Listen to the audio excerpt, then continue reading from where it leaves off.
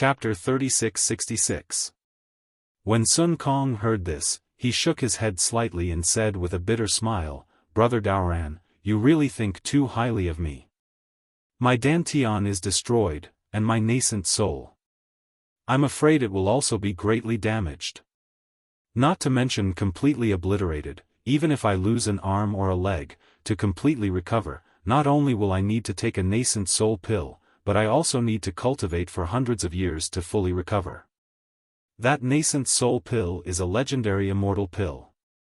I've only heard of it and never seen it, but..." At this point, Sun Kong hesitated and said in a low voice, "I know a secret recipe to use the nascent soul of a cultivator who just became a nascent soul, hee. Xiaofan laughed and hurriedly waved his hand.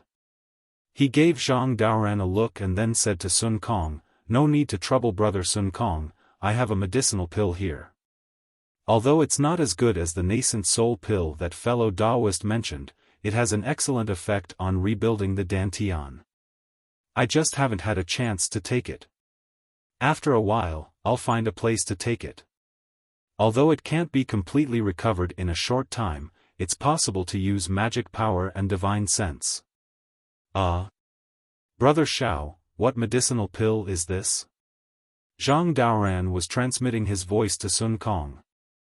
Before Zhang Daoran could explain clearly, Sun Kong heard Xiaofan showing off and hurriedly spoke. As soon as he opened his mouth, he was scolded by Zhang Daoran. Sun Kong's face also showed embarrassment. After all, both of them felt that Xiaofan was making an excuse. Unexpectedly, Xiaofan raised his hand and took out a jade bottle from his bosom. He said with a smile, "This pill is called the Heaven-Mending Pill. Not only can it be used to repair the Dantian, but it can also repair meridians." "Damn, the name is really arrogant." Sun Kong said with a smile, "If it can repair nascent souls, that's even better." Xiaofan shrugged his shoulders and took another Heaven-Mend pill. He replied, "This medicinal pill has been used by little brother before on gold core and foundation building disciples whose cultivations were crippled. I still don't know what kind of effect it has on nascent souls." "Really?" Not to mention Sun Kong, even Zhang Daoran asked with some surprise. Xiaofan smiled and took out a few more jade bottles and handed them over. He said, "I'll give these two brothers some first. Thank you for your care on Yaotai Mountain." Hee. Zhang Daoran and Master Sun Kong laughed and caught it. They looked at each other, and there seemed to be something else in their eyes. Xiaofan, if you've consumed the medicinal pill, you should first find an abode to rest in. Once your injuries are slightly better, I'll ask the two seniors to send you back to Black Cloud Ridge. Fairy Jing had been holding Xiaofan back. Her previous anxiousness was a temporary measure, but now that there were two male cultivators, Fairy Jing could no longer act as a temporary measure. Now that Zhang Daoran and Sun Kong already knew that Xiaofan's injuries were fake, they naturally wouldn't expose it. They hurriedly waved their hands and said, "We still have matters to attend to. I'm afraid we can't send Xiaofan back to Black Cloud Ridge. Fairy Jing, if you don't have any special matters, why don't you send Xiaofan back? You're a nascent soul cultivator, so you should be able to protect Xiaofan." This. Fairy Jing didn't expect the two of them to push the blame away, so she hesitated. Zhang Daoran thought a lot. He smiled and said, "Now that we have come out of the Yaotai assembly, we have escaped from the tiger's den, there is no need to be so anxious. As a matter of fact, the fellow Taoists who trained with us on the Yaotai mountain have all gathered here. Let's first discuss how to distribute the things we obtained on the Yaotai mountain. Brother Xiao also happens to be recuperating from his injuries. It won't be too late for Fairy Jing to make a decision when it's time to leave." "All right." Fairy Jing nodded slightly. She looked to the left and pointed to a mountain peak in the distance, saying, "How about over there? Junior will take Xiaofan there first." Sun Kong looked up. Although there was a lot of snow on the mountain peak, there was a large flat open space suitable for cultivators to rest. He nodded and said, "Then I'll have to trouble you, Fairy Jing." Fairy Jing flew away with Xiao Hua. Sun Kong took out the jade bottle, looked at it for a moment, and whispered a few words to Zhang Daoran. Soon after, over 100 cultivators flew over from all directions. They were the Daoist cultivators who had gone through life and death with them at the Yaotai Assembly a year ago.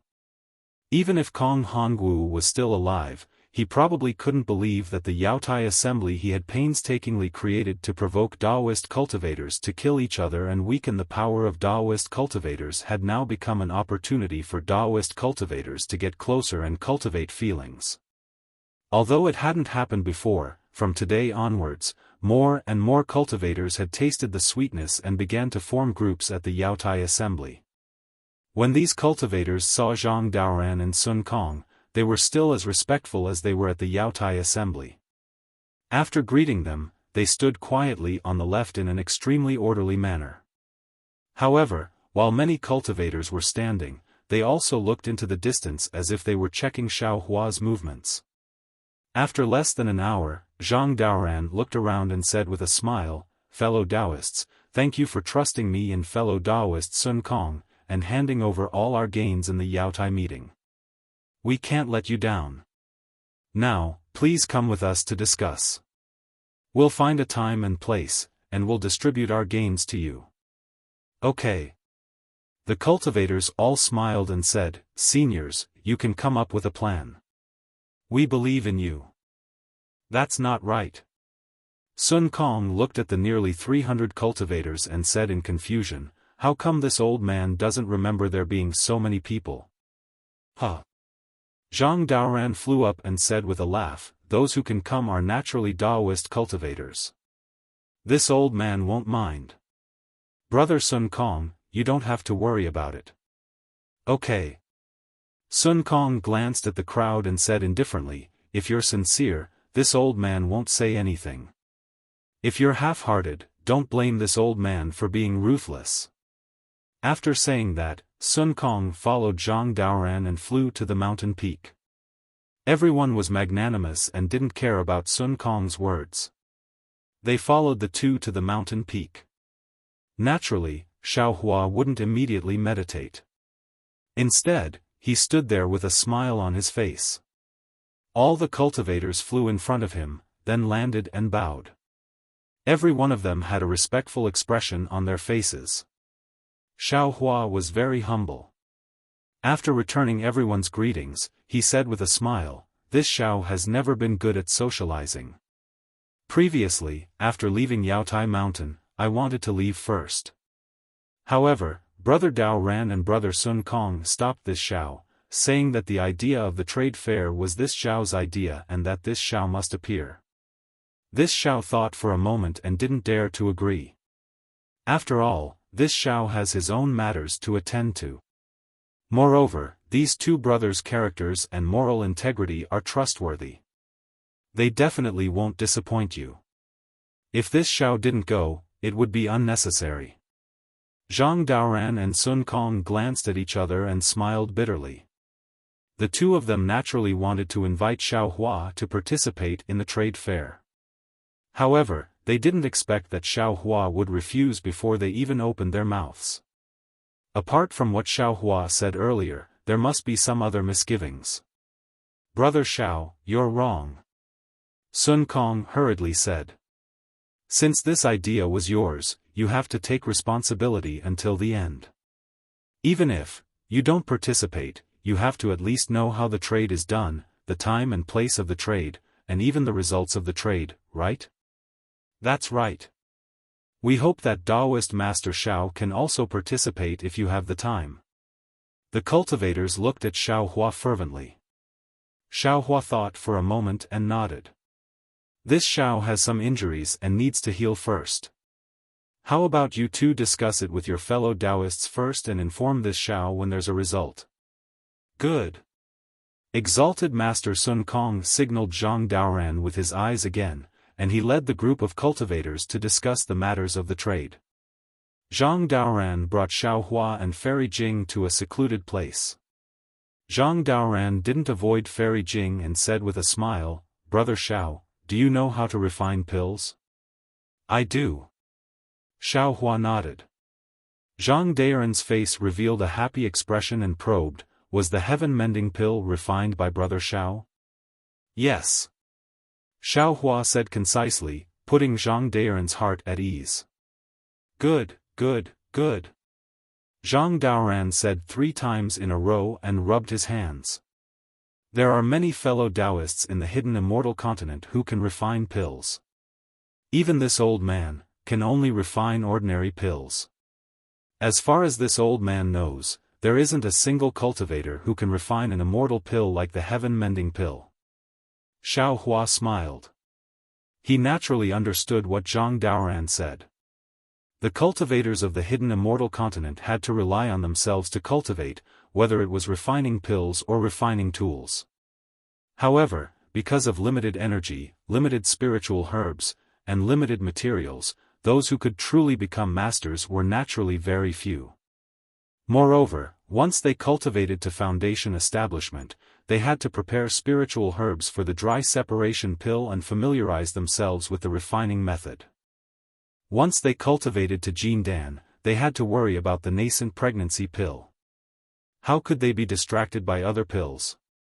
Even if there were some rogue cultivators who didn't establish a country and wanted to make a living by refining pills and refining tools, it would be impossible for them to cultivate to the point of perfection by themselves, right?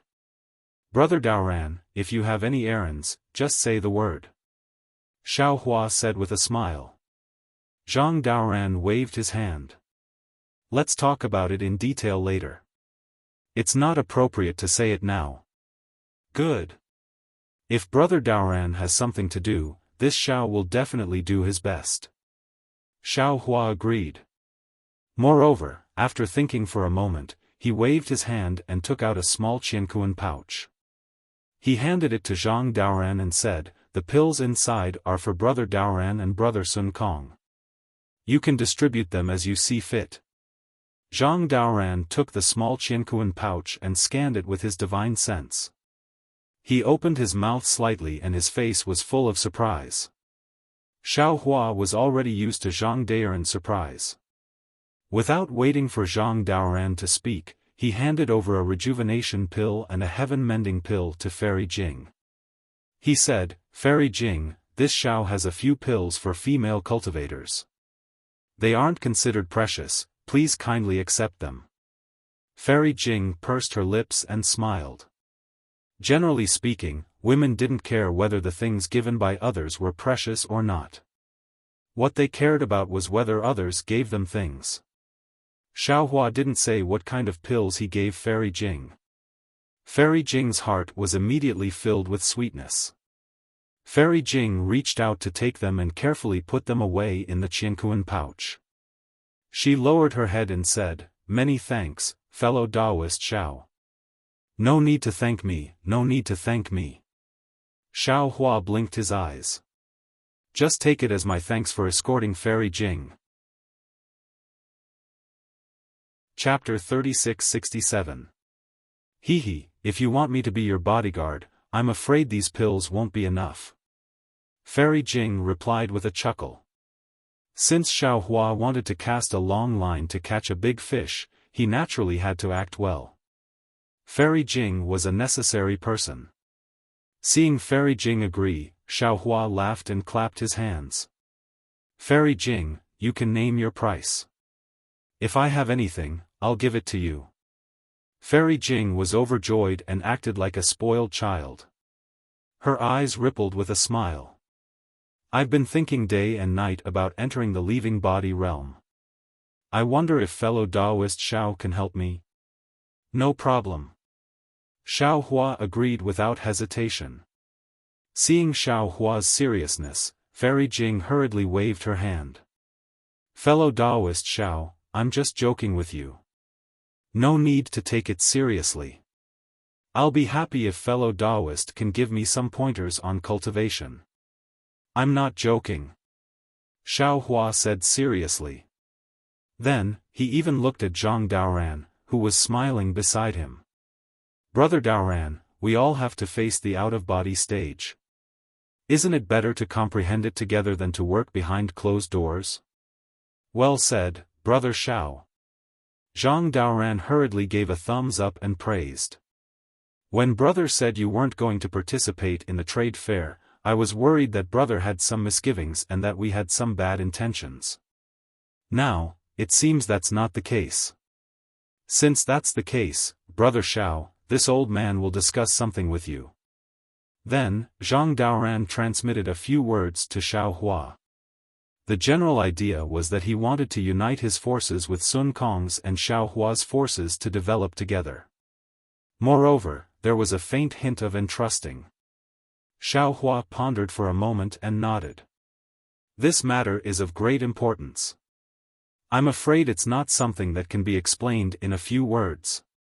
After the trade fair, I'll have someone discuss it with Brother Daoran's subordinates. The three of us will have a good idea. Good, it's a deal. Zhang Daoran's heart was set. He smiled at Fairy Jing. I'll have to trouble Fairy Jing to protect Daoist Xiao. I'll go over there and take a look. Senior Daoran, please. Fairy Jing respectfully bowed and sent Zhang Daoran away. Seeing Zhang Daoran leave, Xiao Hua sat cross-legged on the snow with his 5 hearts facing the sky. His mind entered his body to investigate. When Fairy Jing saw Xiao Hua circulating his energy, she didn't dare to come over and disturb him. She only slightly released her divine sense to guard the surroundings. Kong Hongwu is truly insidious and cunning. The green-robed Xiao Hua was now in control of his nascent soul. He spat out golden light from his mouth, spreading the medicinal power of the heavenly mending pill and repairing his damaged dantian bit by bit.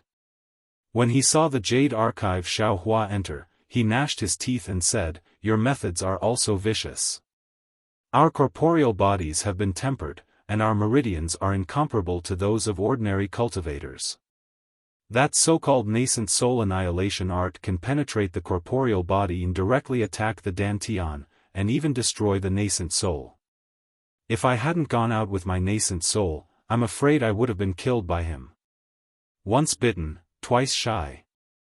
Jade Archive Xiao Hua sighed slightly. This time, we suffered a great loss, but the harvest is not small.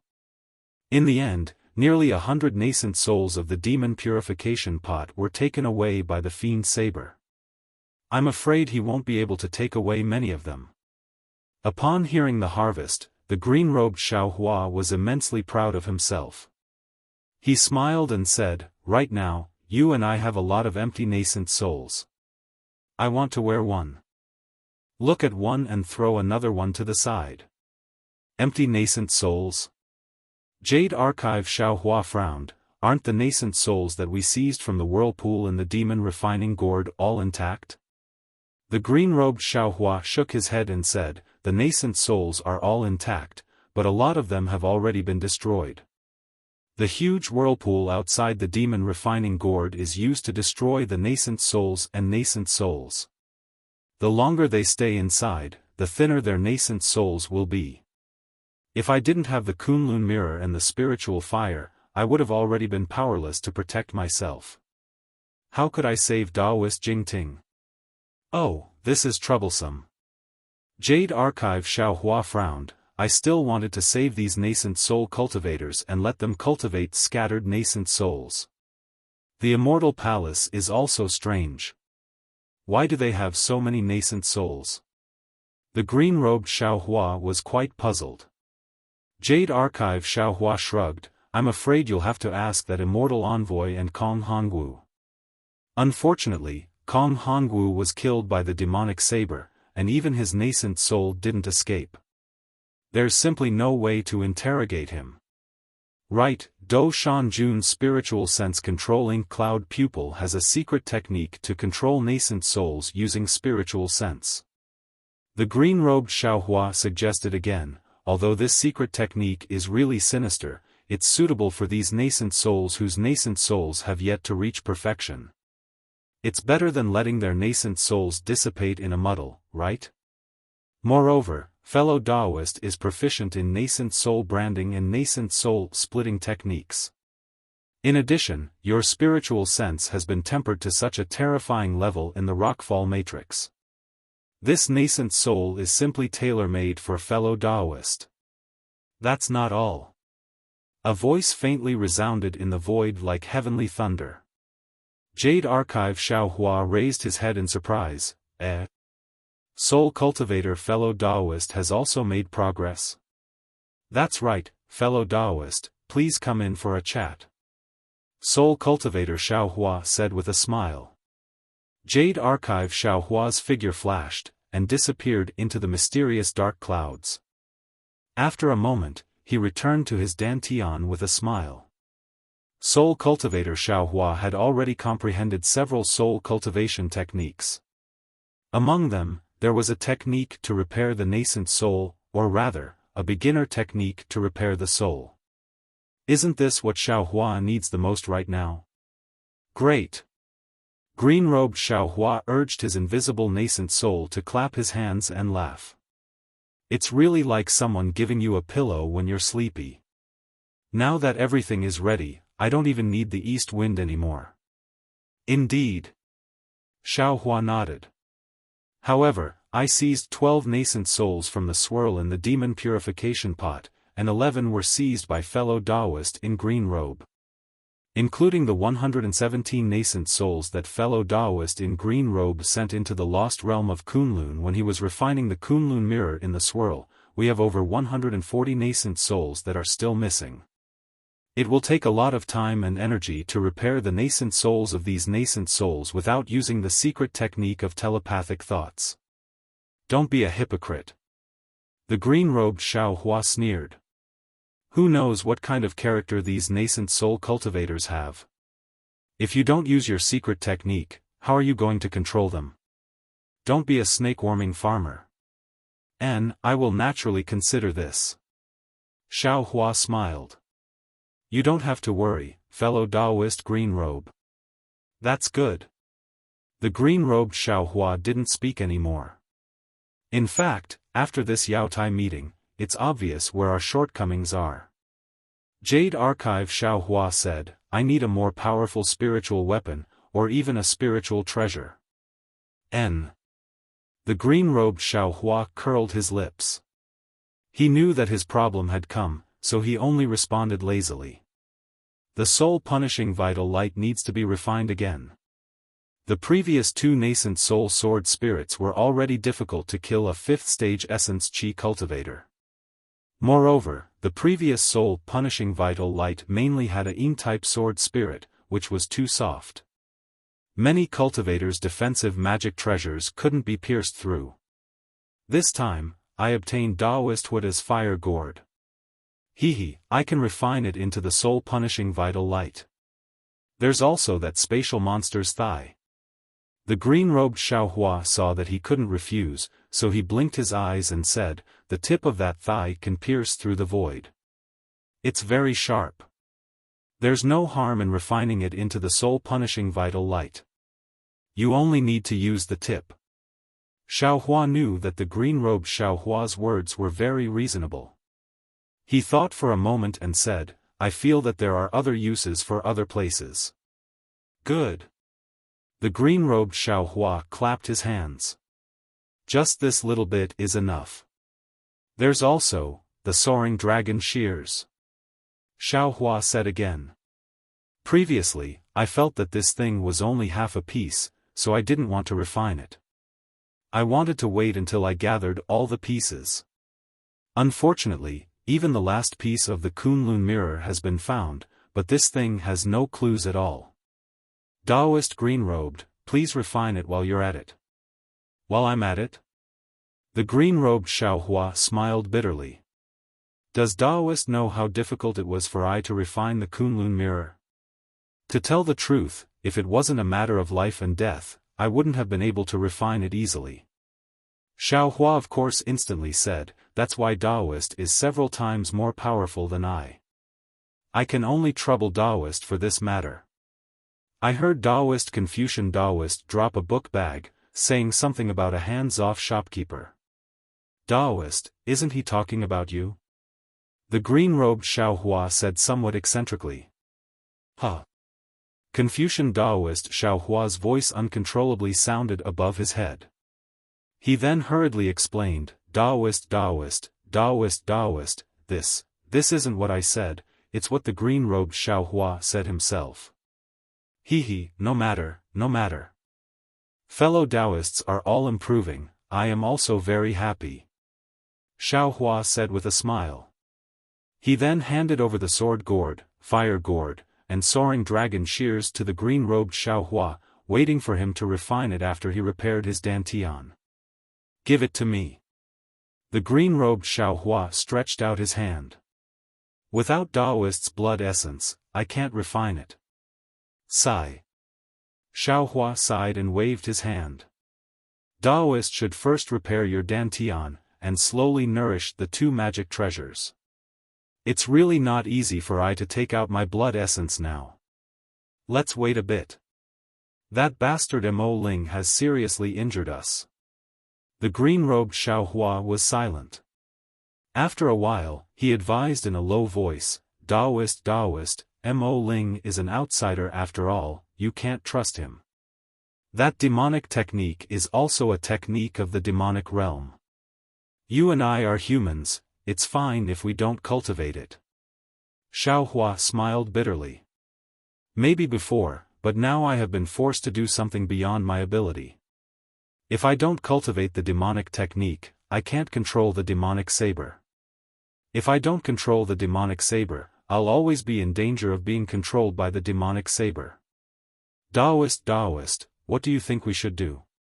This demonic saber is also strange. That demonic dragon has clearly been swallowed into a demonic spirit, how can it still be so arrogant? Confucian Taoist Xiaohua gritted his teeth. Even I can't completely restrain it. Since it's a maggot in the bone, we can only slowly think of a way. Xiaohua said. Although this demonic saber is really powerful and can kill a 5th-grade elemental energy great-grandmaster like it's a toy, the backlash is too strong. Actually. Fellow Taoists, don't you all feel that everyone is a bit affected? Saint Tsing once said, I reflect on myself 3 times a day, am I not loyal to others? Make friends but don't trust them. Pass it down and don't learn it. Xiaohua's face turned cold. He asked, Confucian Taoist, have you never read it? Why don't you reflect on yourself, why don't you understand yourself and create a grudge against Taoist Xiaohua? Chapter 3668. Sigh, fellow immortal is right. The Confucian cultivator Xiaohua let out a long sigh. My Confucian cultivator's righteous qi is innately capable of suppressing devilish qi, but if it is corroded by a devilish spirit, the degree of damage is also several times greater than that of fellow immortals. This matter. I was wrong. It's best to correct your mistakes. The green-robed Xiaohua spoke first. Fellow Taoist, you've already given Green Robe the magic tool of the Taoist sect. Shouldn't you also give my Confucian cultivator's imperial magic tool to me? The regretful Confucian cultivator Xiaohua asked for the imperial magic tool, as if he wanted to make up for his mistake. Jade Archive Xiaohua thought for a moment, then nodded and said, that's right, the imperial star spike and the imperial shield should be given to fellow Taoist. There are also some things for Confucian cultivators. These aren't urgent. After fellow Taoist Green Robe organizes them, I'll give them to fellow Taoist to comprehend. Actually. Confucian cultivator Xiaohua hesitated for a bit before saying, I feel that the Confucian cultivator's Tao is a single breath, all the divine abilities are the same as the Buddhist sect's divine abilities, there is still a gap when compared to the Tao sects. I will refine these imperial equipment and will also help Immortal Friend fight your enemies, but Immortal Friend shouldn't expect too much. I naturally know this. Jade Archive Xiaohua cupped his hands and said, alright, let's not talk about this anymore. After this calamity, we all have to learn from our mistakes. The path of cultivation is really too long. I hope that everyone can reach the peak. I've reached the peak. Doesn't that mean you've also reached the peak? The green-robed Xiaohua smiled and then said to the scholarly cultivator Xiaohua, "Scholarly cultivator Xiaohua, you shouldn't covet Kong Hongwu's Qianquan bag. Although I have been recuperating and haven't carefully examined it, I can roughly see that in addition to the star card and other things Kong Hongwu cultivated, most of it is my Dao sect's magic treasures and cultivation methods." It was most likely the body he had collected in the hidden immortal continent. On the other hand, the cosmos pouches of the other 3 star lords have quite a few good items. Speaking up to here, the green-robed Xiaohua looked at the Jade Archive.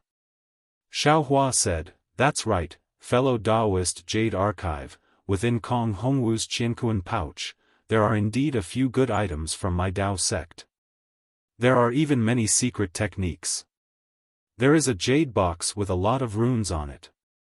Those runes are the talismans of the Dao sect, and there is definitely something strange inside. Fellow Daoist, why don't you go take a look?" "Alright, I understand." When Jade Archive Xiaohua heard that Kong Hongwu's Qianquan bag didn't have many things from Star Lord Palace, he lost interest and nodded slightly. "I will go take a look now." "Hee, farewell, fellow Daoist." The green-robed Xiaohua cupped his hands and said with a smile. Xiaohua waved his hand, and with a flicker of his figure, he appeared in the space. After looking at Kong Hongwu's cosmos sack, he reached into it and took out a jade box. Sure enough, just as the green-robed Xiaohua had said, this jade box was overflowing with extraordinary splendor, and there were countless strange runes on it. These runes were very simple, and Xiaohua couldn't recognize the Jade Archive. However, this did not hinder Xiaohua. He casually opened the jade box and countless runes flew out from the jade box, turning into specks of light that floated in the air. As the runes dissipated, boom! With a low rumble, several auras of awe-inspiring auras rushed out of the jade box. "This is..." Jade Archive Xiaohua frowned slightly, looking at the 5 strange imperial equipment that rushed out of the jade box. His heart was indescribably strange. Kong Hongwu is the Palace Lord of Star Lord Palace, and he himself is a Confucian cultivator. Why did he seal these 5 imperial equipment with Dao talismans?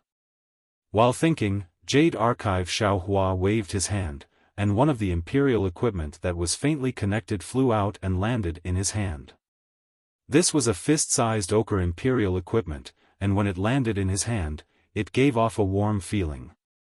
Moreover, this imperial equipment's texture was very solid, and it was engraved with mountains and rivers, flowers, birds, fish, insects, and other things, giving off an indescribable feeling of heaviness.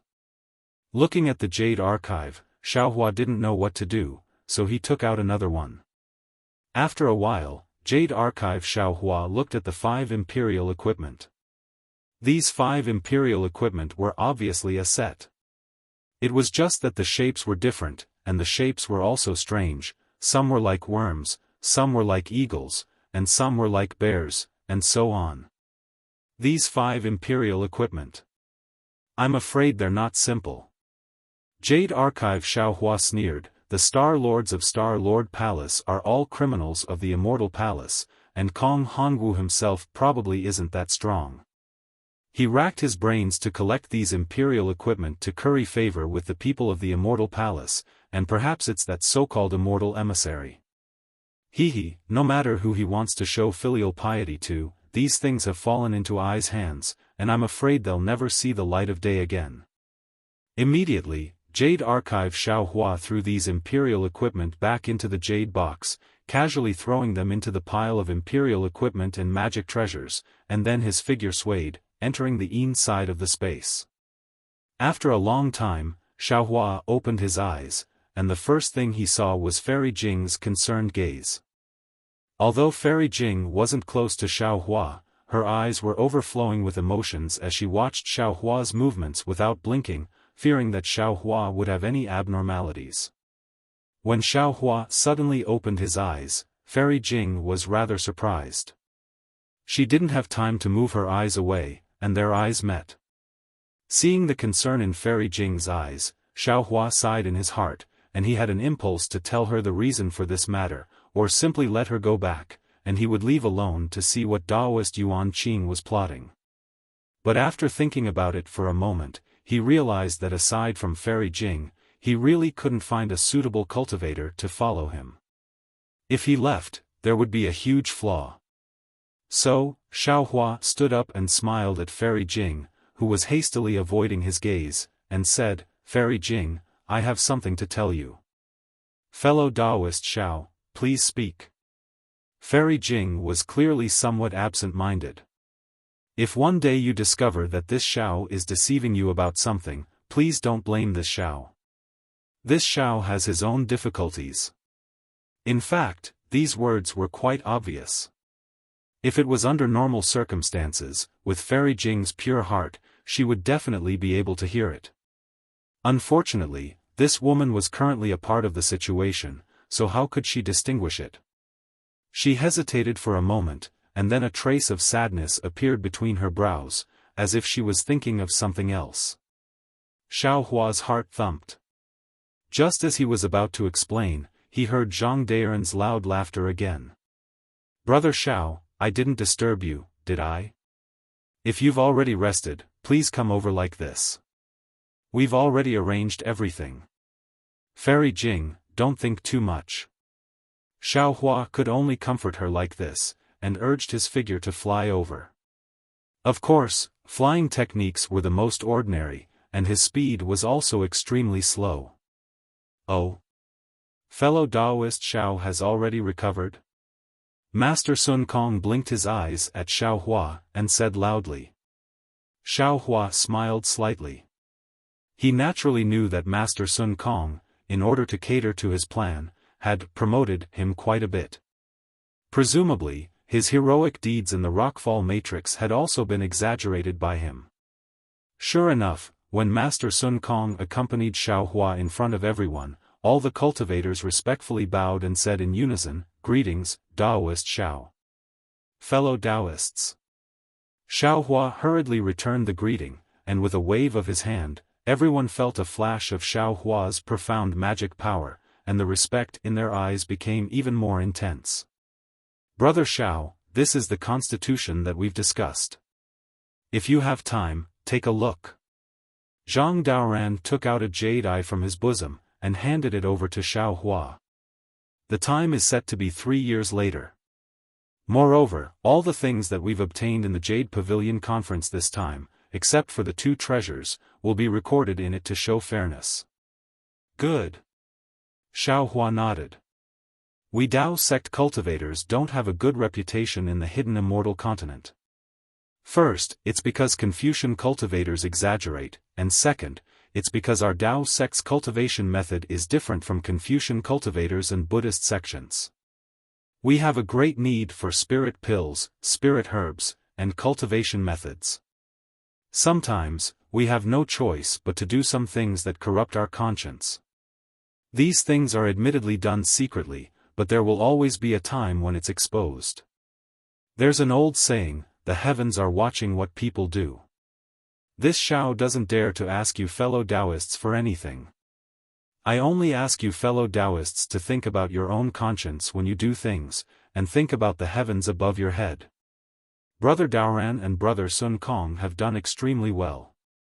The word fairness is easy to say, but it's difficult to do.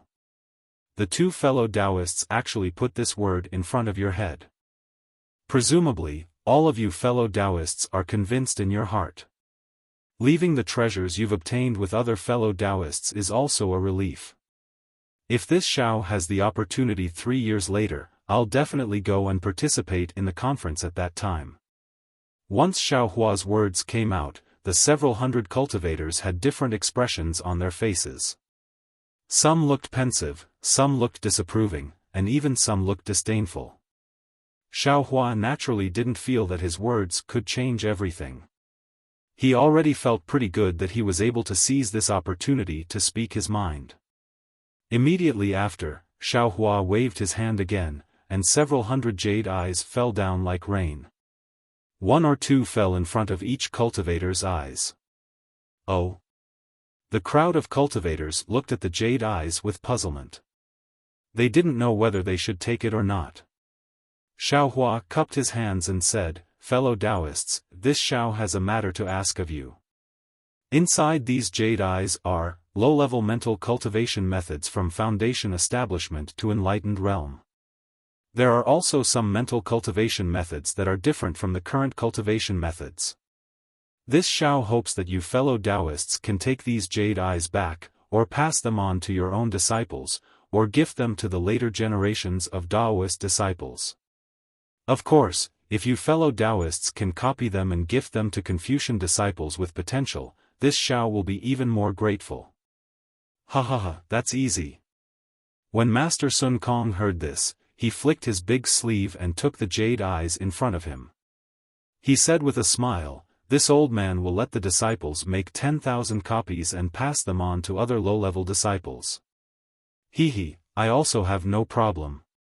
When the crowd of cultivators heard this, they naturally agreed without hesitation. It was just helping Xiaohua distribute the cultivation methods. It was simply a matter of lifting their hands. "Many thanks, fellow Taoists." Xiaohua was overjoyed. He raised his hand and saluted everyone. Then, the crowd of cultivators chatted with Xiaohua for a while, trying to get familiar with him, and flew away respectively. Seeing that everyone had left, and Master Sun Kong and Zhang Daoran were also about to say goodbye, Xiaohua thought of something and said with a smile, "Fellow Taoists are the senior experts of my Taoist cultivators in the hidden immortal continent. My Taoist lineage's inheritance will also have to rely on fellow Taoists." Chapter 3669. Then, Xiaohua told them about his suspicions that Confucian cultivators had tampered with the Taoist techniques. Zhang Daoran and Sun Kong had cultivated for thousands of years and had encountered far more things than Xiaohua, so how could they not feel anything? However, they had always been minding their own business.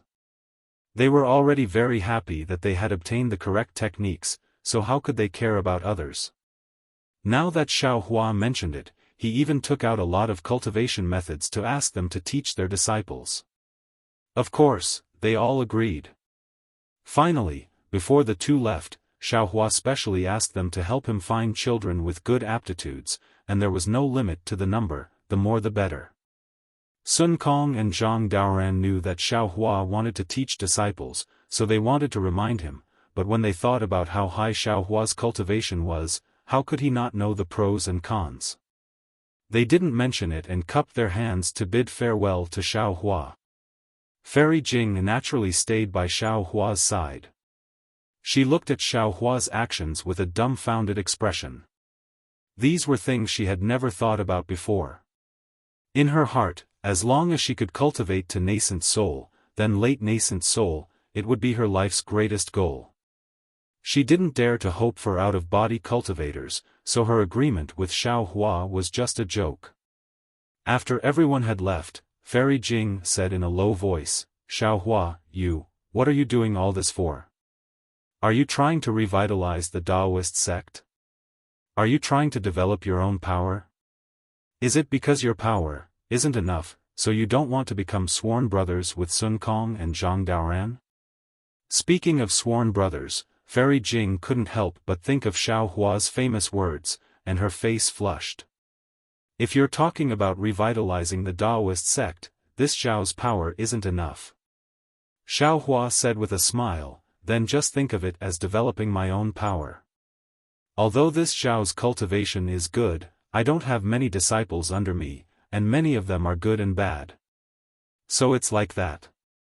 Fairy Jing nodded, but she understood that just developing her own power didn't need to be so troublesome. This is a great man. Fairy Jing couldn't help but praise in her heart. Xiaohua didn't know that he was so great in Fairy Jing's heart. He waved his hand and said, "Let's go, this Xiao still has some things to do. You have to escort this Xiao." "Of course." Fairy Jing smiled and was abnormally quiet. "Oh, actually." Xiaohua thought for a moment and finally said, "I didn't suffer such heavy injuries, nonsense. Fairy Jing said angrily, I'm the only one who knows about your injuries. Your nascent soul is damaged, and your dantian is damaged. Why don't you release your nascent soul for me to see? Xiaohua sweated. Even if his nascent soul was in perfect condition, it still couldn't be seen by others. He raised his hand, wanting to cast a spell, but right now, he didn't have any magic power in his body, so he could only cast Confucian cultivation techniques. Forget it, this Xiao's nascent soul isn't wearing any treasured armor. Xiaohua shrugged helplessly. Cheeky. The corner of Fairy Jing's mouth curled up as she spat again. Her expression was one of joy. After flying with Xiaohua for a while, Fairy Jing was somewhat bewildered and said in a low voice, Fellow Taoist Xiao, you want to go to the front of Yaotai Mountain? Yeah. Xiaohua said with a smile. This Xiao still has 2 new disciples there, and this Xiao still has some trivial matters to attend to. Fairy Jing advised, Fellow Taoist Xiao, this time's Yaotai Mountain gathering was really strange. I feel that, besides the strange treasure that Kong Hongwu mentioned, there must be something else that we don't know about. In particular, in the end, the Dragon Gate of the Yaotai Mountain gathering didn't appear, and that so-called Rainbow Bridge was even more strange. It's better for us to leave Yaotai Mountain as soon as possible. Xiaohua was well aware of this, but as a Taoist cultivator who killed Kong Hongwu, he should stay here at this time. Even if someone from the Immortal Palace came to investigate, he would appear calm and not easily be suspected by the Immortal Palace. Of course, this kind of calmness couldn't be too excessive. If people felt that he had nothing to fear, he would be suspected of trying to hide something. Therefore, Xiaohua nodded, Fairy Jing is right. Let's hurry to the front of the mountain and leave as soon as we finish our business. When Fairy Jing heard Xiaohua say, hurry, she immediately stretched out her hand and held Xiaohua's arm. She urged her magic power, and her figure turned into a rainbow and flew into the distance. Xiaohua smiled bitterly and could only let it be. He didn't know where the scorching sun formation was set up on Yaotai Mountain, but it took Fairy Jing more than an hour to bring Xiaohua to Yaotai Mountain. Perhaps it was because some cultivators had already come here, or perhaps it had already been a year since the Yaotai Mountain gathering began, but the previously lively Yaotai Mountain had become a lot more desolate. Not to mention the tents stationed in front of the mountain, even the Taoist cultivators flying in the air had almost disappeared. Xiaohua didn't wait for them to arrive and had already released his divine sense. After Changyu and Wu Tian sensed it, they immediately flew out from their secluded cultivation and stood respectfully in the air. When Xiaohua and Fairy Jing arrived, the two looked at Fairy Jing very curiously and bowed, Greetings, Taoist Xiao, greetings, Senior. Xiaohua smiled and said to the two, This is Fairy Jing, she saved this old man at the Yaotai Mountain gathering. Then he told them about Changyu and Wu Tian's origins. The two didn't dare to be negligent and said respectfully again, Many thanks, Fairy Jing. Fairy Jing waved her hand and took out 2 magic treasures from her bosom, handing them over to the two, saying, This is the first time we've met. I don't know what hobbies you have, but I obtained these 2 magic treasures in my early years. Take them. Changyu and Wu Tian didn't dare to take them and looked at Xiaohua. Take them. Xiaohua said with a smile. In the future, Fairy Jing won't be an outsider. You can treat her as your senior. Yes, we understand. Changyu and Wu Tian smiled. Seeming to understand something, they reached out to take the magic treasures. Xiaohua's words were clearly ambiguous. Even if Fairy Jing heard it, her face turned slightly red. But let alone Fairy Jing, even Xiaohua himself, understood that at this moment, as long as one listened attentively, they would definitely have different meanings unless he didn't say anything. Since Xiaohua said he could treat Fairy Jing as his senior, Changyu didn't hold back and said in a low voice, Master, did you succeed? Disciple heard that this time's Jade Pavilion gathering was a great calamity. Out of 10 nascent soul seniors, less than 10% of Jindan cultivators survived. Master? Fairy Jing's beautiful eyes flashed with a strange splendor. She increasingly felt that there were too many things she couldn't see through on Xiaohua. When Master takes action, how could I leave anything empty? Xiaohua chuckled, looking very wretched, as if he was going to steal chickens and touch dogs. Congratulations, Master, you can be the master of a country. Chang Yu and Wu Tian were overjoyed and bowed to salute. Congratulations, congratulations. Xiaohua waved his hand and said, how has your cultivation been recently? Have you thought it through? Wu Tian rushed to say, Disciple came to Jade Mountain to die. Disciple cleaned up the cave.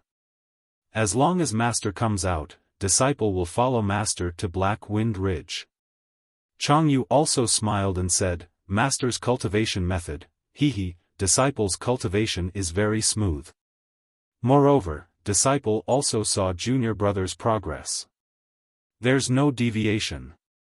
Although Disciple didn't expect to go to Black Wind Ridge, it doesn't matter if Disciple goes back a few years later. Disciple will follow Master to Black Wind Ridge. Good, since that's the case, you all go to Black Wind Ridge first. Xiaohua said and waved his hand, taking out the jade box containing the lot of the state preceptor from the space. What? Master, isn't going back to Black Wind Ridge? Chang Yu and Wu Tian were stunned. Even Fairy Jing was shocked. Fellow Daoist Xiao, you aren't going back to Black Wind Ridge? Where are you going? With your current situation, it's better to cultivate as soon as possible. This Xiaohua was about to explain. Wu. A ray of light appeared in the distance, turning into a ray of light that fell in front of Xiaohua. Xiaohua grabbed it with his hand. It was the message talisman he refined. Oh. Xiaohua's eyes lit up, and he said with a smile, we'll talk about this later. This Xiao's good news is coming. Sure enough, after a short while, that 1,000-demon sacred realms Ingpa brought 2 demons over. The 3 of them were wearing strange armors that covered their faces and bodies, but the grayish-white demon clouds under their feet still exposed their identities. Seeing the 3 demons flying over, the doubt on Fairy Jing's face became even stronger. Xiaohua urged his body to fly forward for a while, and he cupped his hands. Fellow Daoist Ingpa is indeed a trustworthy person. Cough, no, a demon with trustworthiness. This Xiao just came out of the Jade Pavilion conference, and I have good news. Ingpa smiled and cupped his hands. This one congratulates Daoist Xiao. This year, those who can come down from Jade Mountain are all elites of the Hidden Immortal Continent's Daoist sections. Although this one heard a lot of alarmist news, this one firmly believes that Daoist Xiao can return safely. You're welcome, you're welcome. Xiaohua said with a smile, this one was just lucky to escape death.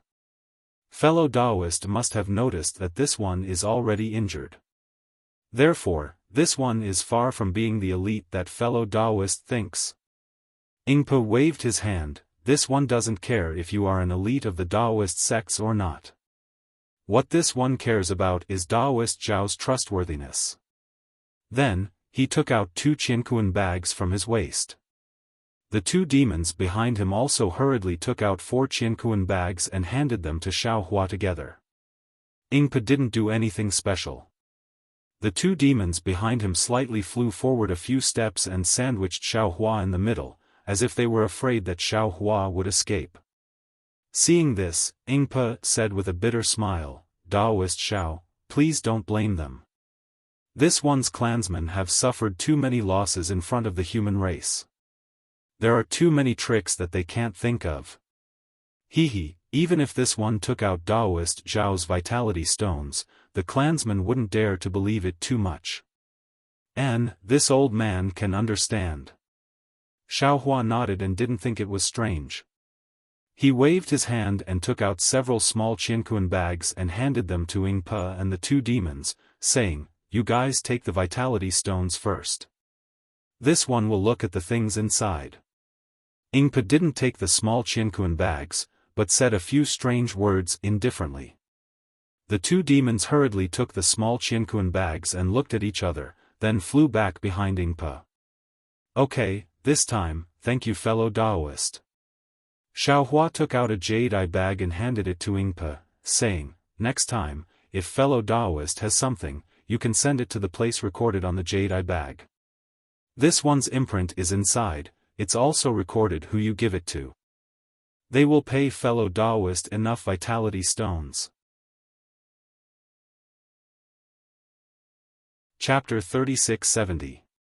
Seeing Xiaohua like this, Ingpa was stunned and said in a low voice, Daoist master, you don't want to take a look at the things inside? No need. Xiaohua said with a smile, to be honest, the things I need are all rare and strange.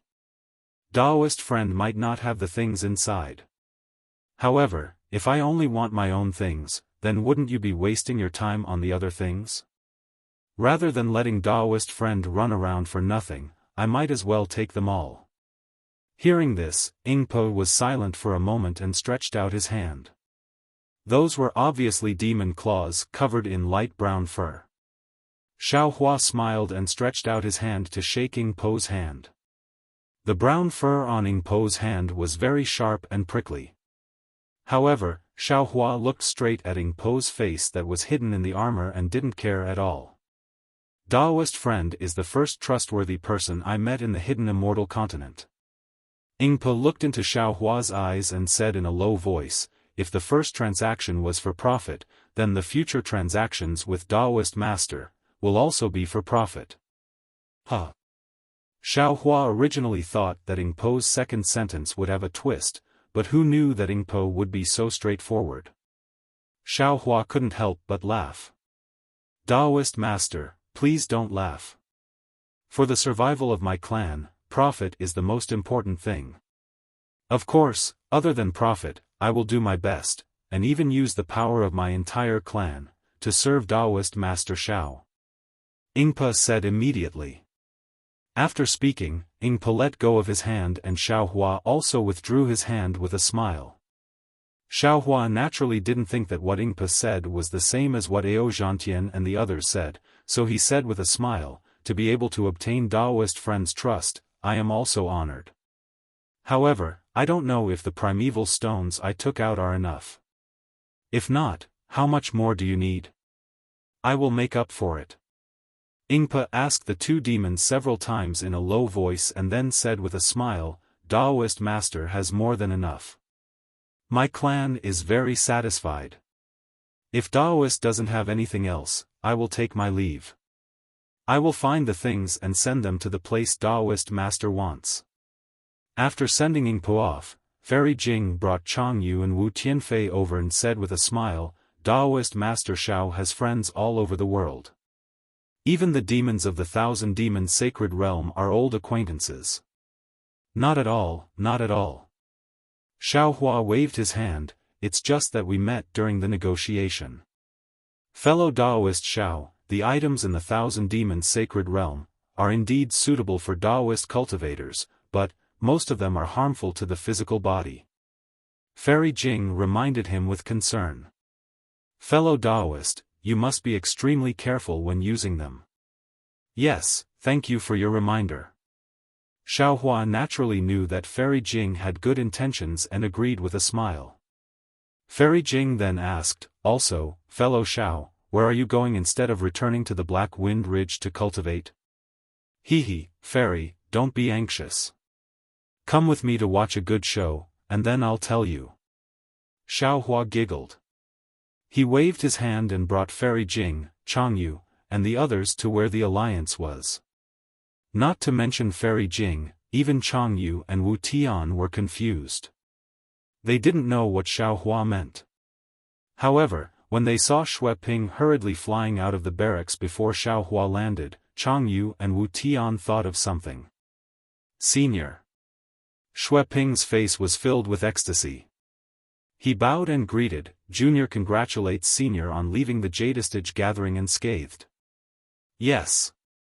Xiaohua didn't stop and landed in the largest tent in the alliance. He said as he flew, "Is your monarch still here?" "Yes." Shui Ping hurriedly followed. Although he didn't know why Xiaohua was moving forward in such a hurry, he didn't dare to ask. He smiled and said, "My monarch is a benevolent monarch. He emphasizes finishing what he started. He definitely won't leave the Jadestage gathering early." Although there was news before noon that not many cultivators could leave the Jadestage gathering, my monarch still waited here and prepared to be the last to leave. Good. Xiaohua looked at the tent that was getting closer and closer. He narrowed his eyes and said, "Did you mention me to Xiao Jun?" Shui Ping shrunk his neck and said in a low voice, "Junior didn't dare to forget Senior's instructions. Junior didn't mention it. I hope Senior can give my monarch a surprise." "Ha ha ha, of course, I'll definitely give Xiao Jun a surprise." Xiaohua laughed loudly. His laughter actually had a different meaning. Shui Ping was stunned and looked at Xiaohua in surprise. After all, from Xiaohua's tone, he seemed to be familiar with Xiao Jun. Then, seeing that Xiaohua was already dozens of feet away from the tent, Shui Ping hurriedly reminded him, "Say, Senior, my monarch's tent is right in front. Please wait for a moment. Allow Junior to inform him." Shui Ping's forehead was already sweating when he said this, and he was stuttering a little. He already felt that something was amiss. When he thought about it carefully, he immediately realized that there was something strange about it. "There's no need to inform him," Xiaohua said coldly. Shui Ping's heart clenched and he opened his mouth. But, yes, although Xiaohua was a nascent soul senior and looked down on Xiao Jun, this was the military camp of the Chanyang Kingdom after all. This tent was the golden tent of the monarch of the Chanyang Kingdom. Xiaohua clearly didn't care about Xiao Jun and the Chanyang Kingdom by barging in so openly. "Who dares to barge into my monarch's golden tent?" As he spoke, several cultivators dressed in different clothes flew out from the left side of the tent. The cultivator at the front, who was at the 3rd grade of Essence Force, shouted coldly. "Humph." Xiaohua snorted coldly. With a sweep of his divine sense, these cultivators stopped in their tracks and hugged their heads with their hands as if they were in extreme pain. "Hee, you two are indeed here. I'm sure you already know why I'm here." Xiaohua swept his gaze and saw 2 old men in the middle of these cultivators. One of the old men was holding a Buddhist staff. Weren't they the 2 people who protected Xiao Jian while playing chess in front of the tidal river temple? Xiaohua, you're Xiaohua. Once Xiaohua spoke, the 2 old men naturally came to their senses. They had seen Xiaohua and Xiao Jian being intimate, so how could they not know the relationship between Xiaohua and Xiao Jian? Xiaohua's appearance didn't change much, but after all, his bearing could change people. How could the current Xiaohua be compared to the Xiaohua who was in dire straits and wore Xiao Jian's Taoist robes? "Hurry!" The old man was about to shout a warning. Boom! Xiaohua didn't seem to do anything, but the 2 old men were dragged out from the crowd of cultivators by Xiaohua. No matter how they opened their mouths, they couldn't utter a single word. Shui Ping was sweating profusely. At this point, how could he not know? He had wholeheartedly wanted to find a strong helper for the single Yang Kingdom, but he didn't expect to become Xiao Jun's mortal enemy. "Say, Senior," Shui Ping hastily begged. "Shut up," Xiaohua berated. "I know what I'm doing." Shui Ping was helpless. He bit his lip and turned to look behind Xiaohua. Fairy Jing had long concealed her cultivation and looked similar to Chang Yu and the others. The 3 of them were astonished at first, but when they saw that there were people from the Buddhist sect among these cultivators, they calmed down and thought that there was a rift between Xiaohua and the Buddhist sect. Therefore, they ignored Shui Ping's gaze. "Woo!" Xiaohua flew to the front of the golden tent and raised his hand. The many soldiers standing guard in front of the golden tent were swept aside by the hurricane, and the tent door was immediately opened. Xiao Hua sneered as he landed in front of the tent door. He didn't even look at the nearby armored soldiers who were rushing over. He stepped into the golden tent and said, "Xiao Jun, your enemy asked me to come see you. Are you ready? Are you going to return the throne you snatched from someone else? Do you want me to take your head, or do you want to deliver it to me? Do you want me to take away your throne, or do you want me to take away your single Yang kingdom?" Boom! Upon hearing this, Xue Ping's head went blank. His body trembled in midair and he almost fell. Naturally, there were many people inside the golden tent. In front of him were several generals with shining weapons in their hands. Their faces were vigilant as they blocked Xiao Hua's path. Behind these generals were several Buddhist protectors. Each of them held a Buddhist weapon in their hands as they looked at Xiao Hua with bright eyes. Layers of telekinesis were emitted from their bodies. Behind these people was a tall and sturdy monarch wearing an apricot yellow hat and a bright yellow embroidered dragon robe. He was frowning as he looked at Xiao Hua with a puzzled expression. Of course, when this monarch saw Xiao Hua's appearance, he immediately understood something and his face revealed a trace of relief. Xiao Hua walked into the golden tent and narrowed his eyes to look at the monarch's appearance. He saw that Xiao Jun, whom he had never met before, looked completely different from Xiao Jian. Xiao Jian was a wretched old man, but this Xiao Jun was not only tall but also had a dignified appearance. He had a square face and large eyes under his thick eyebrows flashed with a dignified divine light. He had a dignified appearance and even his mottled white hair made others feel a sense of respect. What? He looked at Xiao Jun and coldly said, "You want to fight with this old man?" Without waiting for Xiao Jun to reply, Xiao Hua took a step forward. An invisible force pushed the general, who was at least a grade 2 origin energy, to the side. That general clenched his teeth and raised the treasured saber in his hand. Before he could do anything, humph! Xiao Hua coldly snorted. That general immediately flew away from Xiao Hua's eyes. With a "pu" sound, he crashed into the side of the golden tent and fell to the ground. "Protect the emperor, protect the emperor." A Buddhist cultivator in front of Xiao Jun shouted as he prepared to take out his Buddhist weapon. "Stop!" Xiao Jun shouted. His face was calm as he said, "This is my private matter. It has nothing to do with you. Don't worry, monarch. Even if this cultivator..." How could the Buddhist sect cultivators give up? But before they could say anything, Fairy Jing let out a cold snort and released the pressure of a nascent soul cultivator. The Buddhist sect cultivators were all submerged by this pressure and found it difficult to even open their mouths.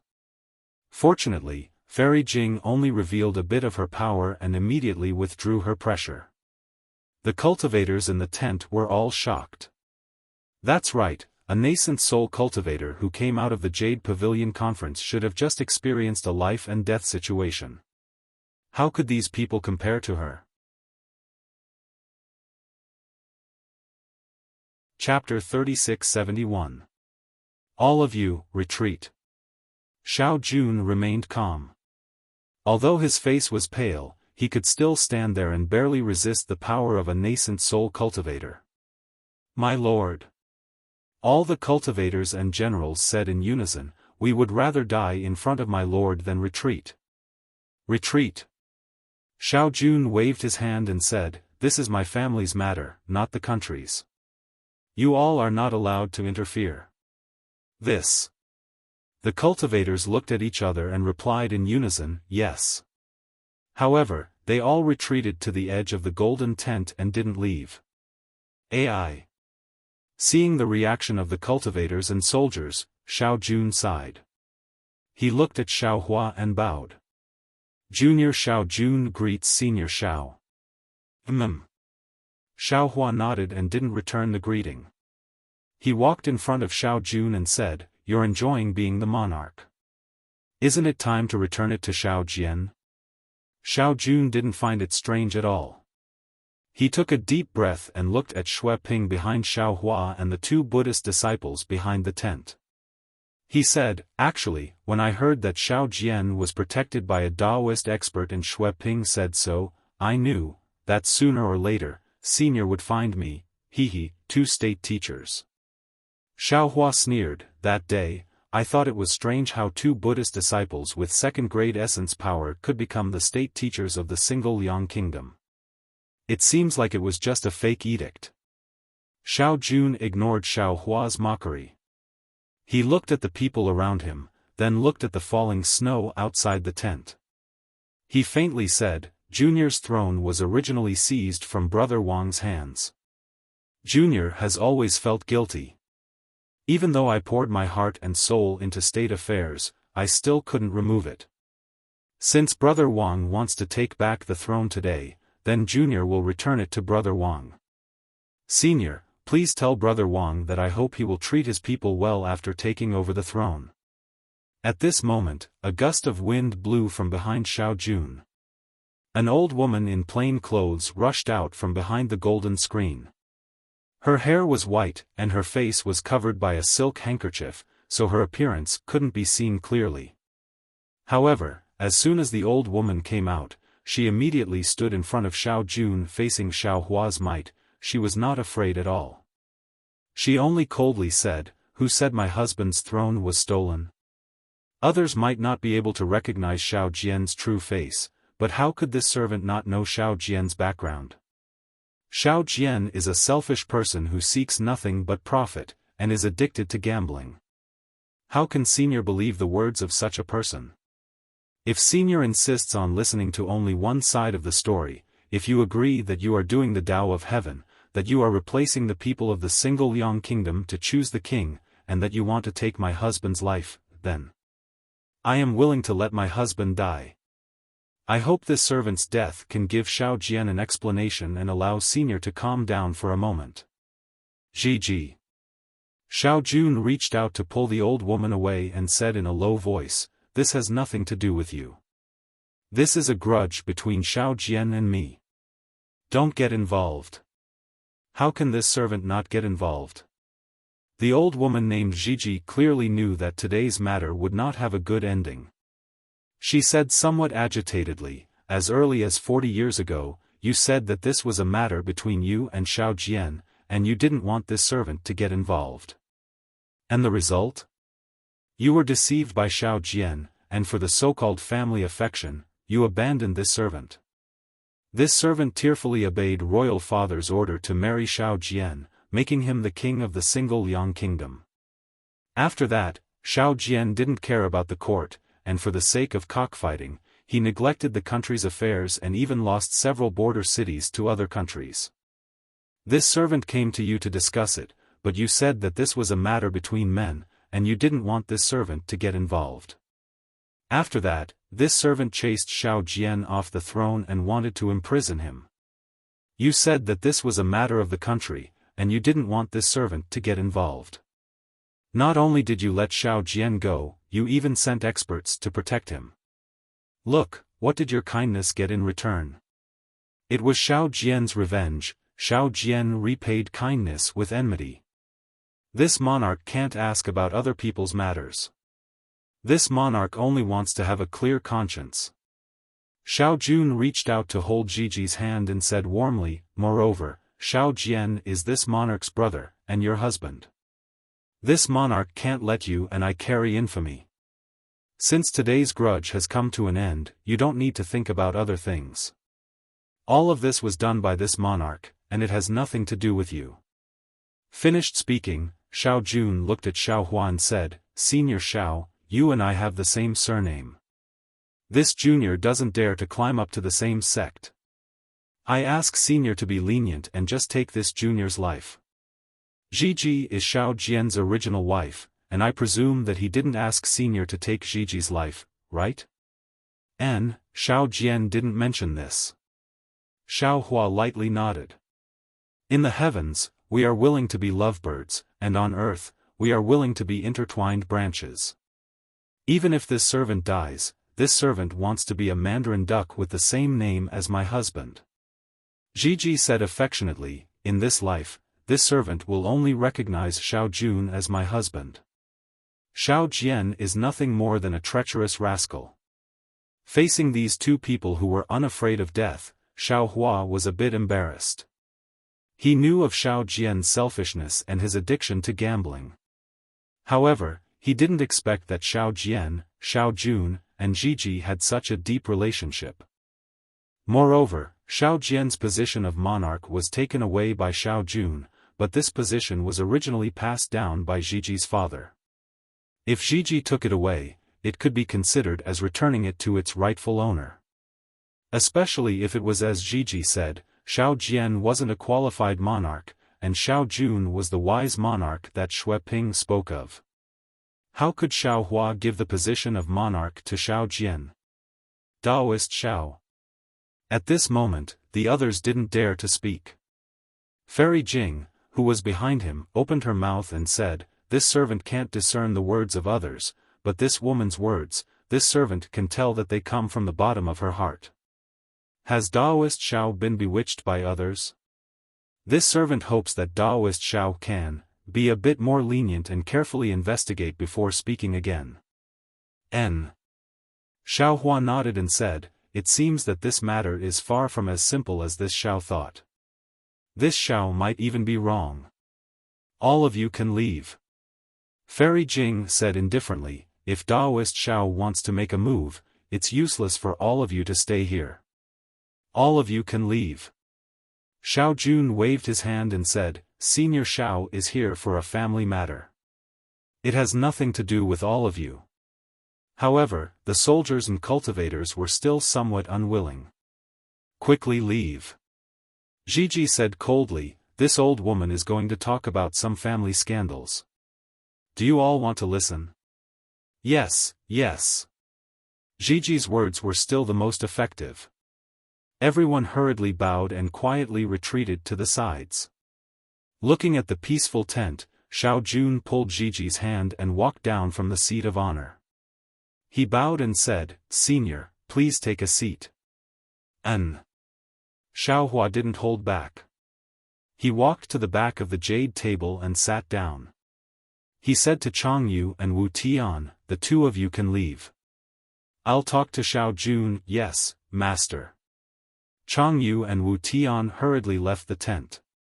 Fairy Jing's beautiful eyes swept over and said with a smile, "Since it's your Xiao family's matter, it's not convenient for this servant to listen. I'll leave for a moment." Xiao Hua thought for a moment and nodded, "Very well. Fairy Jing, please wait outside for a moment."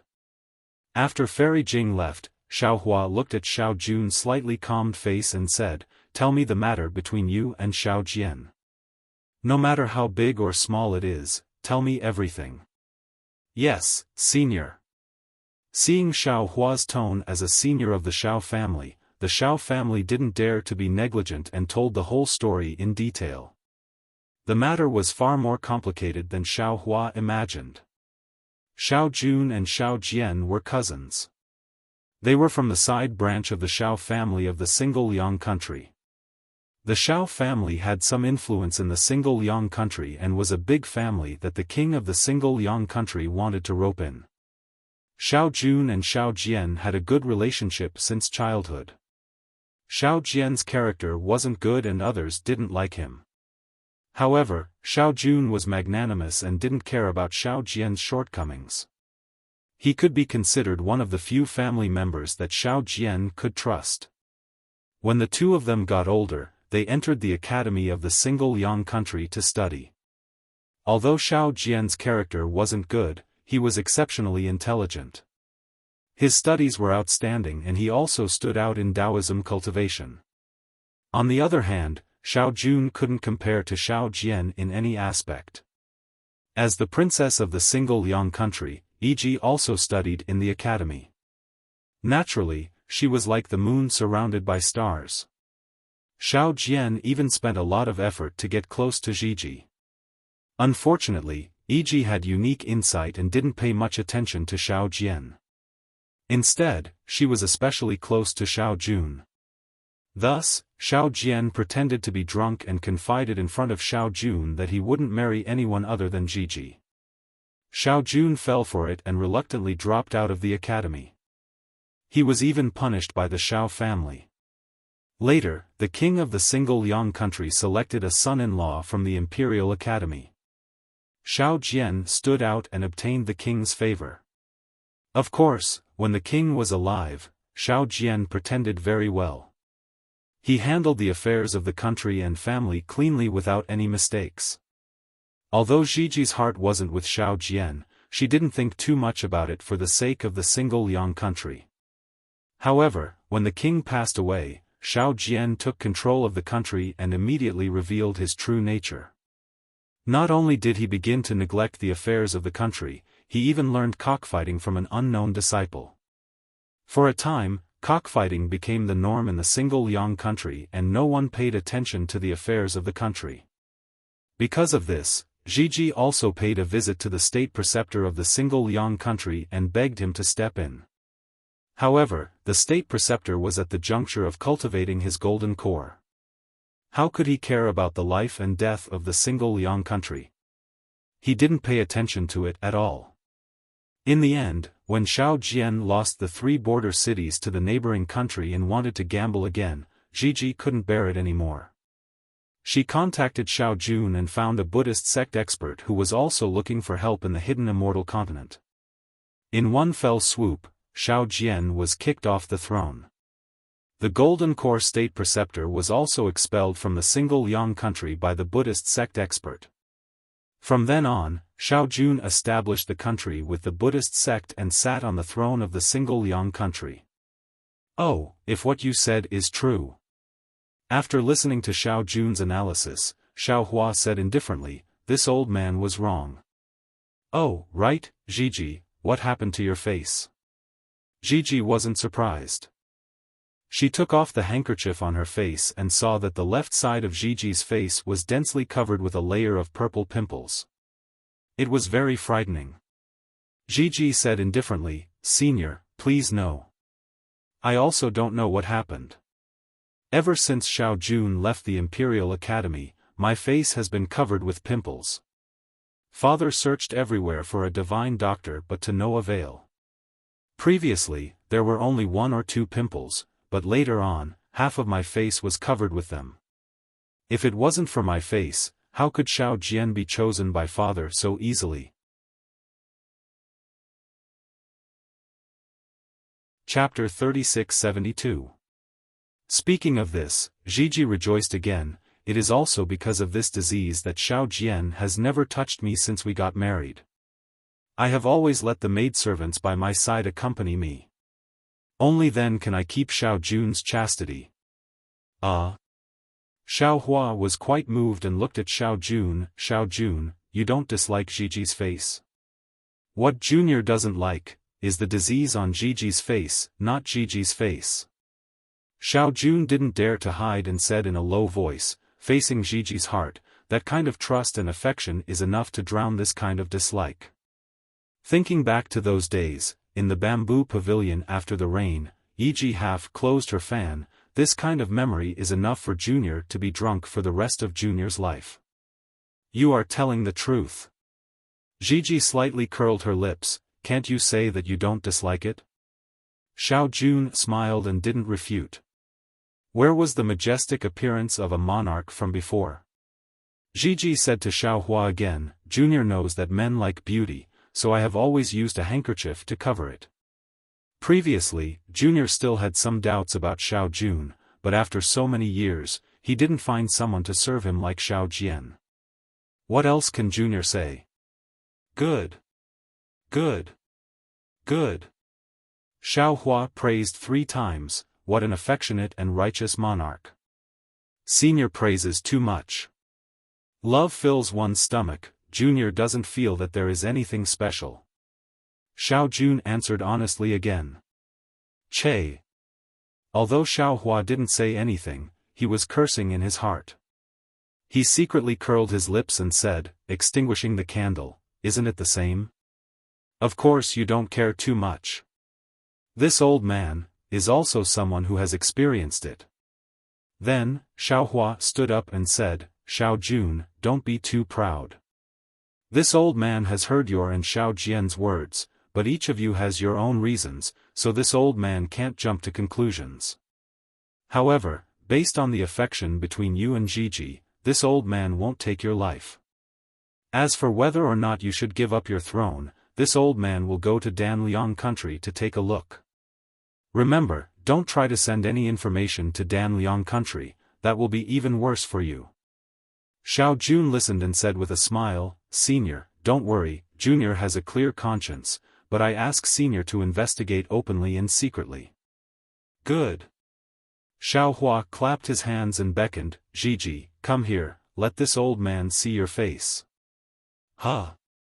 Gigi's body trembled, and her voice trembled, Senior, do you have any ideas? I don't know. Xiaohua lightly said, if you are willing, this old man can give it a try. Xiao Jun said anxiously from the side, if Senior has a way, Junior. Junior is willing to give up the throne. Why would I want your throne? Isn't it tiring enough? Xiaohua waved his hand, stretched out his hand, and squeezed the purple lump on Gigi's face. Then, he put his finger in front of his nose and smelled it for a moment.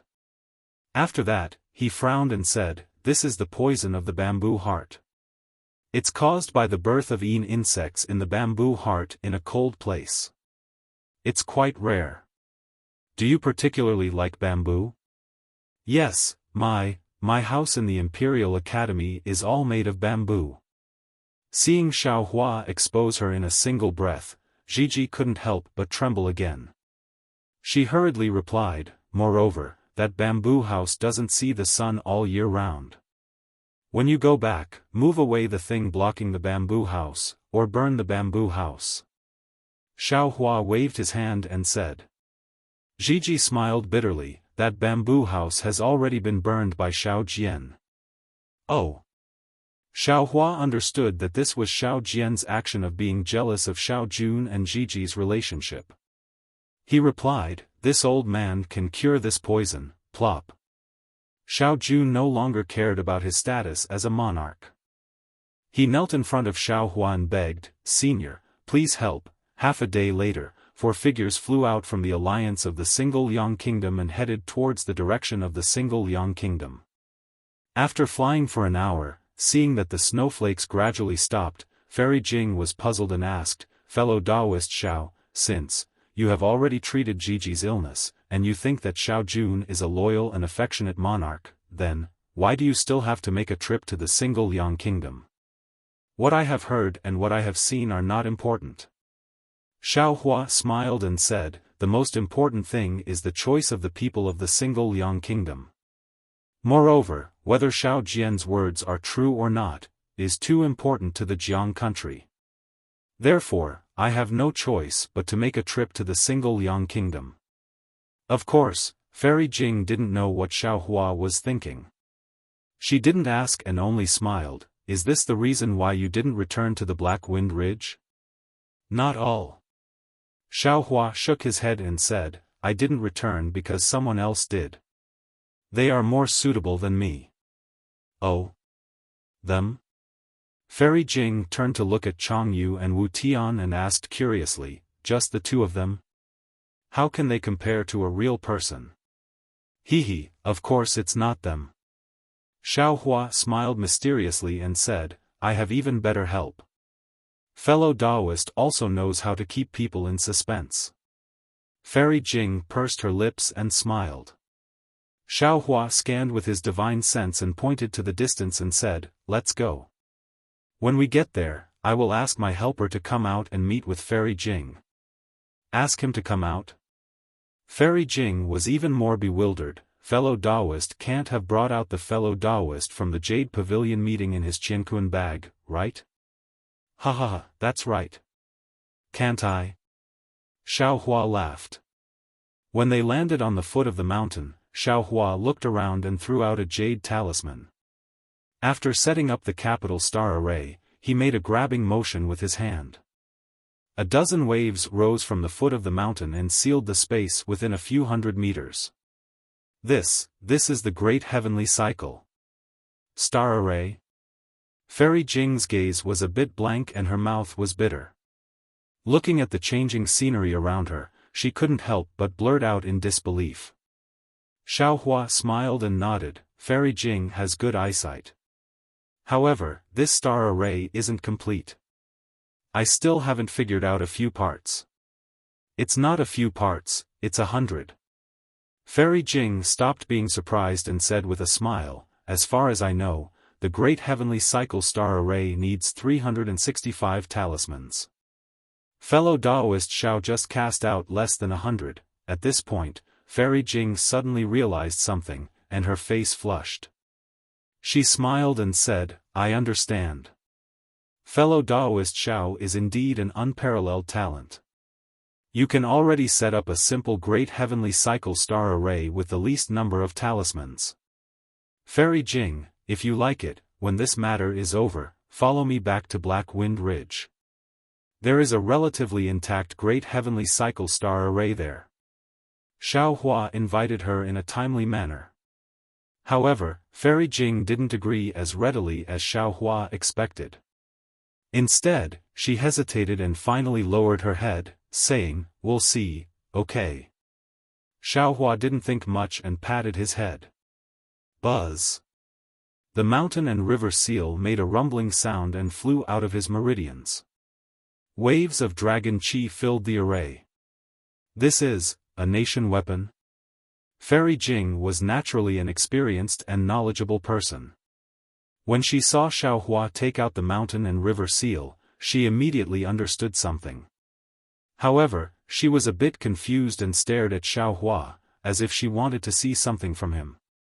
Xiaofan patted his hand, and Su Tingzi and the 9 golden core cultivators flew out of the mountain and river seal and landed on the ground.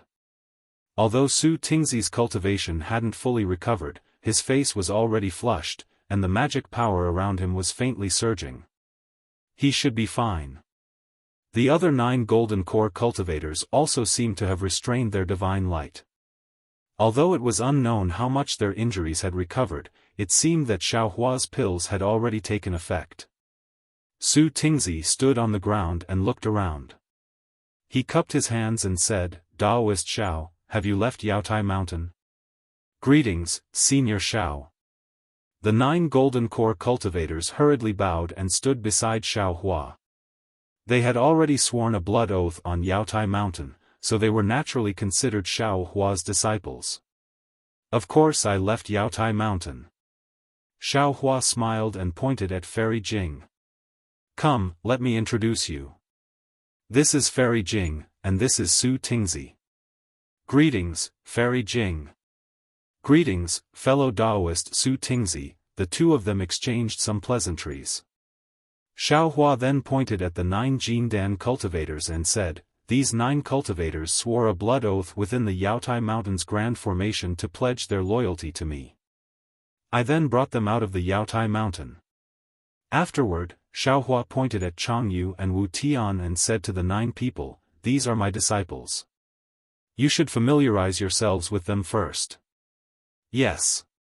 Changyu saw that the 9 were all late-stage golden core cultivators and knew that they would be Xiaohua's helpers in the future. He obediently agreed and brought Wu Tian to greet the 9 golden core cultivators.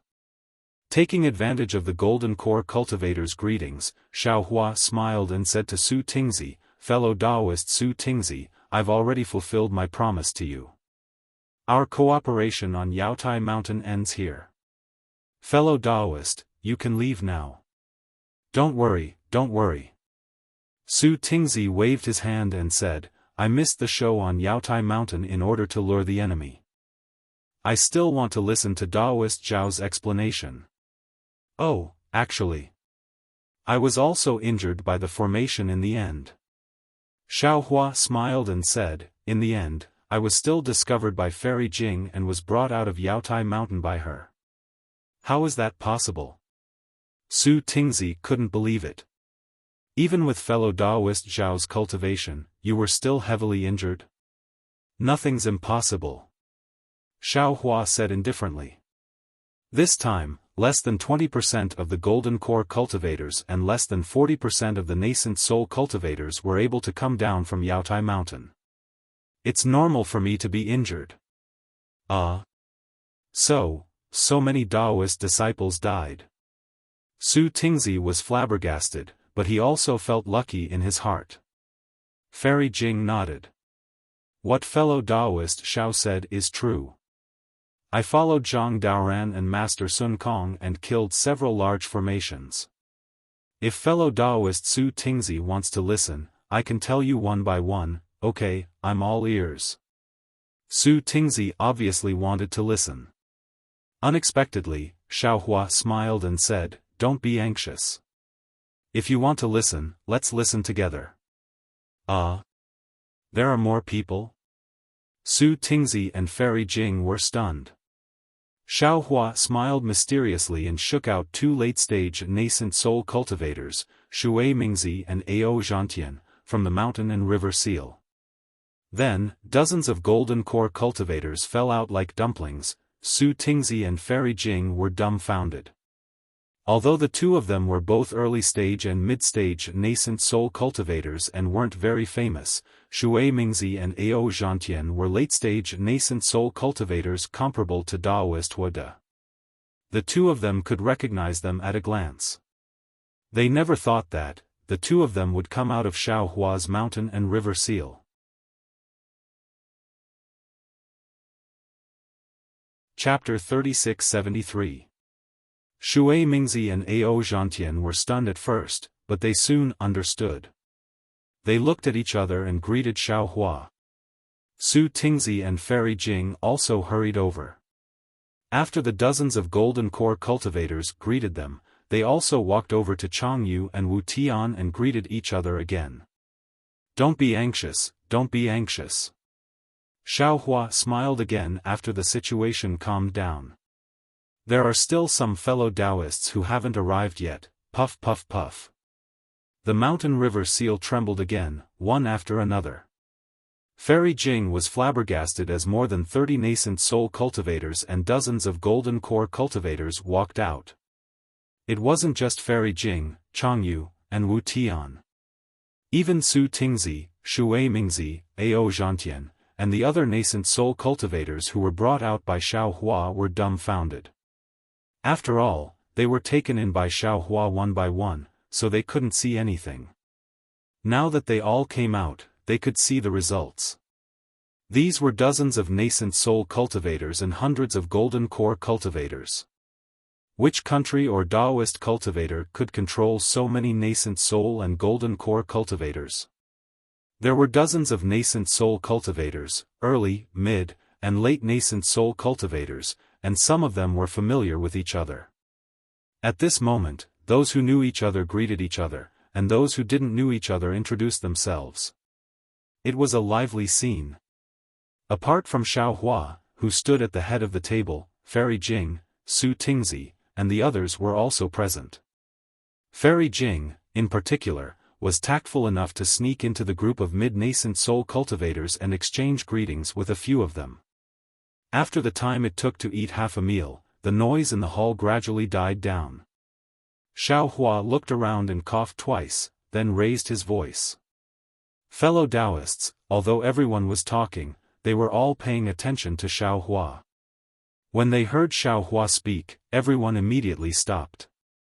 Ao Zhantian and the other late nascent soul cultivators stood at the front, while the other cultivators lined up according to their cultivation. They all bowed and said, "Thank you, Daoist Xiao, for saving our lives." As he looked at the nascent soul stage and golden core stage cultivators that filled the place, Xiaohua's little tail was slightly raised. Right, when Xiaohua was on the Dawn Rain continent, he had only seen a few nascent soul stage cultivators. Now, these nascent soul stage cultivators that were comparable in number to the Dawn Rain continent had to bow down to him and even serve him for 1,000 years.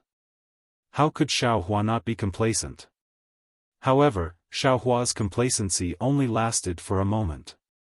He immediately raised his hand and said with a smile, "Everyone, there's no need to thank me. This is also a coincidence. Moreover, the heavenly Tao didn't want to cut off the descendants of my Tao sect, so it borrowed my hand. If you want to thank someone, you have to thank the Tao sect seniors in the heavens. He he. Ao Zhantian smiled bitterly as he looked at Xiao Hua's harmless smile. He felt extremely bitter in his heart. He had seen Xiao Hua's angry smile before. The soaring dragon shears were even sharper than a sword, hanging above his head. Why didn't the senior from the Taoism appear at that time? Why did he have to swear a blood oath and serve Xiao Hua for 1,000 years to come up with an excuse?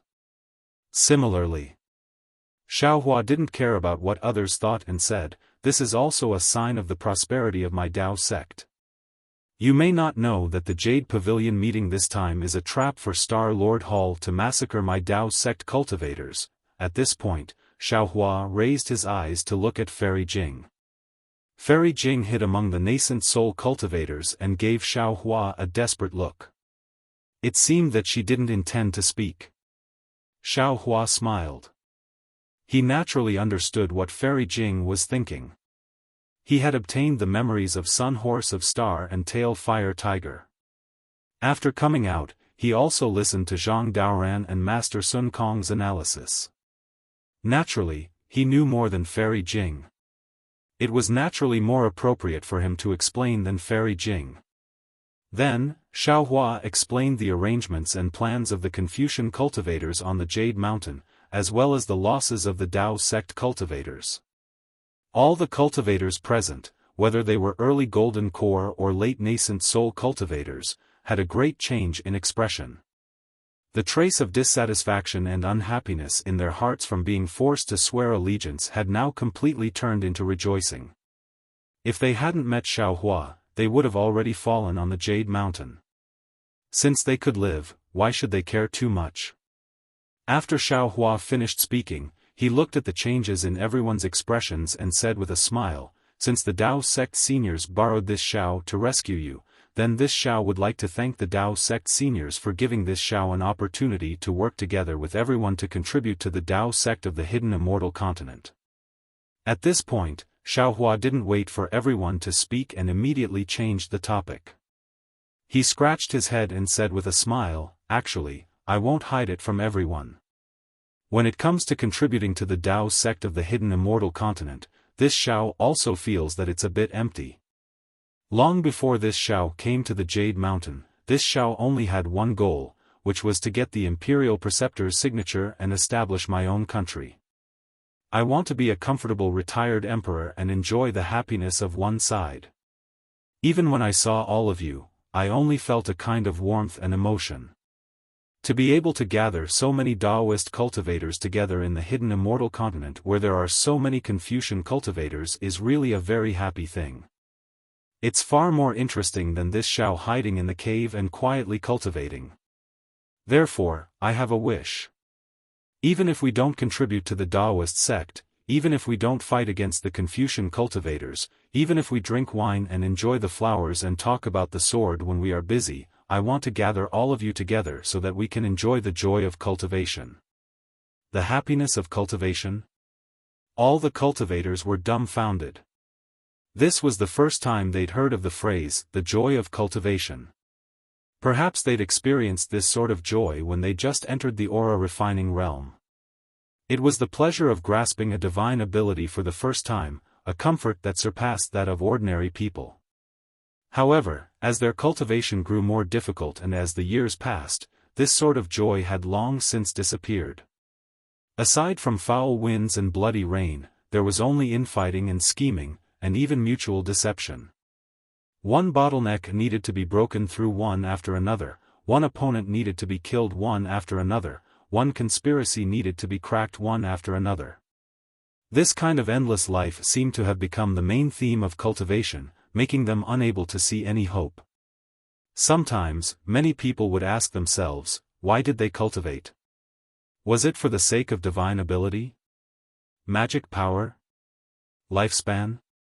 They had divine ability, they also had magic power, and their lifespan was even more extraordinary. However, when thousands of years of cultivation were dominated by boredom, slaughter, and fear, who would still think about the benefits of lifespan? Where was the happiness? Of course, everyone was different.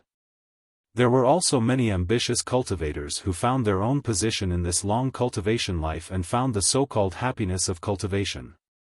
Seeing everyone in a daze, Xiaohua faintly smiled and said, Confucian cultivators often say that there is beauty in books, and there is a house of gold in books. This Xiao doesn't know whether there is beauty in books or not, but this Xiao knows that this is the happiness of Confucian cultivators. Since the cultivation of Confucian cultivators is so happy, why can't the cultivation of Taoism be happy? Of course, this Xiao also doesn't know what this happiness is. I will have to ask everyone to search for it together with this Xiao. Once again, this Xiao thanks everyone. When everyone heard this, they understood that Xiaohua was helping them cover up the awkwardness of being forced to work for them. They were at a loss because they didn't know whether Xiaohua's words were true or false. They didn't know what this happiness of cultivation was. Good. Taoist Zhao's words have broken the sky in the well. This old man's Tao heart has been shaken. This so-called happiness of cultivation, this old man has never thought about it before. After cultivating for thousands of years, this old man should calm down and think about it carefully. Taoist Xiao, this old man wants to go to the Black Wind Mountain Range to study the Tao with Taoist Xiao. I don't know if Taoist Xiao will allow it. Shui Mingzi understood Xiaohua's thoughts. Xiaohua laughed and cupped his hands. Taoist Shui Mingzi can go, how can this Xiao not be happy? We will only study the Tao and discuss the Tao, not fight to the death. We will only see the Tao of heaven and not talk about the difference between Confucian and Taoist. Good. This old man also wants to go. Ao Zhantian hurriedly clapped his hands. Seeing that Xiaohua had given them such a big step and such a great ambition, how could the cultivators who had made the blood oath not know how to take advantage of the situation? In the end, even the cultivators who hadn't sworn blood oaths were overjoyed. It was rare for them to be so enthusiastic about the same thing. Good, Xiaohua waved his hand and a large pile of jade eyes flew out. This is the location of the Black Wind Mountain Range and a message from this Xiao. Take it and go. Fellow Taoists, you are all people with great achievements in cultivation. You are all trustworthy. I look forward to drinking and chatting with you fellow Taoists a year later. This old man will definitely go. I hope Taoist Zhao's immortal wine can satisfy this old man. Ao Zhantian took the jade eyes with a smile. He looked around and said, Taoist Zhao, please open the formation. This old man doesn't have the ability to break Taoist Zhao's formation. He, fellow Taoist Ao, please. Xiaohua smiled and opened a corner of the capital Heaven Star formation. Ao Zhantian didn't stand on ceremony and cupped his hands. This old man will take his leave first. We will meet again at the Black Wind Mountain Range. Please. Xiaohua returned the gesture and sent Ao Zhantian away.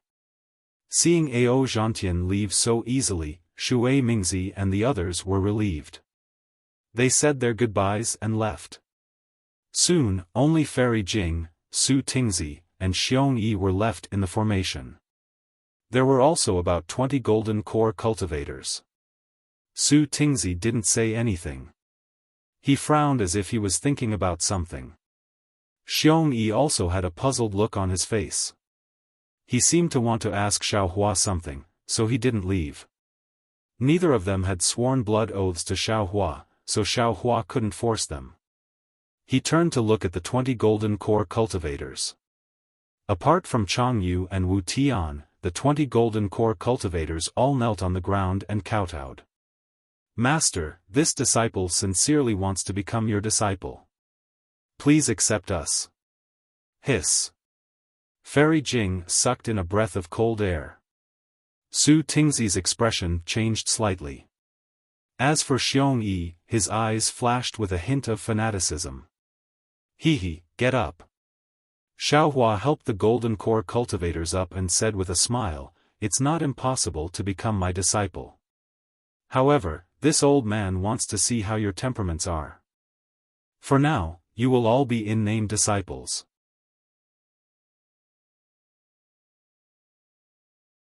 Chapter 3674. Thank you, Master. All the Jindan stage disciples were wild with joy. After all, they knew better than anyone the difference between being an apprentice and being loyal to a master. Cultivators who had died once could see more clearly than others, and many taboos were nothing more than smoke in their eyes. I don't have the ability to guide you one by one for now.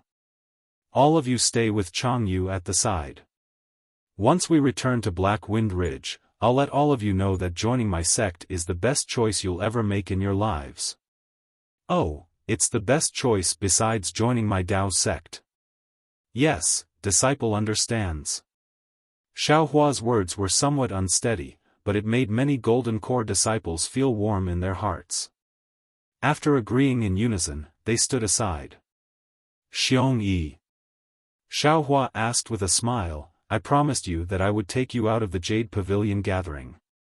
At that time, although you said you wanted to serve me, I knew you were in a dangerous situation and had no choice but to say those words. Now, I will give you a chance. You can leave now. Daoist Master Xiao, I want to ask you a question first, then I can decide.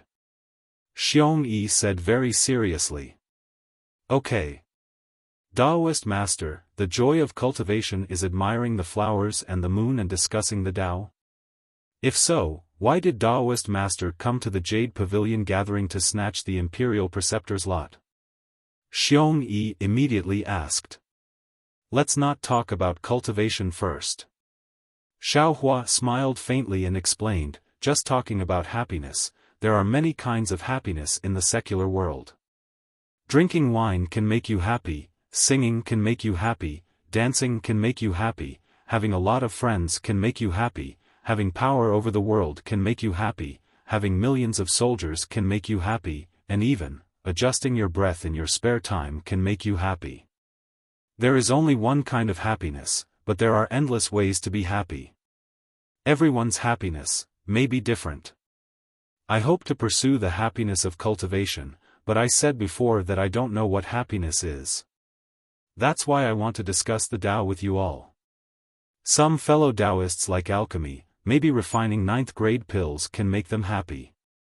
Some fellow Taoists like refining tools, maybe refining spiritual treasures can make them happy. Of course, there may also be fellow Taoists who like power, like building a country, like fighting against Confucian cultivators.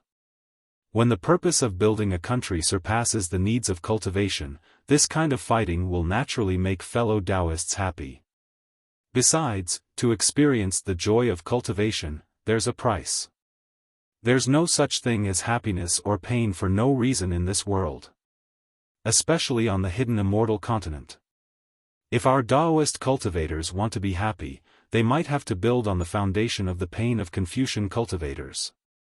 After speaking up to here, Xiaohua let out a long sigh and looked up into the sky. I don't dare to say that I have lofty aspirations, but I also hope that the fellow Taoists I get to know can all find their own happiness. Xiong Yi smiled and said, I know a little about what you're talking about, but I'm willing to fight with those Confucian cultivators. I feel that it's more interesting than pure cultivation.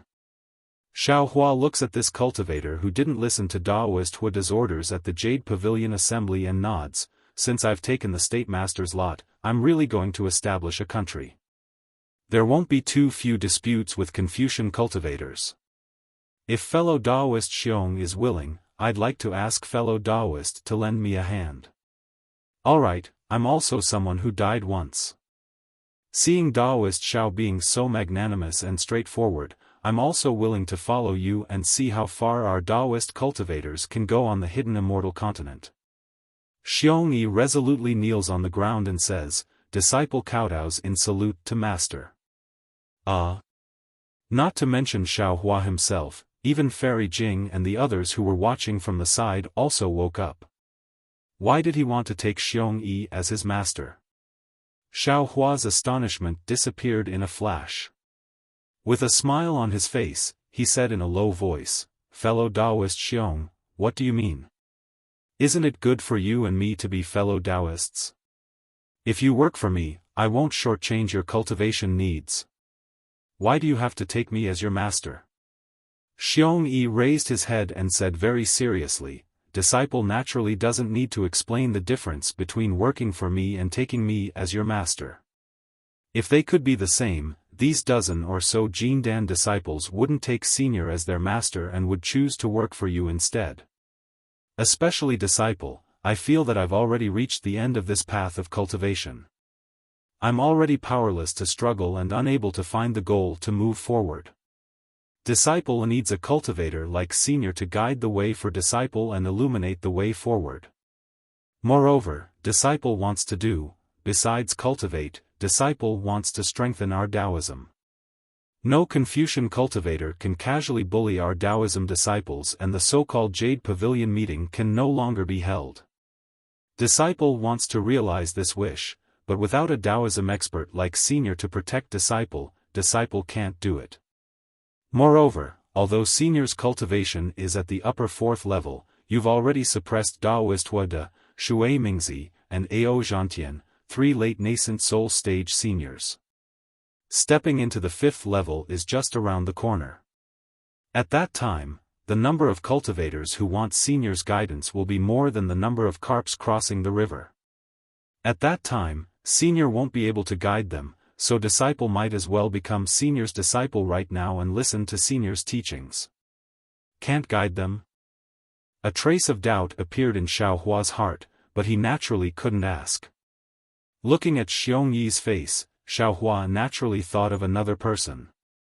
That was Daybreak Continent's Bai Fei. That's right, it was that mercenary Chang Bai sect disciple, Bai Fei. Although this Bai Fei was a Dao sect disciple, during the Sword Dao battle, he used a secret technique to threaten Xiao Hua in exchange for the cultivation method he wanted. Moreover, he was quick to react and had an excellent ability to judge the situation. In Xiao Hua's opinion, this kind of cultivator was most suitable for cruel cultivation worlds like the Dawn Rain Continent or the Hidden Immortal Continent. Even now, Xiao Hua had a feeling that when he left Daybreak Continent, Shi Wuming, Ruo Taohong, and Mo Shan were going to that dangerous place, this Bai Fei would definitely follow them. Xiao Hua didn't know whether Shi Wuming and the other two would be able to escape, but Xiao Hua was certain that as long as there was a chance, Bai Fei would definitely be able to escape. After nearly 100 years of cultivation, Bai Fei must have reached a considerable height. On the surface, he might not be inferior to Xiao Hua himself. Thinking about Bai Fei and then looking at Xiong Yi, weren't they both the kind of cultivators who would seize every opportunity to improve their cultivation? Good. Xiao Hua pondered for a moment and nodded, "Since you have the heart to become my disciple, then I won't disappoint you. I'll accept you as my disciple." Fairy Jing's small mouth slightly opened. This Xiong Yi's way of accepting a master was strange, and Xiao Hua's way of accepting a disciple was even more inexplicable. He didn't ask anything, didn't say anything, and just accepted an early nascent soul cultivator as his disciple. "Master, please accept this disciple's bow." Xiong Yi was overjoyed and respectfully kowtowed. He kowtowed a total of 9 times before getting up. Xiao Hua smiled, "Xiong Yi, you are the first nascent soul disciple this old man has accepted. When this old man has time, I will properly guide your cultivation. I can't let you sully this old man's reputation." Yes, this disciple understands. This disciple will follow master's instructions. Xiong Yi very respectfully replied. He didn't feel that Xiao Hua was boasting at all. Xiao Hua nodded. He looked at Chang Yu and the others and said, "You all come and greet your senior brother." Chang Yu, Wu Tian, and the other Golden Core disciples were also dumbfounded. At this moment, they all rushed over to greet this senior brother who was qualified to be their master. However, everyone also heard clearly that the senior brother that Xiao Hua spoke of was only senior brother. He didn't say, eldest senior brother. After everyone finished greeting each other, Xiaohua opened his mouth and said, since you all are this old man's disciples, then you are different from others.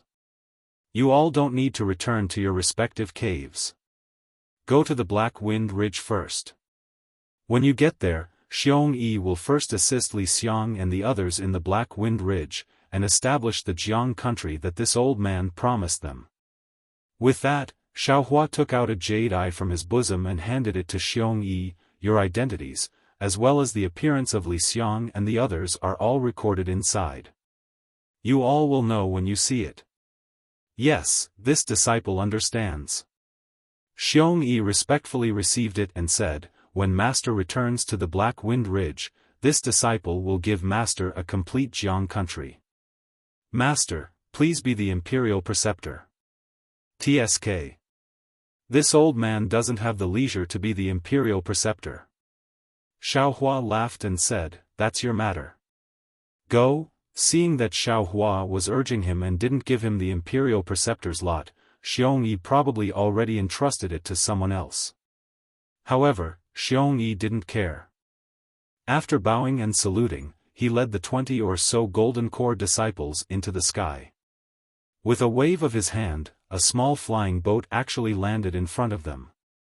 Dozens of people boarded the flying boat, cupped their hands towards Xiaohua again, and flew away quickly.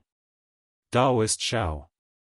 Seeing that there were only 3 people left in the Great Formation, Su Tingzi thought for a moment and said, this one knows that Daoist Xiao has the intention to guide me, but this one, fellow Daoist, are you afraid? Xiaohua asked, hitting the nail on the head. Su Tingzi was stunned and immediately nodded, that's right. If Daoist Xiao didn't save so many nascent soul cultivators and didn't accept so many golden core disciples, as disciples, to be honest, this one really wants to pledge loyalty to Daoist Xiao and cultivate together with Daoist Xiao, just like in the Jade Pavilion conference. However, Daoist Xiao's movements are really too big. Although Star Lord Hall's Kong Hongwu might not notice Daoist Xiao right now, he will pay attention to all the Daoist cultivators who came out of the Jade Pavilion conference. When he sees Daoist Xiao's movements, he will definitely take action. Daoist Xiao, it's not that this one doesn't have confidence in Daoist Xiao, but this one is really clear about the methods of Confucian cultivators. A small Star Lord Hall, which only controls the Jade Mountain that is several tens of thousands of li wide, was able to kill several hundred nascent soul cultivators and several thousand golden core cultivators of my Daoist sect. It can be said that they almost wiped out all the Daoist cultivators of the hidden immortal continent. If they really send out, not to mention immortal soldiers and generals, even if several aristocratic families join forces and send out fierce generals, Daoist Xiao, do you think you can resist them? Hee, fellow Daoist, you're too extreme. Xiaohua said with a smile, I invited these fellow Daoists here just to share the joy of cultivation with them. I didn't say that I wanted to oppose Confucian cultivators. Then what about fellow Daoist Xiong Yi? Su Tingzi stared at Xiaohua and asked.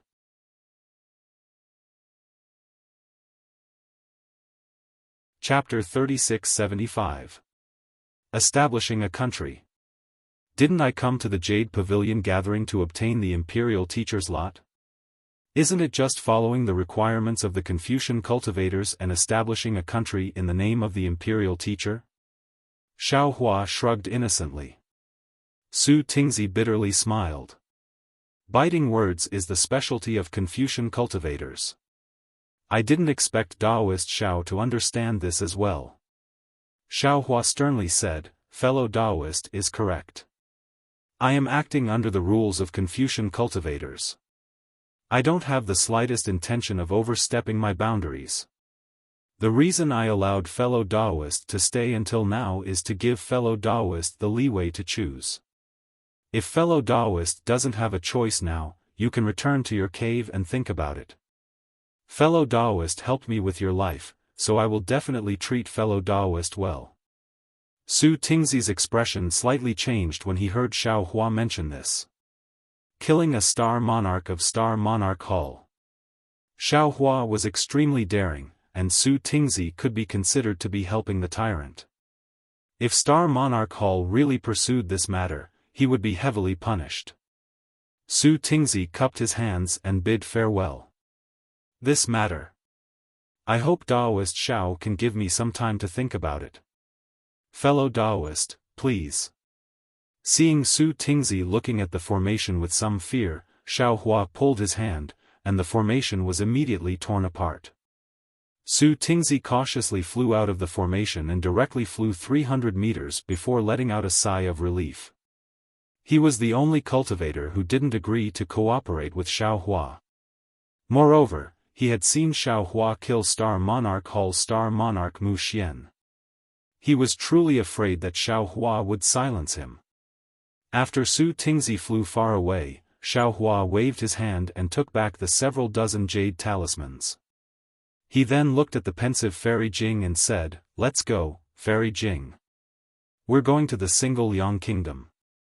At this moment, Fairy Jing was no longer as calm as before.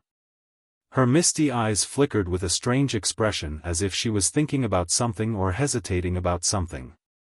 Hearing Xiao Hua's call, she absent-mindedly nodded and followed him into the air. However, it only took a moment for her to come to her senses. She hastily stopped and waited in the air. She directly flew away, leaving Xiao Hua extremely far behind her. "Fairy, what are you thinking about?" Xiao Hua chased after her and said with a bitter smile, "Why did you leave me behind?" "It's nothing." Fairy Jing stammered, "Wait a moment, fellow Daoist, Speaking of this, Fairy Jing looked apologetic. "My mount was originally Yinghua, but it was seriously injured in the Jade Pavilion gathering to save me, so I had to ask you to take a flying boat." Soon after, Fairy Jing took out a small flying boat. After Xiao Hua got on, she activated her magic power and flew into the distance. Xiao Hua sat cross-legged on the airship and meditated for half a day with his eyes closed. Seeing Fairy Jing's silent appearance, he smiled and said, "Fairy Jing, do you have something you want to ask this Xiao?" Sigh. Fairy Jing sighs and turns her head. She looks at Xiao Hua with her beautiful eyes and says in a low voice, This concubine doesn't want to ask. I just find it strange. Fellow Daoist, you have so many nascent soul cultivators by your side, and any two of them you pick are more powerful than me. Wouldn't they be more suitable to escort you than me? Why did fellow Daoist choose this concubine? Xiao Hua smiled and said, "It's very simple. It's because you were the first one to notice my serious injuries. Moreover, in order to cover up the news of my injuries, I could only choose you." Fellow Daoist. Fairy Jing slightly shook her head and said in self-mockery, "This concubine thinks I can already see through people's hearts. But in front of you, it seems like I'm an idiot. This concubine really doesn't understand what fellow Daoist means." "Oh." Hearing this, Xiao Hua said in all seriousness, "Fairy Jing, although you and I have just met, you were able to save this Xiao. Moreover, in order to cover up my injuries, you walked hand in hand with this Xiao in front of all the cultivators. This Xiao will never forget your actions. Therefore, this Xiao won't hide anything from Fairy Jing." Speaking up to this point, Xiao Hua was somewhat tongue-tied. After all, he had already told her that if he hid anything from her, she shouldn't blame him. Seeing Xiao Hua's embarrassment, Fairy Jing pursed her lips and smiled, saying, "Actually, it's nothing. This concubine already knows that fellow Daoist is using this concubine as a cover to lure others into a trap. This concubine just feels a little uncomfortable. If you had told this concubine earlier, this concubine wouldn't have thought too much about it. Could it be that this concubine would leak it out?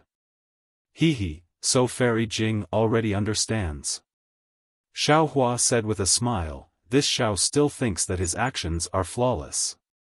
Naturally in the eyes of others, but fellow Daoist didn't hide anything from this concubine. There are many things that even Senior Daoran doesn't know about, so this concubine naturally understands." Fairy Jing said with a smile, fellow Taoist, there must be nascent soul cultivators lying in ambush inside your nation treasure. After you and I act as bait to lure those cultivators with ill intentions, fellow Taoist will send them out, right?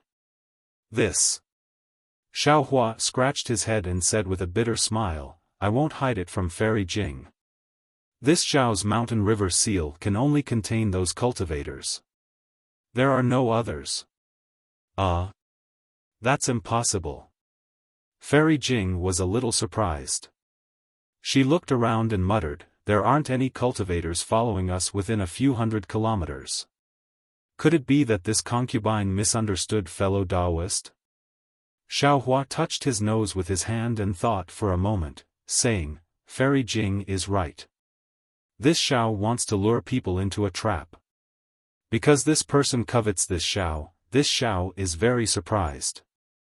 Because this person has no enmity with this Xiao, and Xiaohua even helped him. However, this Xiao didn't expect that he would want to harm this Xiao. This Xiao wants to know why. In particular, he has seen this Xiao's cultivation and strength. This Xiao really wants to see what his trump card is. Sigh, fellow Taoist is a bit careless. Fairy Jing said worriedly, fellow Taoist's injuries won't heal for several years. This concubine's strength is limited. Xiaohua smiled and waved his hand. It doesn't matter. This is only a guess of this Xiao's, and it might not be true. Moreover, this Xiao feels that that guy isn't so stupid as to really chase after this Xiao. That's good. Fairy Jing smiled sweetly. Now that fellow Taoist said this concubine's heart is still a bit anxious and on edge. Xiaohua rolled his eyes and said while looking at the sky, this Xiao originally didn't want to say it, but who asked someone to think so much? He. Fairy Jing laughed, as if she hadn't relaxed for a long time. The two of them were silent for a moment, and Fairy Jing asked again, this concubine feels that the happiness of cultivation that fellow Taoist talked about to those nascent soul cultivators is very interesting. It seems to have enlightened this concubine, as if this concubine's previous cultivation had deviated. Xiaohua smiled and said, what if this Xiao says that this is nothing but a lie, a drawing of a pie, or a fantasy? Would Fairy Jing be very disappointed? I would. Fairy Jing's face turned bitter. Actually, this concubine also thought about it before. The Confucian cultivators of the hidden immortal continent are really free and unfettered, and the Buddhist sects of the Western Paradise also cultivate Western Paradise. Even the demons of the Thousand Demon Sacred Realm should be incomparably free. Why is it that our Tao sects are bullied and controlled like this? Is there no paradise that belongs to our Tao sects? There is. But it's not here, nor is it at this time. Xiaohua nodded with certainty. Oh. Fairy Jing's eyes flashed with surprise. Then fellow Taoist Xiao, tell me, where is it? When is it? There will be such a day. There will also be such a place. Xiaohua made a solemn vow and said, this Xiao will let you see that the cultivators of my Tao sect can freely fly in the sky. My Tao sect sects will bloom on the earth. My Tao sect seniors will soar into the sky from time to time. There will be a smooth path of cultivation in front of us.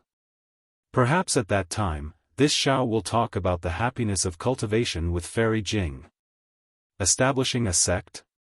Fairy Jing's eyes flashed with a trace of a smile. Previously, when I saw fellow Taoist Xiong Yi, and those 20 Jindan disciples call fellow Taoist Xiao Master, this concubine is very fond of you. It feels like a home. Fairy Jing, with your nascent soul middle stage cultivation, you can naturally accept disciples, right? Xiaohua said with a smile. Fairy Jing wryly smiled and shook her head. This concubine isn't as ambitious as fellow Taoist. I don't dare to attract the attention of Confucian cultivators. At this point, Fairy Jing suddenly thought of something and asked, by the way, fellow Taoist Xiao, when Shui Mingzi and Ao Zhantian were here, why didn't you tell them about the alliance between Zhang Daoran and Master Sun Kong? If you told them, wouldn't they be more confident? It's different. Xiao Hua pondered for a moment and said, these cultivators are fundamentally different from the 200 people that Zhang Daoran and Master Sun Kong brought. Fellow Daoist, please enlighten me. Fairy Jing didn't understand and said with a smile, this concubine is confused. To put it bluntly, these cultivators that I brought were deserters from the Jade Pavilion conference. Although they experienced bloodshed, they didn't experience life and death. They didn't persevere to the end. It can be said that their nature is cowardly. In the future, when there are few storms, perhaps they will choose to run away again. If this Xiao had told them about my alliance with Zhang Daoran and Master Sun Kong, with their knowledge, they would have immediately understood the size of this force. Perhaps they would have been scared away. How could that be? Fellow Daoist, you can't bring them out for no reason, right? Fairy Jing looked at Xiao Hua with a smile. Of course. Xiao Hua says with a smile, everyone has been forced by this Xiao to pledge their loyalty to me for several hundred to 1,000 years. Otherwise, do you think that this Xiao's happy cultivation would be able to move these old ghosts who have cultivated for several thousand years? That's what I said.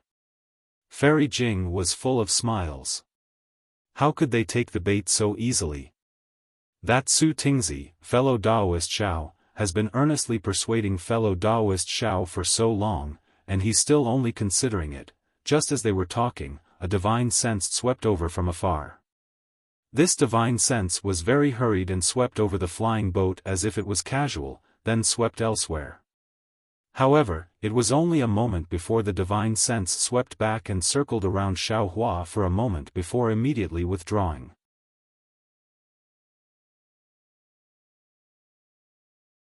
Chapter 3676.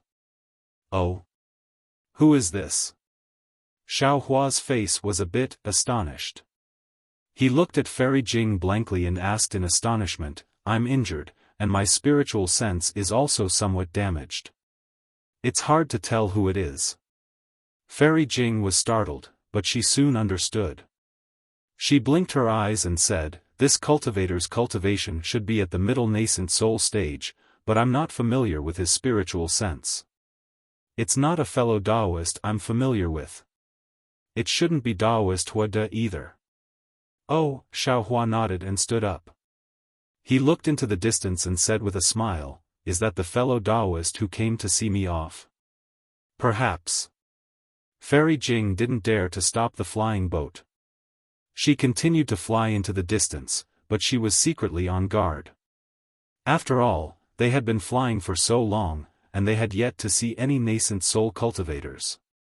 Perhaps Xiao Hua was right about this sudden appearance. Fairy Jing. A moment later, a voice that Fairy Jing wasn't familiar with came from the distance. Please wait a moment. Fairy Jing slightly tilted her head and thought for a moment. Her expression slightly changed, but soon returned to normal. She said to Xiao Hua, fellow Daoist Xiao, it's Daoist Yuan Qing. Fairy Jing's eyes flickered with a misty expression. She looked very beautiful. That's right. Xiao Hua said with a smile, since it's an old friend, let's wait a moment. All right. Fairy Jing looked at Xiao Hua's appearance and could only helplessly nod. She tapped her foot and the flying boat stopped in midair. After a while, Daoist Yuan Qing flew over.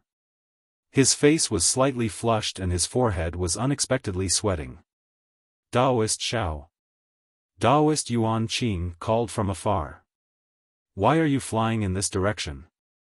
I thought you were going back to Black Wind Mountain. You flew towards Yu province for a long time. So it's fellow Daoist Yuan Qing. Xiao Hua smiled and cupped his hands.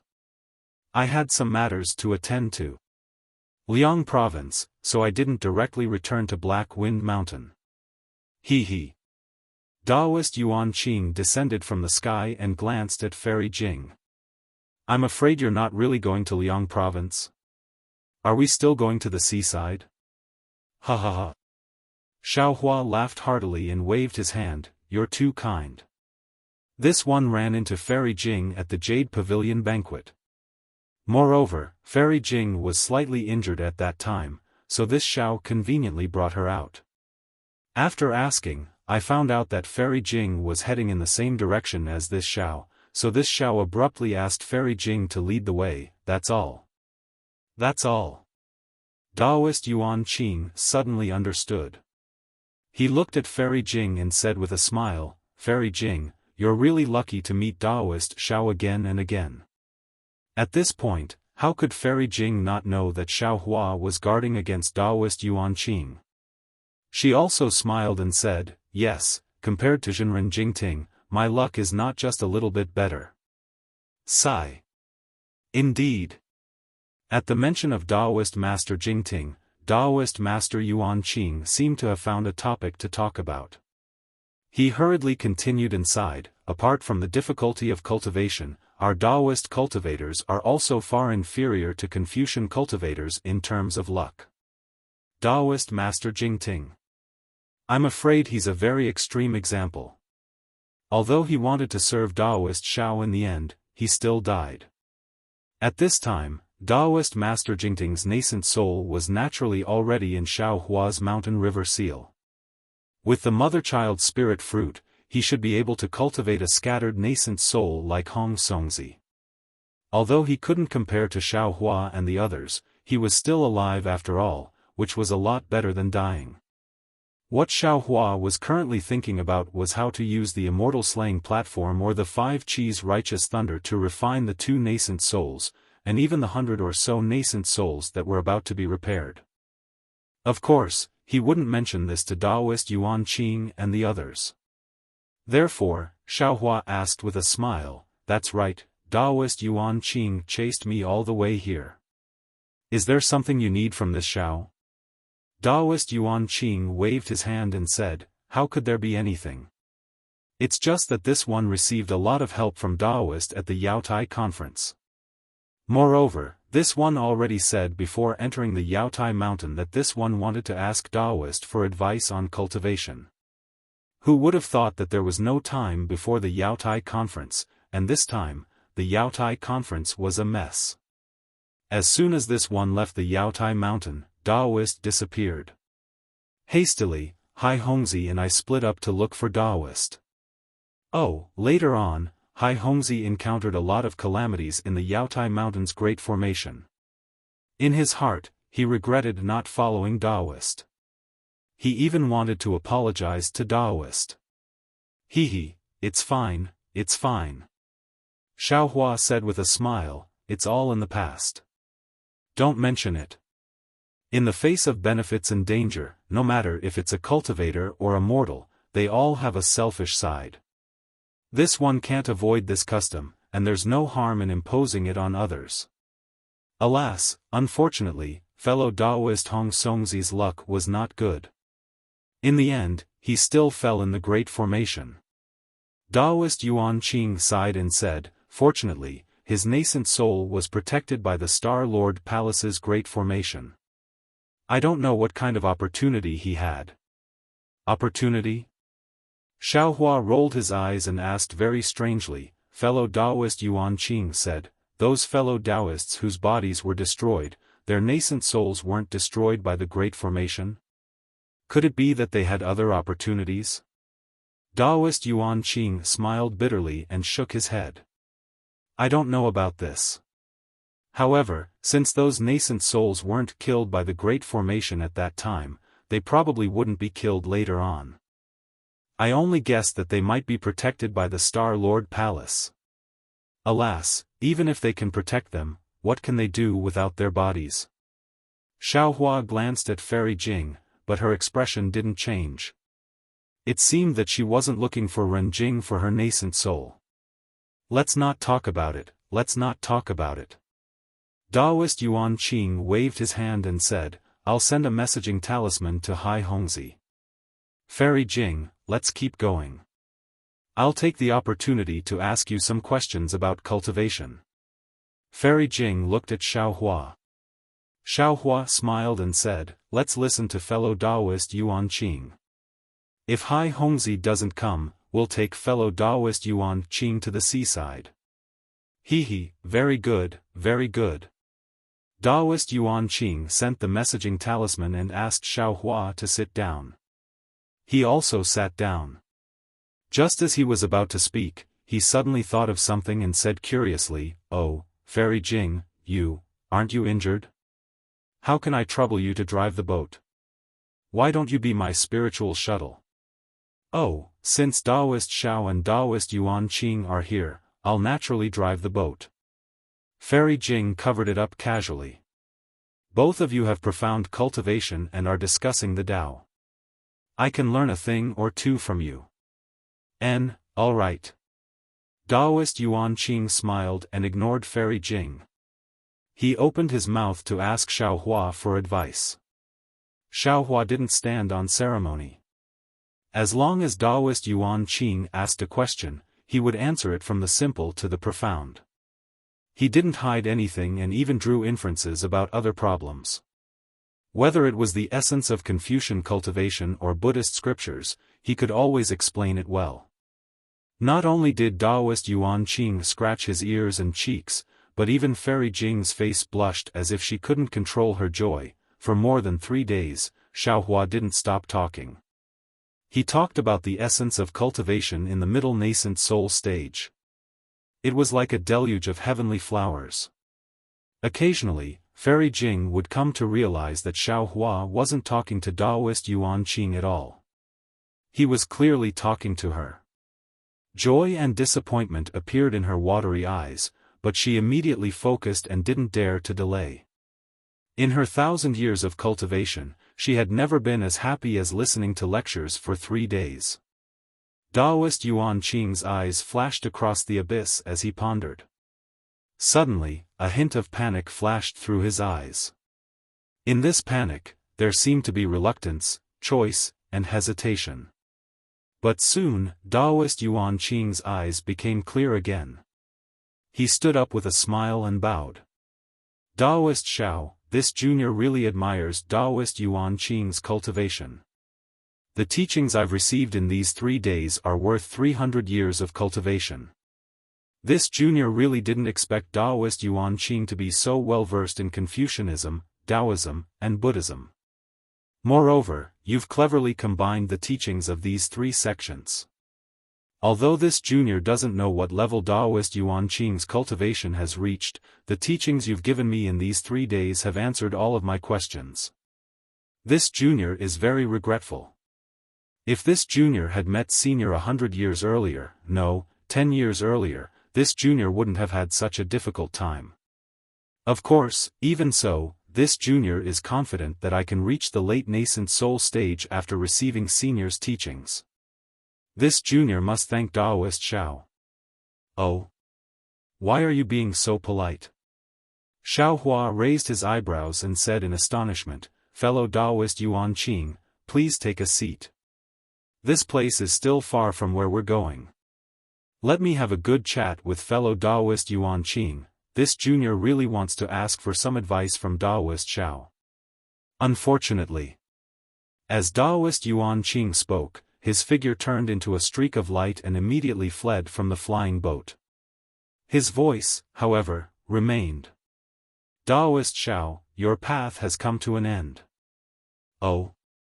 Xiao Hua didn't find it strange at all. He said regretfully, "Fellow Taoist Yuan Qing, you've finally revealed your true face? This Xiao is still looking forward to your repentance." "Huh?" Taoist Yuan Qing saw that not only was Xiao Hua not nervous, he even spoke in such a manner as if he had seen through everything. He couldn't help but turn pale with fright. He hurriedly said, "You. How did you know?" As he spoke, boom, boom, boom.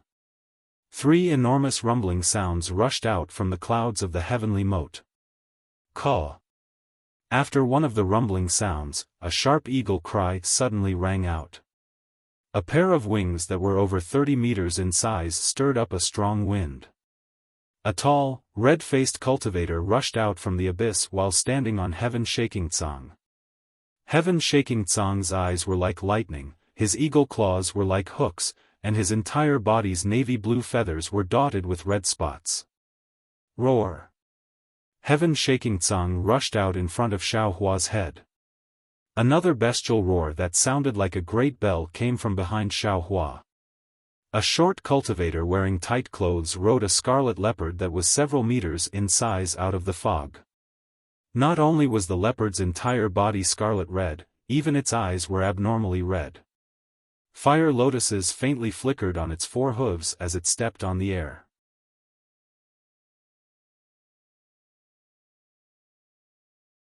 Chapter 3677. Looking at Xiaohua's left hand, there was a waterfall hanging upside down in the air. Standing above the waterfall was Hai Hongzi, whom Xiaohua had met before. Heh, sure enough, I've attracted all of you here. Xiaohua sneered, this saves me the trouble of looking elsewhere. Xiaohua. Daoist Yuan Qing was very puzzled. How did you know? When did you find out? Do you think you're being very secretive? Xiaohua sneered, don't you think it's too much of a coincidence that you met me? There are thousands of people participating in the Jade Pavilion meeting, how did you meet me all of a sudden? Hearing this, Daoist Yuan Qing sneered, I was going to welcome Hong Songzi at that time, but I didn't expect you to be there. Didn't I take advantage of the situation? Isn't what you're saying a bit too far-fetched? Then, in the first formation, you clearly knew that Daoist Xiangtian was related to Fairy Xiangfeng, so why did you let your two-headed snake fight with Daoist Xiangtian? You were so anxious to provoke a fight, didn't you want me to meet Daoist Xiangtian face to face? Do you think I'm an idiot? Xiaohua laughed. Daoist Yuan Qing nodded, you're right, this was my mistake. I was a bit impatient, but you can rest assured that Daoist Xiangtian's death. I've already found someone to tell Fairy Xiangfeng about it. I'll take your head to Fairy Xiangfeng. You're really a troublemaker. Xiaohua sighed, before the Jade Pavilion meeting, I was still worried about Fairy Xiangfeng's revenge, but now I don't care. Do you think you can escape from the four of us? Hai Hongzi sneered. Unfortunately, Xiaohua ignored Hai Hongzi and said to Daoist Yuan Qing, also, when you snatched the jade box in the formation, you didn't snatch it yourself, but called my name and asked me to do it. Isn't this the trick that Fairy Jing used to call Daoist Jingting's name? I've done this kind of thing before, how could I not know?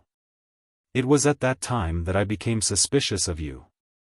Daoist Yuan Qing's face darkened. Actually, now that I think about it, you pulled me, Hong Songzi, and Hai Hongzi to participate in the Yaotai gathering together before the Yaotai gathering. At that time, Hai Hongzi had already said that he and you had already practiced the joint attack of the three of you, so there was no need to pull me along. This itself was also a flaw. I don't think Hai Hongzi knew about your plan at that time, right? Also, I beat you at your own game twice. One time, I killed Jing Mubai, and the other time, I killed Soaring Heaven. You didn't help me even once, right? You said that you wanted to join hands with me, but you didn't even try to help me. You even let Reverend Xiangtian stab me in the heart with a flying sword in front of you. This really makes me feel disappointed. Kill Jing Mubao? Hai Hongzi was shocked. The other two cultivators also had strange expressions on their faces. Xiaohua, what's the use of saying this now? Immortal Yuan Qing could not allow Xiaohua to continue speaking. He laughed out loud and said, even if you have the ability to kill a Star Lord, you were seriously injured at the Yaotai banquet. Lying in the red clouds, you did not even have the slightest feeling. How could you possibly be a match for us now? Don't tell me that it wasn't Fairy Jing who brought you out of the Yaotai gathering. Don't tell me that it was Fairy Jing who used her magic power all the way, and you didn't use any magic power at all. Don't tell me that your cultivation was destroyed. Don't tell me that you didn't go back to the Black Cloud Ridge and went somewhere else. Don't tell me that you were afraid that others would kill you on the way. As he spoke, he looked at Fairy Jing's expression and smiled. Fairy Jing, this old man doesn't know how you were bewitched. When you saw the dying Xiaohua, you didn't even care about your own life to save him. If you didn't make that choice back then, you wouldn't have died today. Fairy Jing raised her eyebrows and said in surprise, "What? You were there that day?" "Yes, he was half a step earlier than you." Xiaohua said with a smile, "Unfortunately, he was frightened by my plan to beat you at your own game. He thought it was my plan this time, so he didn't dare to make a move. When he wanted to make a move, you came. But when he wanted to make a move on you, the formation was broken. So he had no choice but to endure until now." How do you know everything?" Daoist Yuan Qing looked as if he had seen a ghost, his face pale. Xiaohua shook his head slightly. "There are still many things I don't know. I don't know why you want to kill me. I also don't know why I've told you so much in these 3 days. You clearly know that my cultivation is far above yours, but you still want to kill me. Fellow Taoists." Daoist Yuan Qing didn't answer Xiaohua. Instead, he turned to Hai Hongzi and the other two and said, "Now that things have come to this, there's no need to retreat. Xiaohua killed Star Monarch Jing Mushuan of Star Monarch Palace. He won't let this news leak out. Regardless of whether he still has magic power or not, he won't let us live. Moreover, fellow Taoists, don't worry. I did see Xiaohua faint earlier. He was brought out of Jade Mountain by Li Jing. He doesn't have the magic power to fly. Moreover, in these 3 days, I didn't see him use any true essence. His nascent soul is long gone." When Hai Hongzi and the others heard this, their expressions became calm. At this time, Daoist Yuan Qing said to Xiaohua, "Xiaohua, as for why I want to kill you, you can rest assured. I'm not an idiot. I definitely won't tell you. However, I can tell you that even if you preach in front of this old man for 3 days, this old man will still kill you. Because as long as we kill you, the 4 of us will no longer be restricted by Confucian cultivators. We can live freely in hidden immortal continent. Arrogant people like you don't know how powerful the Confucian cultivators on hidden immortal continent are. Only death awaits you if you go against them." Enlistment. Enlistment by Confucian cultivators? Xiaohua said coldly, "Henceforth, you'll become a lackey of Confucian cultivators. They don't need to care about you and let you live or die, but do you really have your own freedom? Whether I have freedom or not, this old man doesn't know now. This old man only knows that your head is the proof of our allegiance."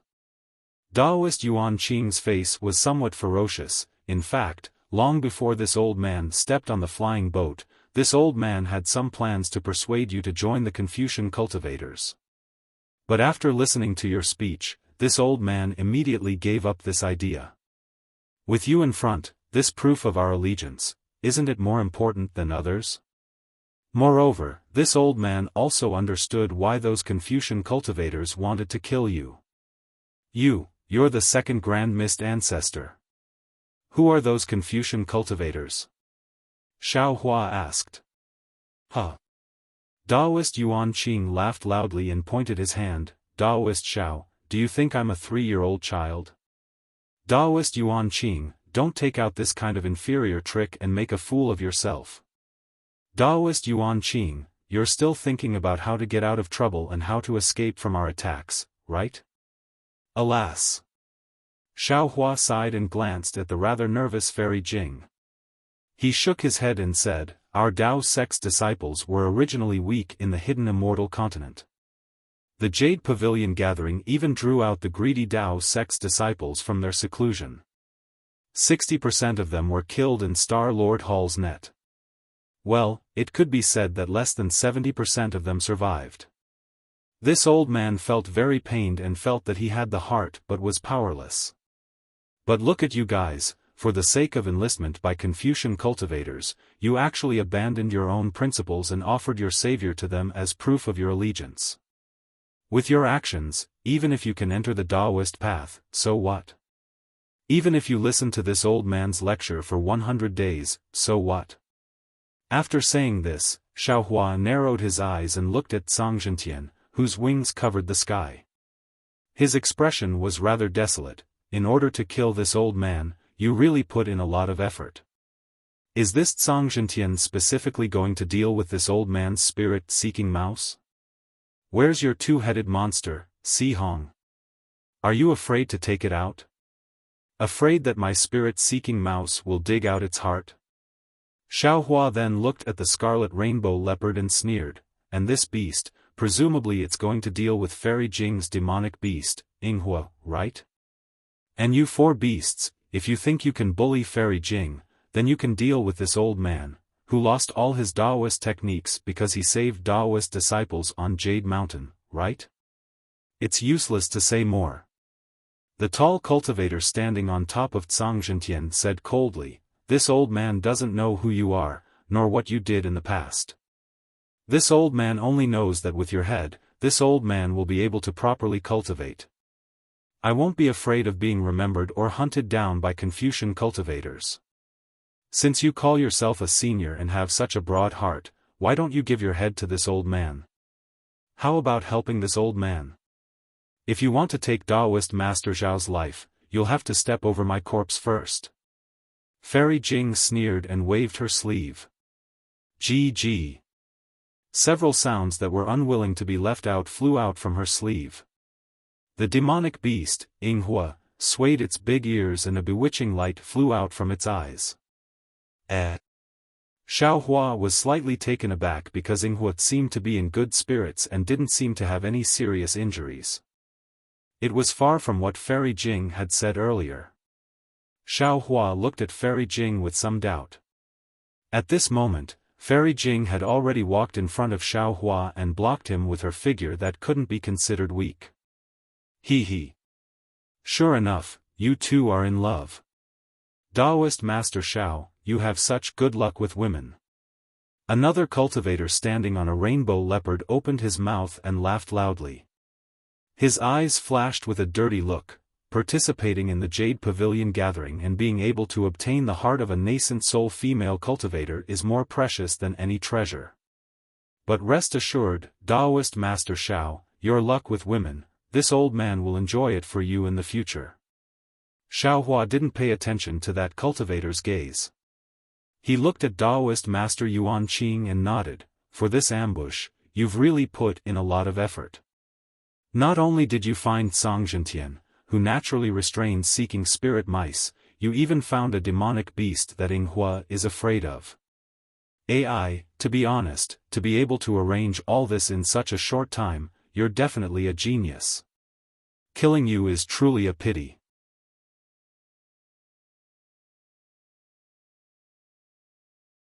Chapter 3678. Daoist Master Yuan Qing wasn't moved by Xiaohua's words and coldly said, this old man didn't arrange it, it's just that your luck is too bad, and it's also because Confucian cultivators are too powerful. No matter what you say now, it's useless. This old man has already observed that no cultivators have passed through the surrounding 50 kilometers in the past 3 days. Don't even think that a cultivator will come and save you. That's the biggest joke in the world. This is the first time I've heard someone say that my luck is bad. Xiaohua laughed heartily as he looked at Fairy Jing's rabbit-like demon beast. Although it looked very fierce, it actually cowered under the gemstone-red gaze of the rainbow leopard expert in the distance, and its body trembled from time to time. Thus, he said to Fairy Jing, who was standing in front of him, Fairy Jing, put away your bewilderment. We don't need it to deal with these beasts. No. Fairy Jing refused without hesitation and patted her Qiankuan bag. It was the jade pendant that Xiaohua had seen before. As soon as the jade pendant rushed out of the space, it immediately emitted a tenacious brilliance that protected Fairy Jing and Xiaohua. Fairy Jing then opened her mouth and spat out a magic treasure that looked like a shell. The shell emitted a tricolored brilliance and slowly expanded. A fierce, desolate, and even fishy aura emanated from the shell. Fairy Jing's face was cautious, as if she really didn't care about her own life. There was a rare stern look in her eyes that was like smoke and ripples. "Many thanks, Fairy Jing." Xiaohua sighed and whispered behind her, "It's good that Fairy Jing is so considerate. As for taking action, that's my business." After saying that, an auspicious cloud appeared under Xiaohua's feet and carried him into the sky. Xiaohua waved his hand, and Little Silver flew out of the space. Sure enough, as soon as Little Silver, who had always been obedient, flew out, sky-shaking heavens raised its head and screamed. Its wings flapped as if it wanted to rush over. Little Silver shrunk its neck and immediately flew into Xiaohua's hand. It hid its small mouse face behind Xiaohua's thumb, revealing only half of its mouse eyes.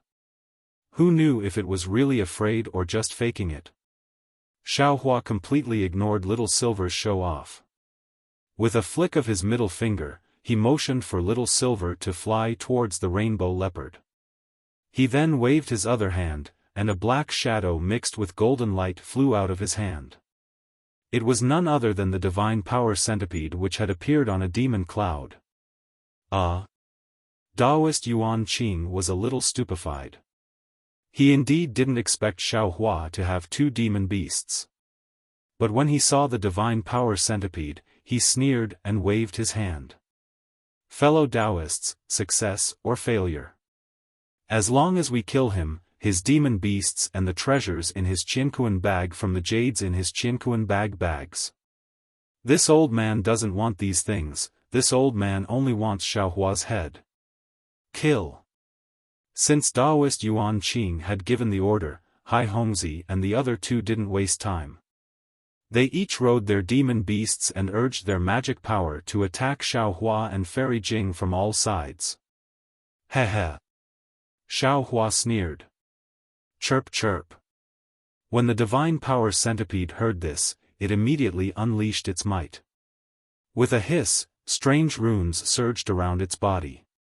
Then, with a burst of demon chi, it grew to several feet long and pounced at sky-shaking heaven's abdomen.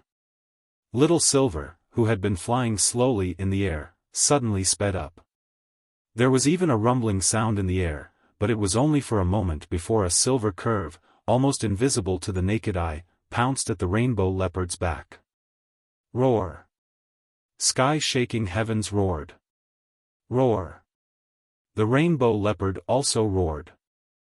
The two demon beasts jumped up together and took the initiative to fly out from under the two nascent soul cultivators.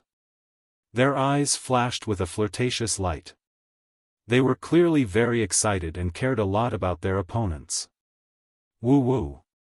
While the demonic beasts were fighting, Taoist Master Yuan Qing's halberd let out a wave-like cry. Hai Hongzi's magic weapon that was like a waterfall let out a mighty roar that was even more powerful than Fairy Jing's shell magic weapon. The two nascent soul cultivators activated their divine thoughts and the transcendence energy around their bodies transformed into two huge hands, grabbing towards Xiaohua. Ha ha ha. Xiaohua laughed and shook his head slightly.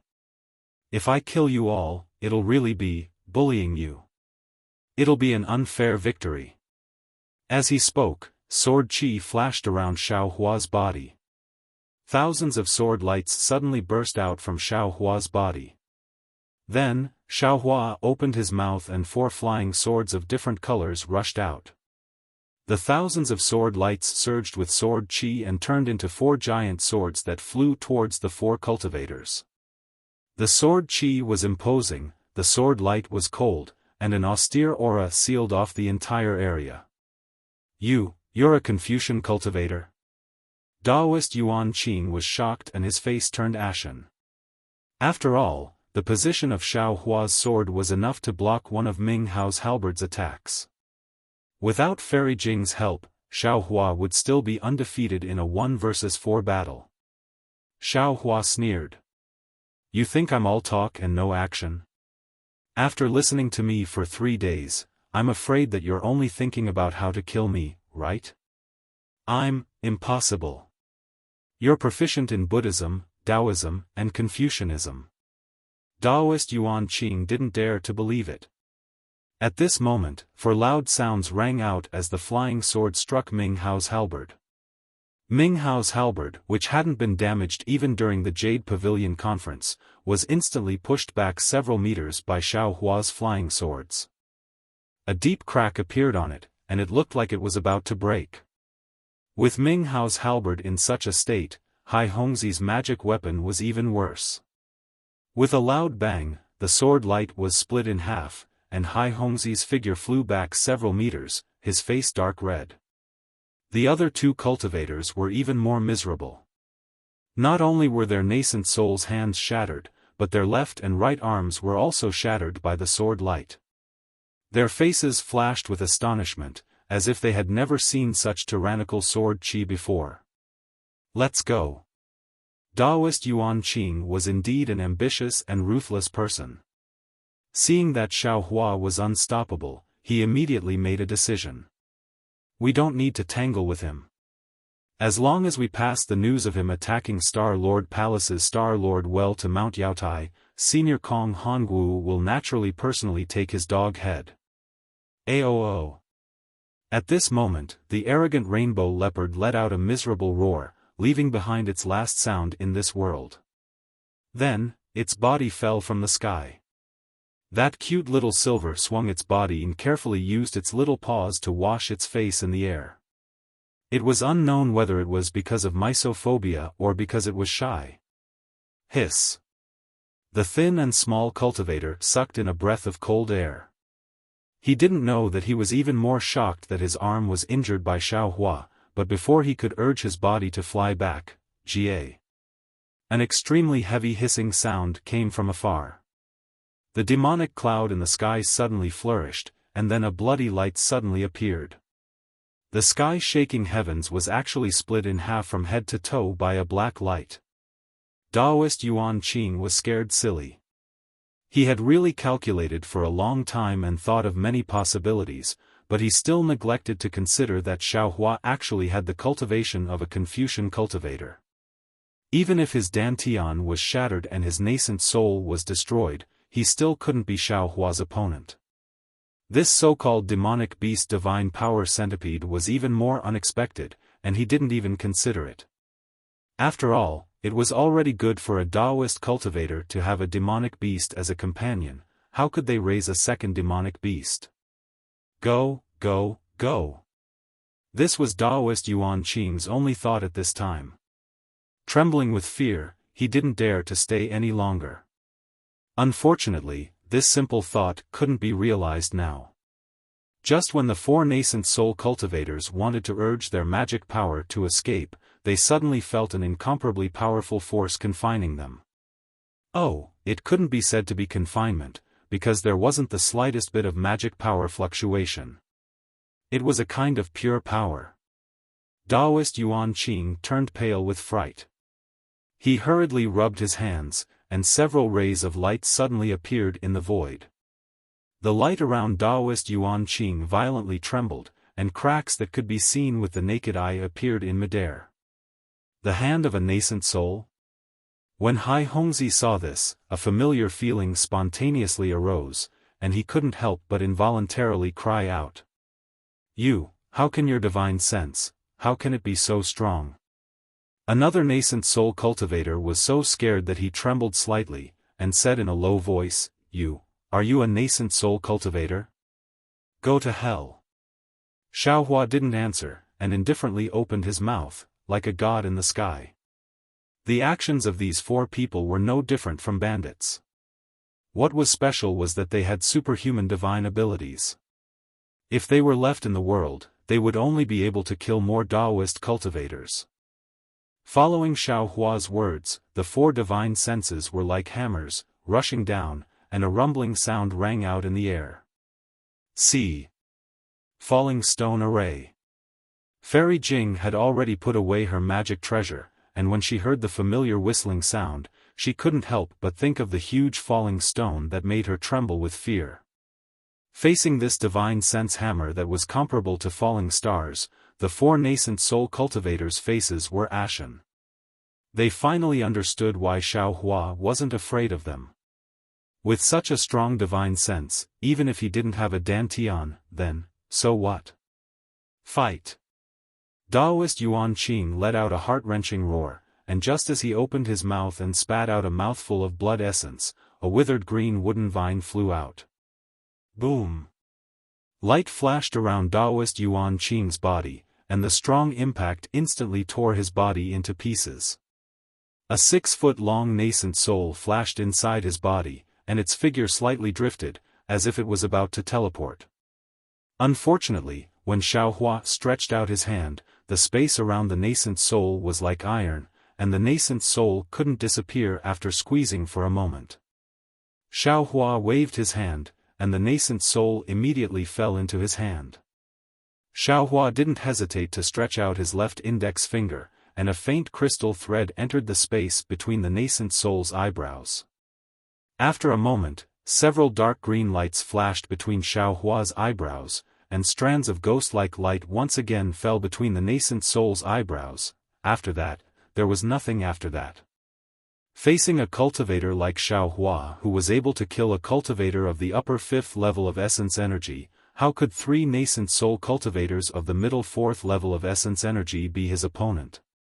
The bodies of the 3 cultivators were shattered by the divine sense hammer, and after Xiaohua searched their souls, the 3 nascent souls were stored in the mountain river seal.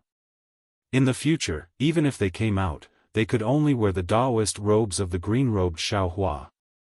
A painstakingly planned ambush was only a wedding dress for someone else.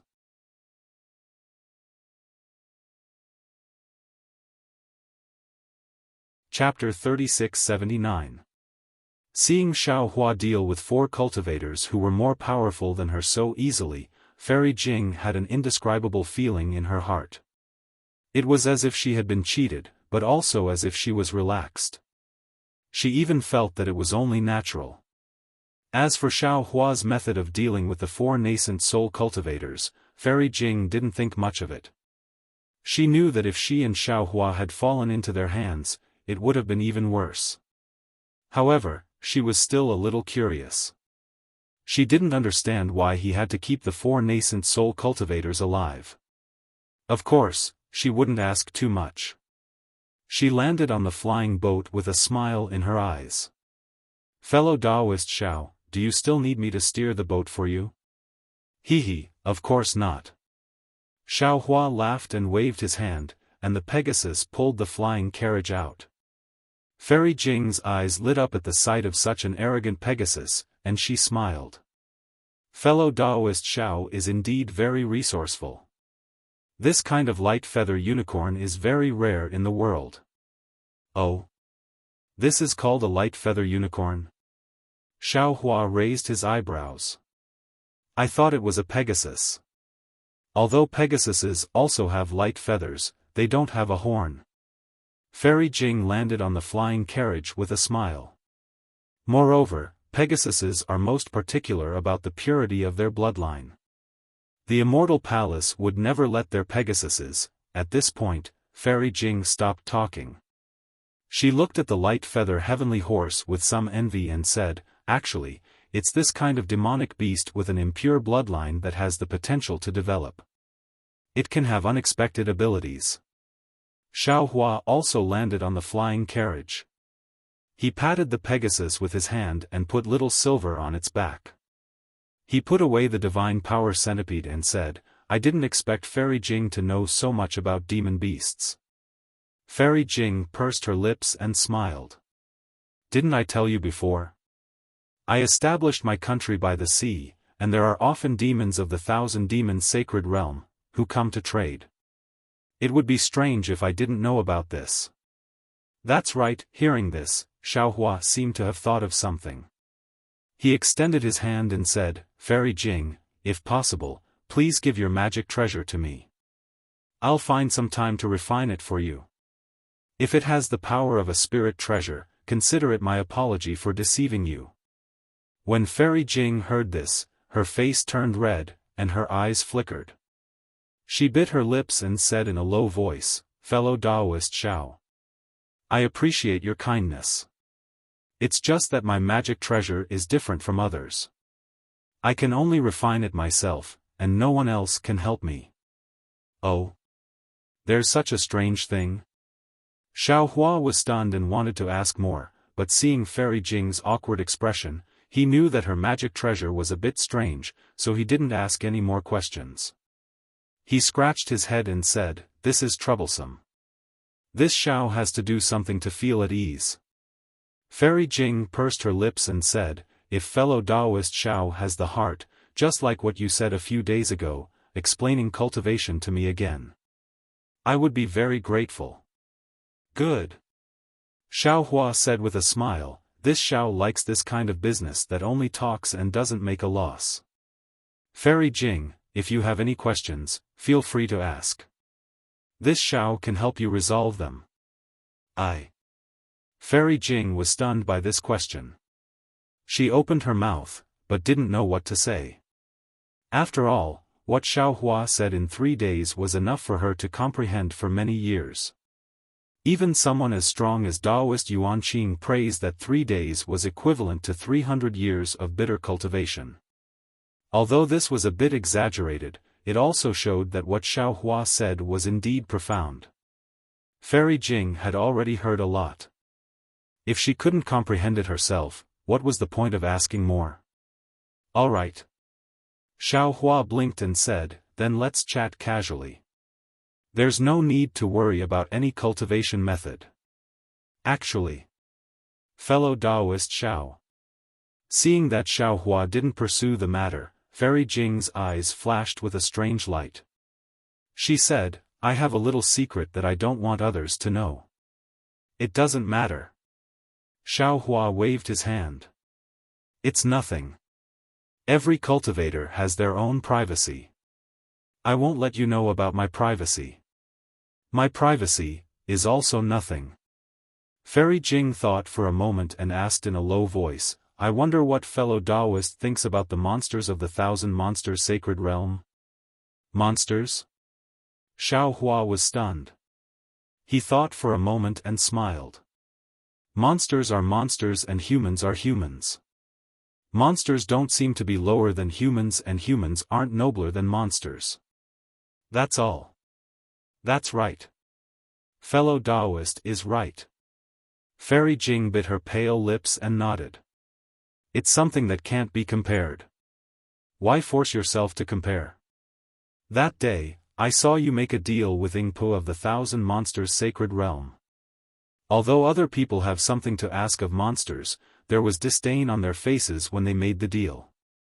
On the other hand, fellow Taoist Zhao's smile was so sincere that I rarely saw it. So, I really feel that, in the eyes of fellow Taoist, monsters and humans are equal." "Fairy Jing, you're making me embarrassed." Xiao Hua scratched his head. "But we both have our own needs. I've never thought of such a high level." Speaking of this, Xiao Hua blinked. He seemed to have thought of something and a strange light appeared in his eyes. Sure enough, Fairy Jing blushed and said shyly, "Fellow Taoist Xiao must have already guessed that my bloodline isn't pure. I have monster blood flowing in my veins. Is that so?" Xiao Hua smiled. "What's so strange about that? Do you think I'm a Confucian Taoist?" He. Seeing that Xiao Hua acted as if he hadn't heard her, Fairy Jing relaxed and said, "That heart shell is a magic treasure that I was born with.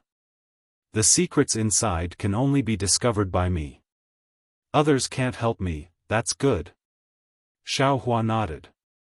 "If possible, could you let me take a closer look at that heart shell?" When Fairy Jing heard this, a trace of shyness appeared on her face. Seeing this, Xiao Hua hurriedly waved his hand. Forget it. Just pretend I didn't say anything. Fellow Taoist Xiao, please wait a moment." Seeing Xiao Hua waving his hand, Fairy Jing was a bit worried. She hurriedly opened her mouth, and a 3-colored brilliance rushed out from her mouth. The fist-sized heart shell flew out and landed on Fairy Jing's hand. Fairy Jing handed the heart shell to Xiao Hua without hesitation and lowered her head. "Fellow Taoist Xiao, please take a look."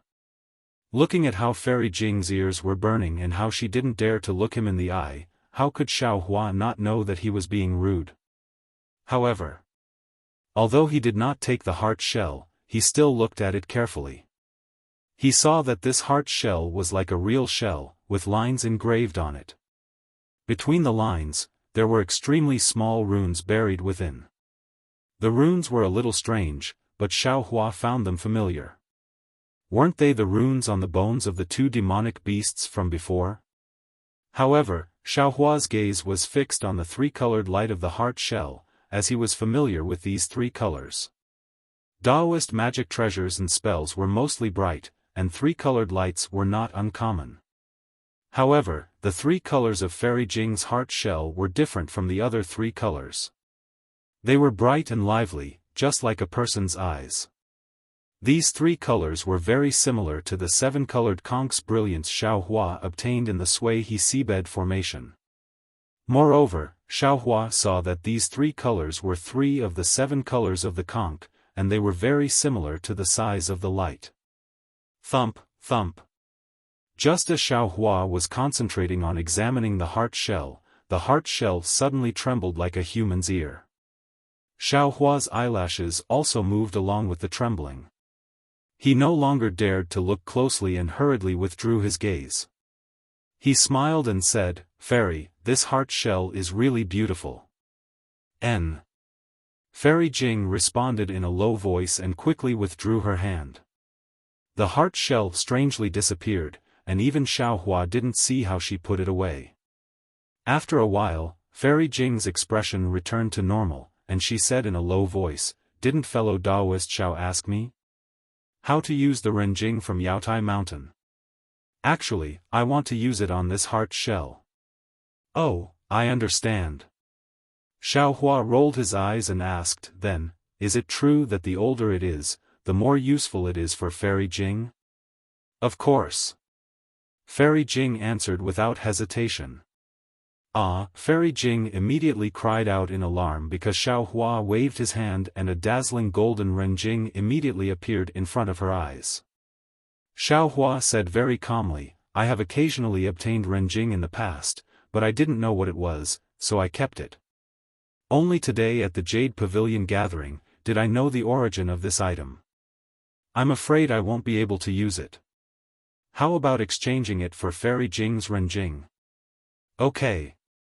Fairy Jing smiled like a flower, and didn't act polite with Xiaohua. She took Xiaohua's Renjing and gave her Renjing to Xiaohua, which was not only pitifully small, but also had a very different luster. She then said, "Many thanks, fellow Taoist. If I succeed in my cultivation in the future, it will be fellow Taoist's credit. Your own cultivation has nothing to do with me."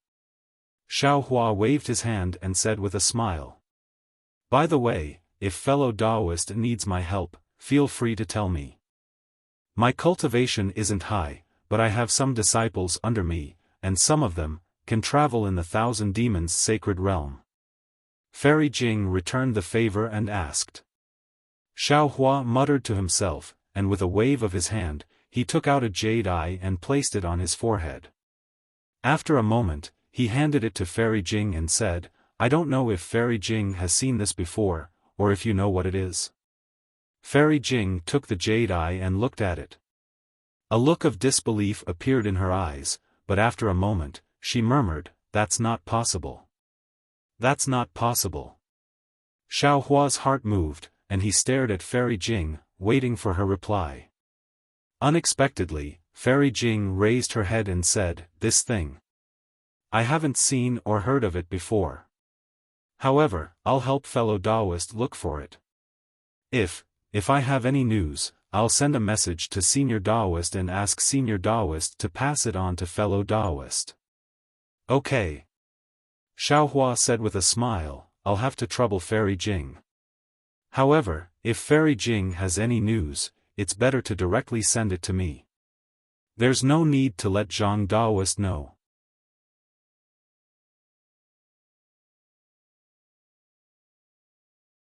Chapter 3680. Huh. When Fairy Jing heard this, she didn't say anything. She hesitated for a moment before asking in a low voice, "Fellow Taoist Xiao, I have a secret. I want to ask. I don't know if I should say it." If it were anyone else, Xiao Hua would definitely reply, "Since you don't know if you should say it, then don't say it." But when he saw Fairy Jing's slightly red face, Xiao Hua seemed to think of something and faintly smiled. "Fairy, if you have something to say, then say it. I'll tell you everything I know." "Fellow Taoist Xiao." Fairy Jing bit her lips and looked outside the flying carriage. Her voice was lower than a mosquito's. "I wonder which fellow Taoist has the fortune to be your dual cultivation partner?" This. Xiao Hua wasn't surprised. He was just hesitating on how to explain it to Fairy Jing. After thinking for a moment, he faintly looked at the clouds below the flying carriage and sorrowfully said, "I'll tell Fairy a story." Then, Xiao Hua slightly concealed the matter between him and Xue Xue. Xue Xue's feelings were so deep that even Fairy Jing's heart trembled. Her face paled and her rippling eyes were filled with envy. Although she left, she already remained in his heart. Without waiting for Xiao Hua to finish, Fairy Jing took a deep breath and waved her hand. "Fellow Taoist Xiao, there's no need to say it. This is what it means to be a pair of lovebirds in the heavens and a branch on earth. Yin and Yang are connected through the heart, and the bridge of helplessness is stronger than metal." "I understand." After saying this, Fairy Jing closed her eyes and seemed to be meditating. Xiao Hua sighed in his heart and also closed his eyes to comprehend the powerful divine sense technique. In the silence, the Pegasus had already flown far away. The scenery below the flying carriage changed and many cultivators passed by. Xiao Hua had already changed his Taoist robes and looked like a scholar. Moreover, there was an early nascent soul stage female cultivator on the flying carriage, so no one dared to cause trouble. Seeing the sky turn dark and the Pegasus' brilliance illuminated half the sky, Fairy Jing opened her eyes and seemed to be in a good mood. She pursed her lips and smiled. "Fellow Taoist, this light feather heavenly beast is truly amazing. If it was in the hands of others, it would be a disaster." "That's right. When this Xiao's cultivation was still low, I didn't even dare to use it." Xiao Hua took the opportunity to sigh and said, "After all, human nature is hard to fathom. Regardless of whether it's a Taoist cultivator or a Confucian cultivator, it's hard to avoid greed when they see this item.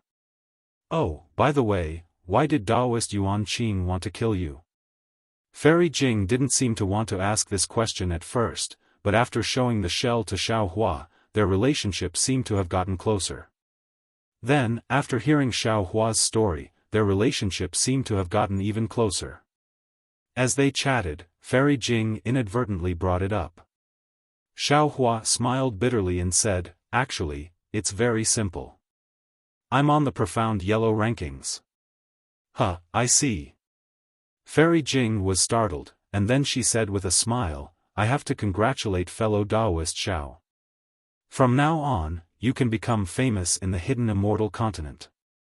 Any cultivator who wants to be famous will break their heads to find trouble with you." "Oh, is fellow Taoist on the profound roll or the yellow roll?" Xiao Hua rolled his eyes at Fairy Jing and said with hidden bitterness, "Fairy Jing, do you think I've lived long enough? With my cultivation, how can I be on the profound roll? What's your rank on the yellow roll?" Fairy Jing didn't find it strange and asked with a smile. "Not high, not high. I just got on the profound roll." Xiao Hua shook his head and said, "Just got on the profound roll." Fairy Jing shook her head even more, "Those Confucian cultivators are blind. With fellow Taoists' cultivation, I'm afraid you can get into the top 100. Yes, this was before I participated in the Jade Pavilion gathering." Xiao Hua sneered and said, "I never thought I could be on the profound yellow roll. I'm afraid it's the doing of the Copper Pillar country's king." Although Taoist Yuan Qing didn't say it, and he didn't have a specific name in his memory, I'm sure that the person behind this is definitely related to the Copper Pillar country in countless ways. Speaking until here, Xiao Hua was slightly startled, as if he thought of something. He didn't have many enemies on the hidden immortal continent. The Copper Pillar country was one, and the other was the Duanmu family. Of course, the Duanmu family was a colossus, and Xiao Hua only offended 1 or 2 disciples. However, Xiao Hua couldn't rule out the possibility that Duanmu Qing and Duanmu Qiu weren't involved. Moreover, Xiao Hua didn't know about the profound yellow roll before. He just found out from Daoist Yuan Qing's memory that it was a hidden Confucian power on the hidden immortal continent, the profound yellow roll.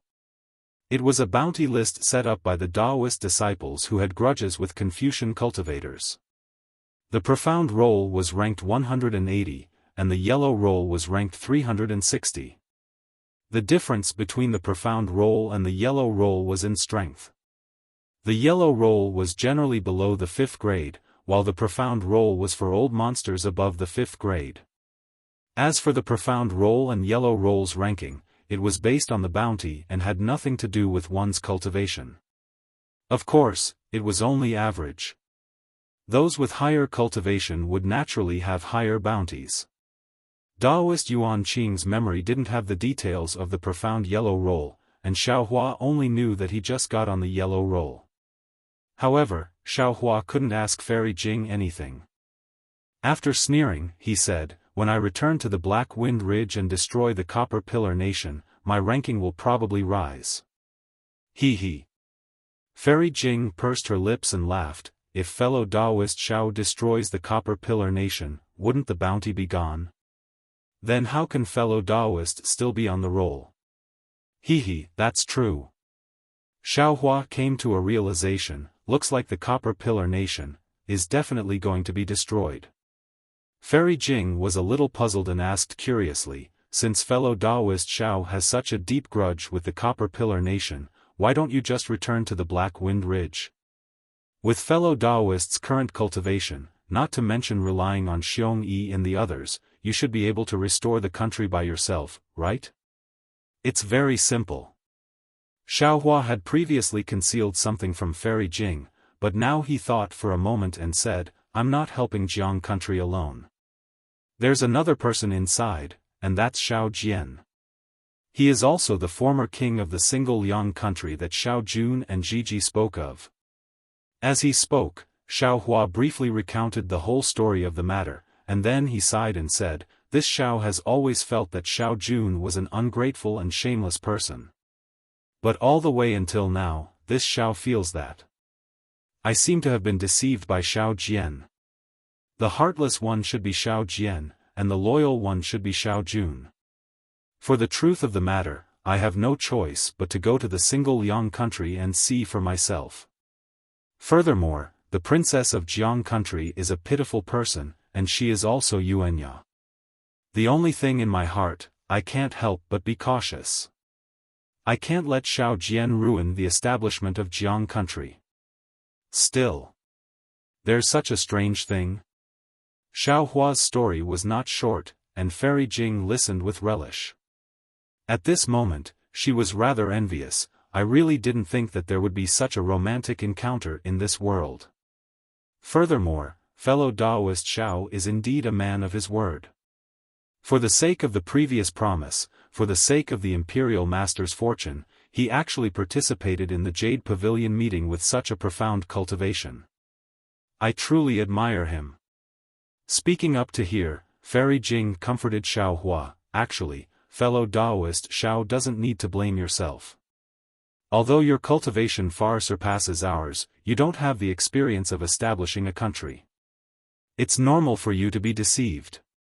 Since fellow Daoist has the heart to investigate, you definitely know who Xiao Jian is. Of course, I feel that Xiao Jian was like this in the past, but after such a huge change, there might be some changes. Fellow Daoist doesn't need to be too worried. Sigh, that might not be the case." Thinking of Xiao Jian's gamble that night, Xiao Hua shook his head slightly. It's easy to change mountains and rivers, but hard to change one's nature. I only hope that I don't do anything wrong. What can a small first-grade cultivator do? Fairy Jing said coldly, he can't even be a pinky in front of Xiong Yi. Fellow Taoist Xiao can rest assured. And this is also one of the reasons why I accepted Xiong Yi as my disciple. Xiao Hua said with a smile. Sigh. At this moment, Fairy Jing suddenly felt a bit melancholy. I actually want to see Yuanya and Jia Wu. I want to know what happened to them in the end. What's so hard about wanting to see them? Xiao Hua didn't understand. When Fairy Jing follows me to the single Yang Kingdom, we can return together. However, it won't be easy to see what happened in the end. Jia Wu seems to have some secrets and didn't admit to what happened when she was young. Who knows what happened in the end? It's actually very simple. Fairy Jing smiled faintly, just like Yuanya, as long as he finds Jia Wu, he can stay by her side. But how would he know? His Jia Wu isn't called Jia Wu. His Jia Wu is a princess. His Jia Wu carries a heavy burden on her shoulders. We can't let him do as he wishes. Fairy Jing is right. However, isn't this too different from Fairy Jing going to the Black Wind Ridge? Xiao Hua said with a bitter smile. Oh, fellow Taoist Xiao, I will follow you to the single Yang Kingdom. After that, I would like to ask fellow Taoist to accompany me to a place. I wonder if it's convenient for fellow Taoist? Fairy Jing didn't answer Xiao Hua's question. Instead, she changed the topic. Xiao Hua nodded without hesitation, of course. Moreover, I have an agreement with the single Yang Kingdom Xue Ping to go to a secret place with him. If Fairy Jing is willing, we can go together. Perhaps there will be some opportunities. As for whether I will go or not, let's wait until we reach that place. A strange smile appeared on Fairy Jing's face, causing Xiao Hua to frown. All right. Xiao Hua couldn't force anything and nodded in agreement. Oh, fellow Taoist Xiao, do you know who's first on the profound ranking? Fairy Jing clearly didn't want Xiao Hua to think too much and asked with a smile. Xiao Hua smiled, of course I know. Isn't it the Grand Mist Ancestor who just escaped recently? Then. Fellow Taoist, do you know the interesting story of the Grand Mist Ancestor before he wreaked havoc in the Immortal Palace 20,000 years ago? Fairy Jing's lips curled up into a crescent moon as she asked Xiao Hua with a smile. Xiao Hua's eyes were like stars. He also smiled and said, what happened 20,000 years ago has already turned into dust, not to mention that it was done intentionally by Confucian cultivators and Buddhist sections. This Xiao naturally didn't know. How did Fairy Jing know?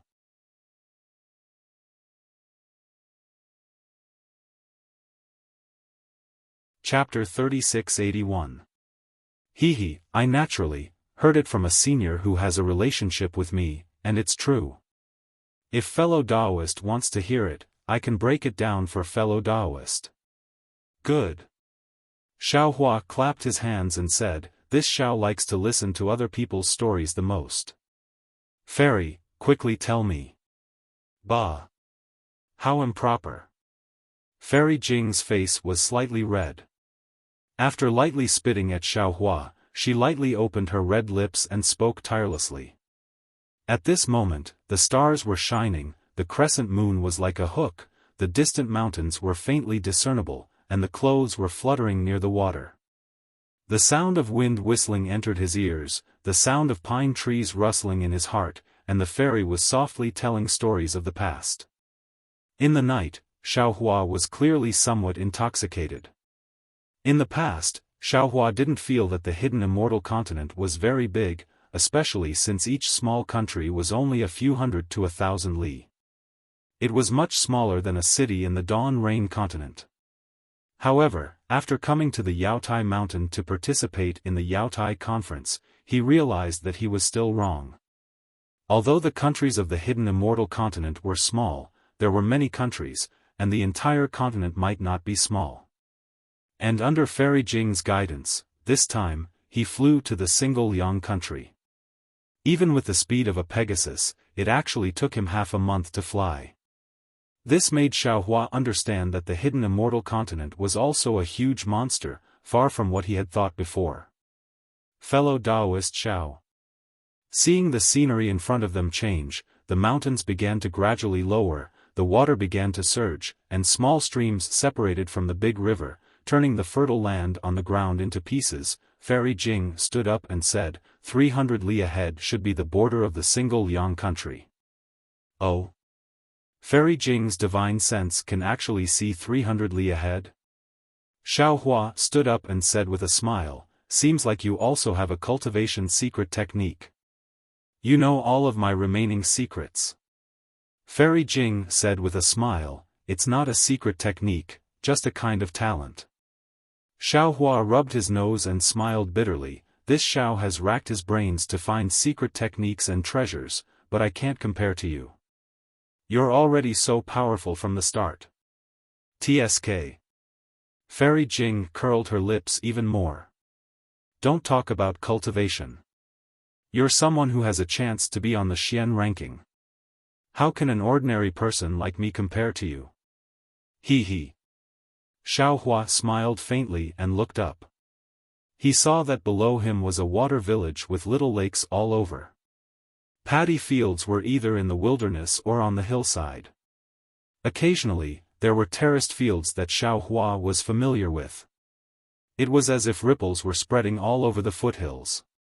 In the mountains and on the terraced fields, there were villagers working. Under the shade of the trees, by the river, there were laughing children. In the ravines and on the lakes, there were small boats either casting nets or drifting. It was a picture of a land of plenty.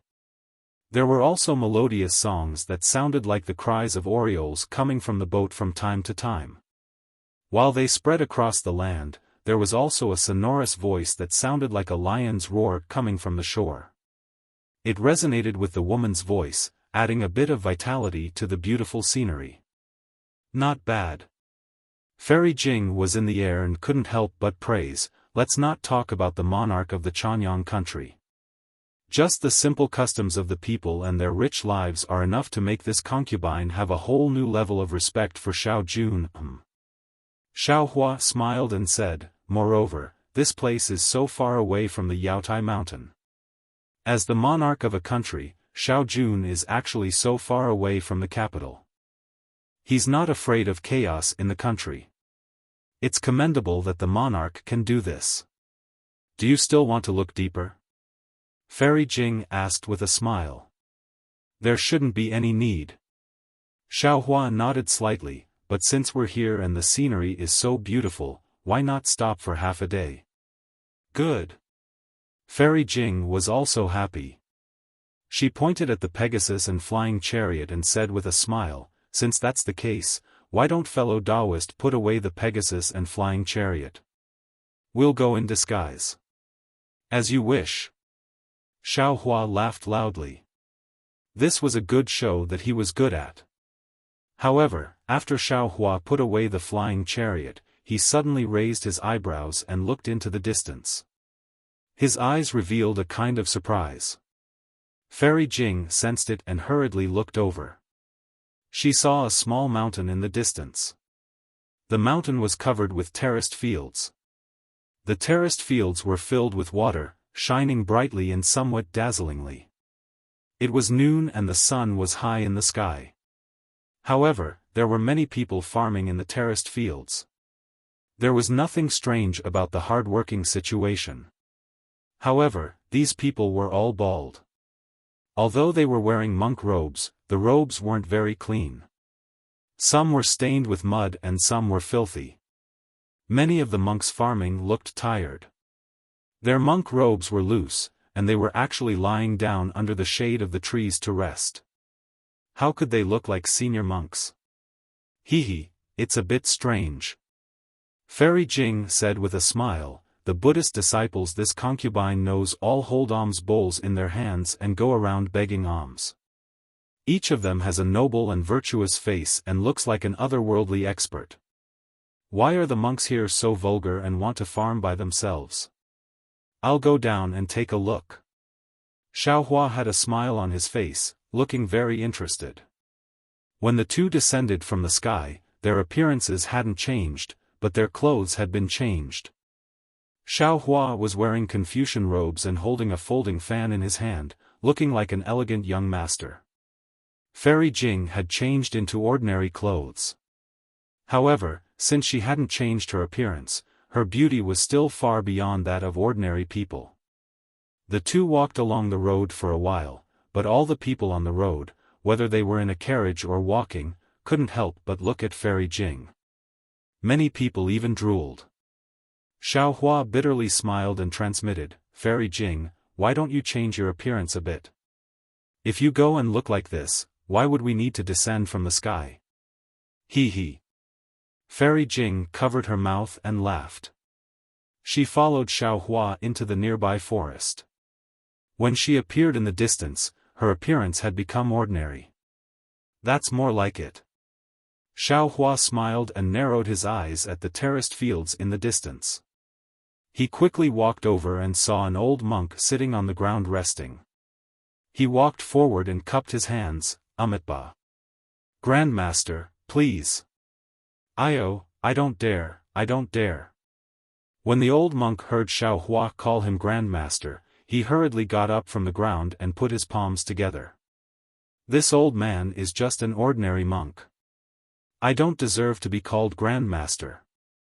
If young master doesn't mind, you can call this poor monk Chonghong." "Oh, Master Chonghong." When Xiaohua heard the old monk's name, he knew that although the old monk wasn't young, his seniority was really low. He didn't hold back and called him master. "Benefactor is too polite. Calling me old monk is enough." At this moment, the old monk seemed to realize that he should call this young master benefactor. However, when he heard Xiaohua call him master, the old monk was very happy. His face was flushed red. Xiaohua smiled, "Master Chonghong is too stubborn. Whether it's a master or a monk, isn't Chonghong a monk? What other changes can there be?" Xiaohua's words were very Buddhist. If it was a senior monk, he would definitely secretly nod. Maybe he would have to salute again. Unfortunately, Chonghong scratched his head and said with a smile, "Young benefactor, this old man has just shaved his head half a year ago. My Buddhist Dharma, to tell you the truth, this old man really doesn't understand. If you have any business, you can go to Chenghui Temple on the mountain." "Oh, if young benefactor doesn't know the way, this old man can take benefactor there." "No need." Xiaohua said with a smile, "I was just passing by and saw that the people were simple and honest. Especially an old monk like Master Chonghong, who was actually working in the fields. I was quite surprised, so I stopped to ask. This old man has been working in the fields all my life. If I don't work, what do I eat?" Chonghong scratched his head and smiled. This old man doesn't know what's so strange about this. "Come, come."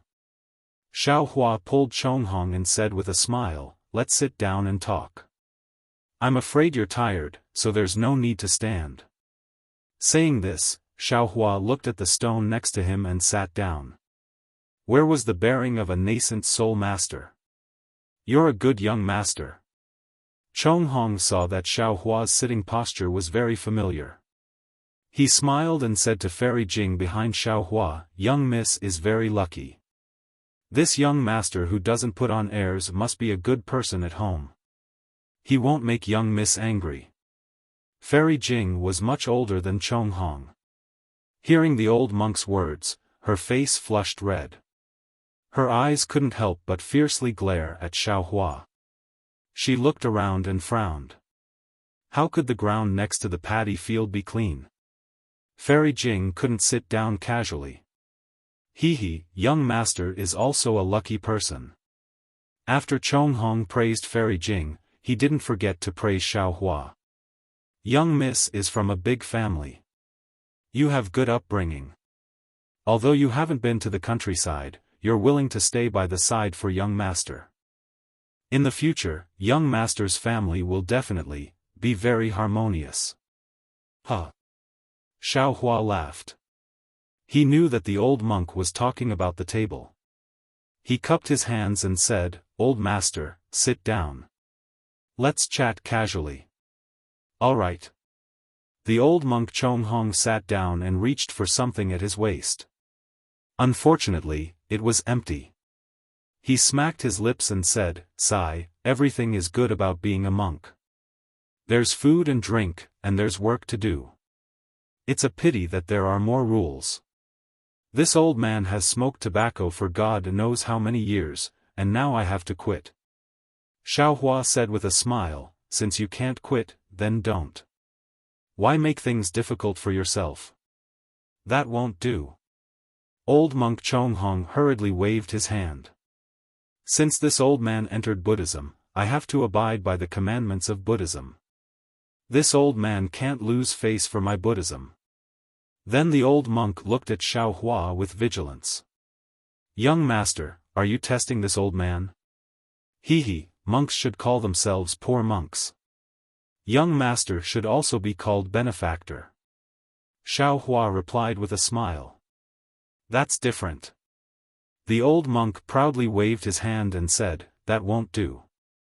Just like a senior monk."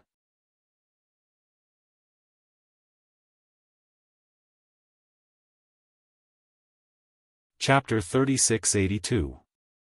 The old monk proudly said, "This old man's master said that the title is a mark. No matter what the title is, it's fine as long as others know it. Even if it's Buddha, this old man should praise Amitabha. It's normal for this old man to call him Buddha.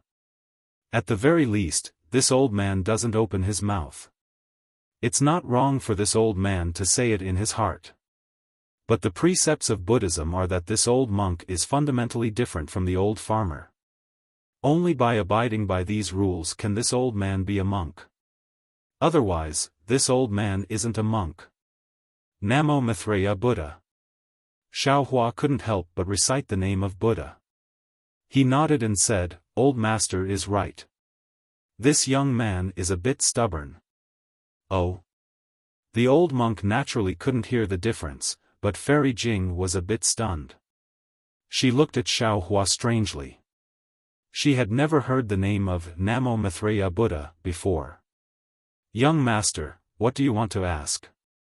The old monk regretfully raised his finger and sniffed deeply a few times.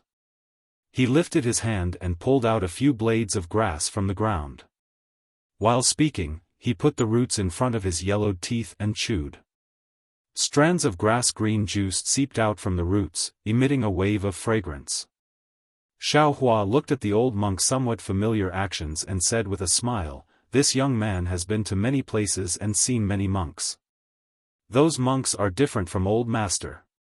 They wear clean monk robes and kasayas.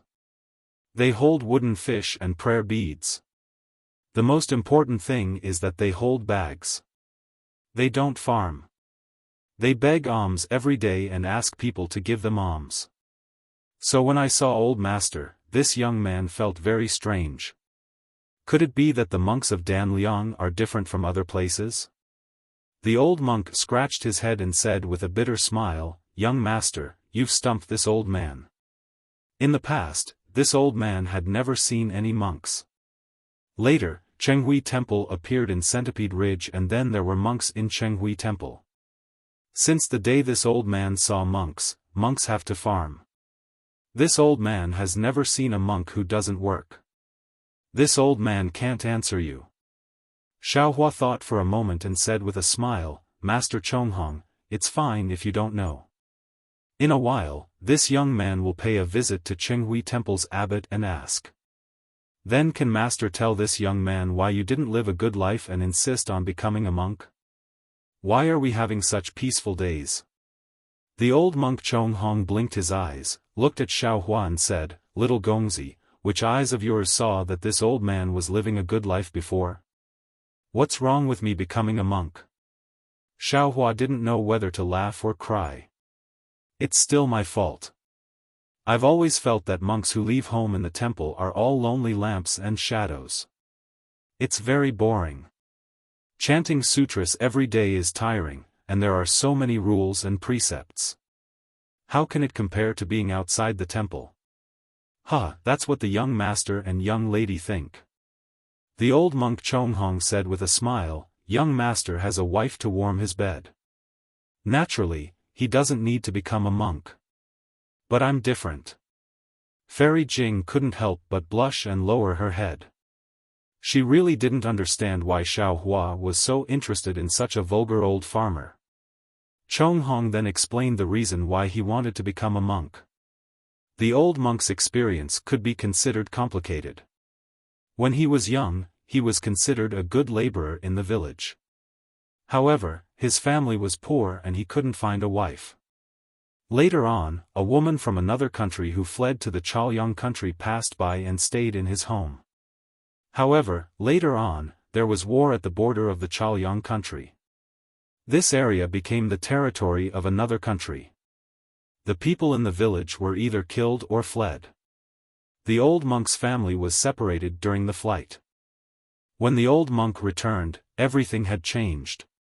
In order to wait for his lost family, the old monk stayed in the village. His family didn't come, but time came. Although the old monk could farm and make a living, it wasn't easy to live alone. If he married again, he would be too old and wouldn't be easy to find. Helpless, the old monk found the Chenghui temple in Centipede Ridge and donated his paddy field to the temple. He even shaved his head and became a monk. Every day, he ate and drank in the temple and farmed the temple's fields. His daily life was taken care of by the young monks of the temple. It was much better than before. Hearing Chonghong's words, Xiaohua frowned. It wasn't right to say that the Chenghui temple took over the villagers' fields and turned it into their private property. After all, Chonghong volunteered. Moreover, Chonghong said very clearly that there were many other old monks who were in a similar situation. These old monks all volunteered to donate their fields to the temple. Chonghong and the other old monks were not able to grow all of these crops by themselves, but there were strong and healthy young monks in the temple. Usually, these old monks could not eat meat or fish, but they did not lack any other vegetables. They even had some silver and copper coins distributed to them. Not only that, there were monks in the Chenghui temple urging Chonghong and the other old monks to chant sutras every day. Even if these old monks couldn't read, the monks would recite the sutras line by line and let these old monks chant along. The monks' usual homework was also necessary. Of course, the time for this homework might be much less than in ordinary temples. When Xiaohua heard the old monk Chonghong talk about Chenghui temple, not only were there old monks like them, there were also some orphans who had been acolytes since they were young. Normally, the poor people around Centipede Ridge and those who had difficulties would come to Chenghui temple to find a monk to solve their problems. Xiaohua couldn't help but turn to look at Fairy Jing and whisper, "The old are taken care of, the young are taught, the poor have support, the widows, lonely, and disabled are all taken care of." Although Fairy Jing wasn't a Confucian cultivator, she was in charge of a country and had heard of this. She nodded slightly, "You're right. The state teacher of the single Liang country isn't simple." Yes, after hearing Master Chonghong's words, I have an urge to meet this Buddhist state teacher, Xiaohua said with a smile. He then asked old monk Chonghong, "Old master, do you know Xiao Jian?" Xiao Jian? The old monk was stunned and shook his head slightly. "Which village is he from?" Xiao Jian isn't a young man. He's the previous king of your single Liang country. Xiaohua smiled and explained, "Do you know this person?" So the person who gave birth to a son without a dick is called Xiao Jian. Chonghong gnashed his teeth and shouted, "Of course I know this person. If this person didn't lose a cockfight, how could my village be seized by the neighboring country? If the neighboring country's soldiers didn't come, how could my home be gone? So this damn son of a bitch is called Xiao Jian. He's really despicable. Damn it, I can't wait to eat his flesh and drink his blood. Namo Mithreya Buddha." Xiaohua hurriedly said, Master, you've broken too many rules today. Be careful not to anger Buddha. Humph, even if Buddha is angry, I'll still scold him. When the old monk Chonghong heard this, he was furious. My Danliang country used to be so good. When I was young, the whole village and the surrounding villages were very good. But because of this bastard who gave birth to a son without a dick, the villagers around Centipede Ridge were ruined. Sigh, if it wasn't for the monks of Qinghui Temple, I don't know what would happen now. Oh.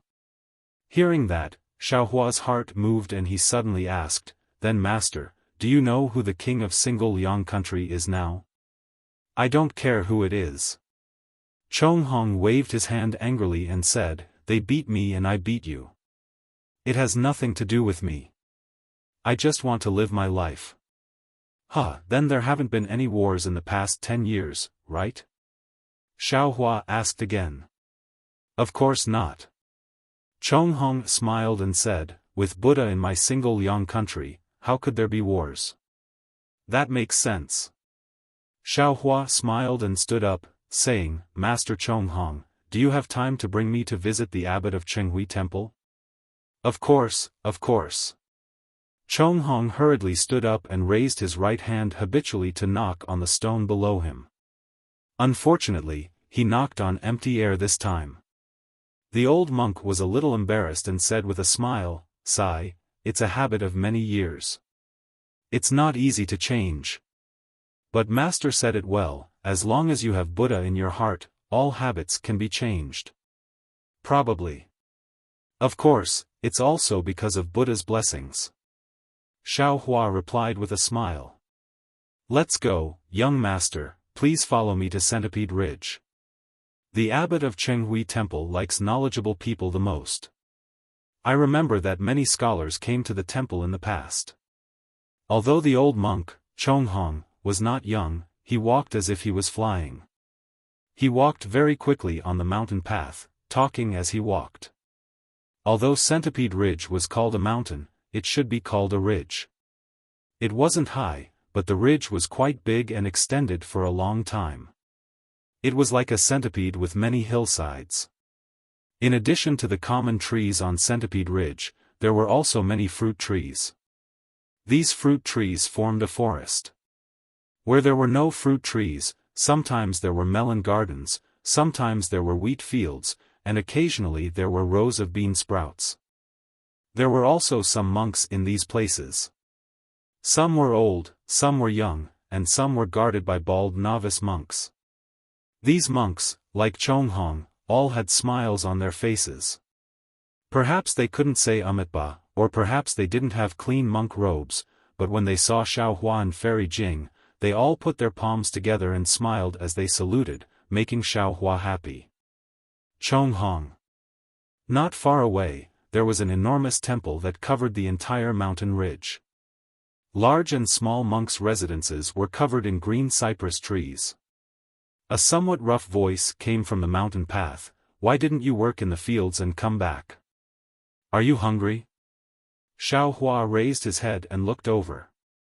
He saw a thin and small middle-aged monk wearing a moon-white monk robe. The robe looked extremely shabby, but the shabbiness of the monk's robe paled in comparison to the monk's distressed expression. Master. Chonghong saw this person and immediately stopped. He put his palms together and said respectfully, Disciple was just working in the fields and happened to meet these two benefactors looking for Qinghui Temple. Disciple was afraid that they would find the wrong place, so I brought them here.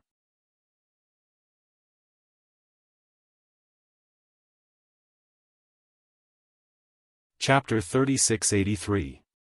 I know. You can go. When the middle-aged monk heard this, he said lightly. Then, he took out a fist-sized fruit from a bamboo basket and handed it to Chonghong. This is what this penniless monk picked up from the ground. Take it to fill your stomach first. It's still early, so bear with it if you're hungry. Thank you, Master. Chonghong spoke respectfully. After receiving the fruit and bowing, he smiled at Xiaohua and Fairy Jing before turning around and leaving.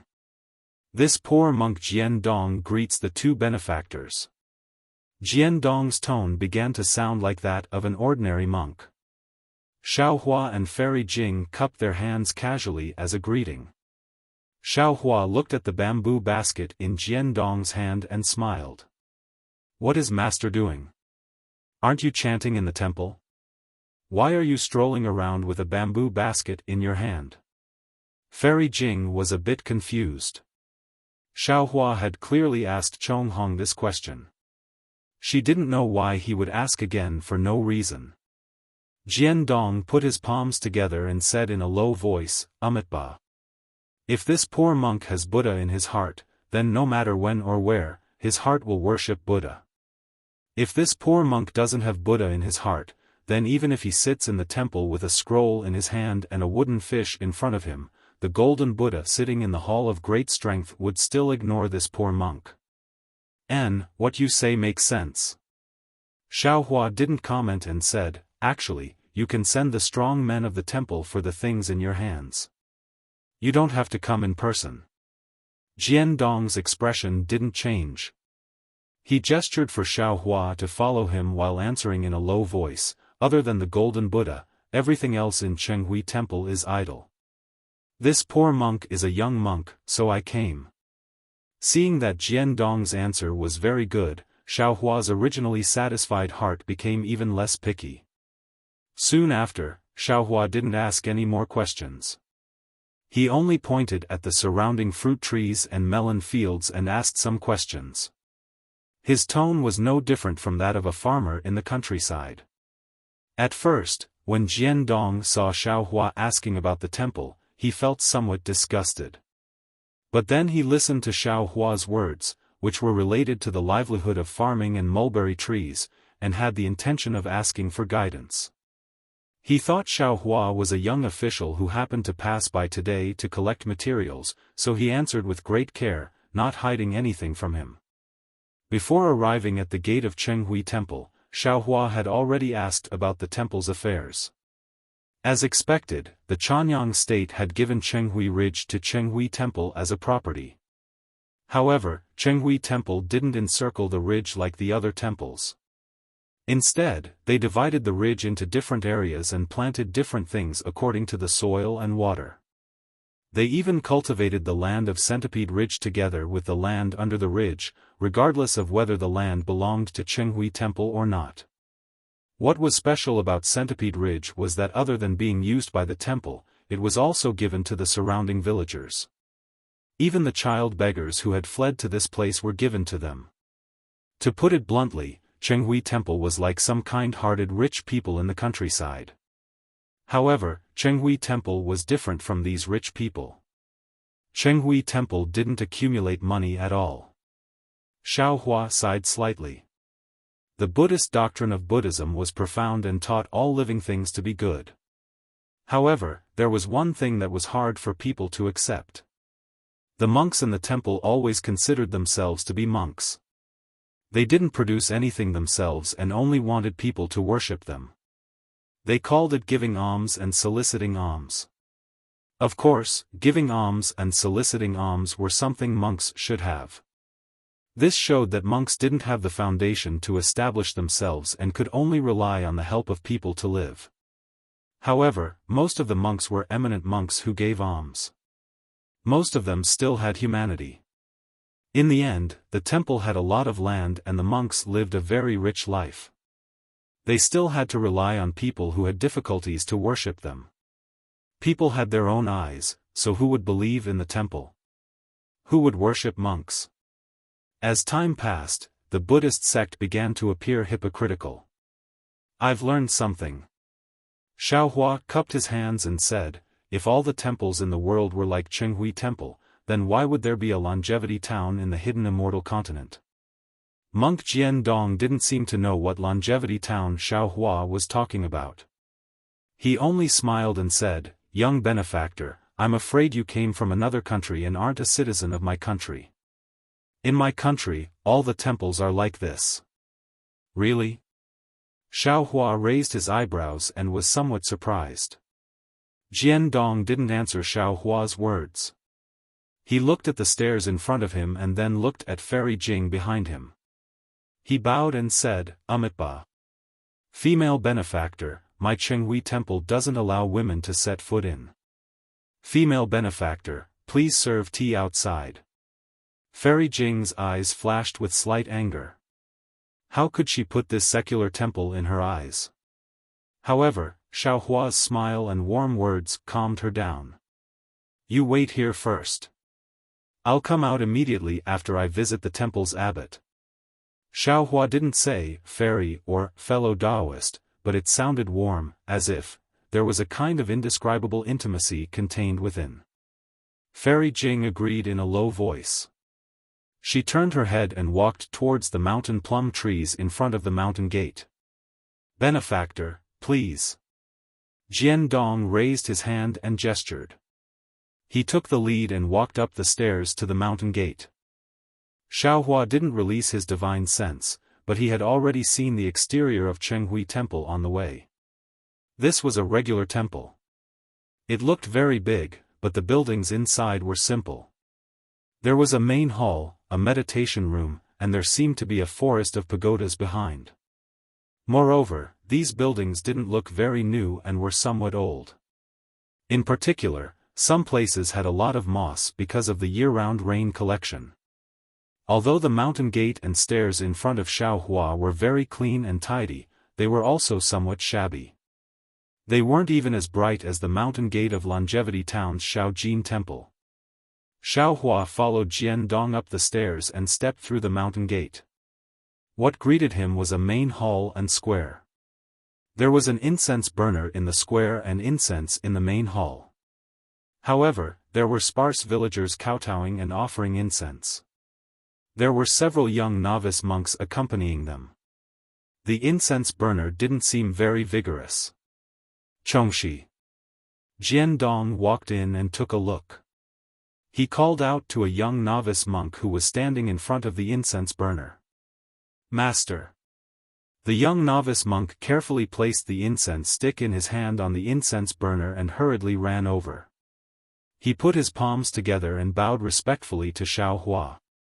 Greetings, benefactor. Take this benefactor to see the abbot. Master will go to the kitchen. Jian Dong instructed the young novice monk. He then said to Xiaohua, this poor monk will deliver tea to the benefactor. Thank you for your trouble, master. Xiaohua nodded. Soon after, under the guidance of the little monk, Xiaohua walked through the main hall and went all the way inside. In the end, he actually passed through the meditation room and came to a pine forest. He saw a slightly withered old monk wearing a shabby kasaya sitting on a mountain rock. He was holding a shiny prayer bead in his hand and his mouth was slightly moving as he chanted. Martial ancestor. The young novice monk didn't dare to approach. He stood still from afar and bowed. A benefactor came to pay a visit. This disciple has brought him here. Who would have thought that the old monk didn't pay any attention to him? He only closed his eyes and slightly moved his hands. He was chanting scriptures word by word. Benefactor. The young novice monk turned his head and said apologetically, Martial ancestor is like this. If you want to wait, you can wait here for a moment. If you feel impatient, please turn back. This little monk still has some matters to attend to and can't accompany benefactor here. After he finished speaking, the young novice monk respectfully bowed and slowly walked away. Looking at his appearance, he was already used to this kind of situation. Moreover, his attitude was definitely not disrespectful. Xiaohua didn't mind that the group of monks had left him hanging. He faintly smiled and quietly stood there, listening to the old monk chanting scriptures. The old monk's voice was extremely soft and even somewhat vague. However, Xiaohua heard it clearly. It was the Vimalaku Sutra. The Vimalaku Sutra wasn't a scripture that ordinary monks often chanted. The things inside were rather obscure. Even Buddha Saraira Bodhi had read it before, but he didn't understand it too well. When he heard the scriptures, Xiaohua felt somewhat disdainful at first. However, after a moment, a trace of seriousness appeared on his face. He then slightly closed his eyes and quietly listened. The old monk's chanting voice was like a gurgling stream flowing through the pines and into Xiaohua's ears. After a full 4 hours, the sky was already dark, but the old monk still didn't stop. Monk Jiandong also came twice. When he saw Xiaohua quietly standing there, he didn't dare to disturb him and quietly left. Outside the temple, Fairy Jing took out a praying mat from her Qiankuan bag and sat down. She didn't cultivate and only silently recited Xiaohua's teachings. As for Monk Jiandong's tea, she didn't even touch it. The sky was already dark. Naturally, the monks who were working at the foot of the mountain returned. The group of monks was very well behaved. Their footsteps weren't loud and they didn't make any noise. When they saw Fairy Jing, who still had an outstanding appearance, they didn't dare to look at her too much and carefully entered the temple. Old monk Chonghong was naturally among them. He opened his mouth but didn't say anything and followed the others into the temple. Not long after, the sound of chanting came from inside the temple. Then, the bell rang and waves of the fragrance of vegetarian food came from inside the temple.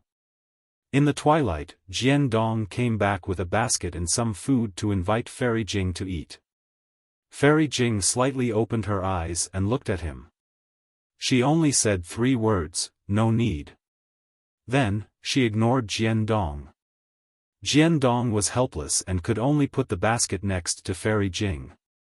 Then, the young monk called Chongshi stood guard at the side. This Xiaohua is a bit strange. Fairy Jing was comprehending the mysteries of Xiaohua's teachings while also being puzzled. It's just a temple, what's so good about it?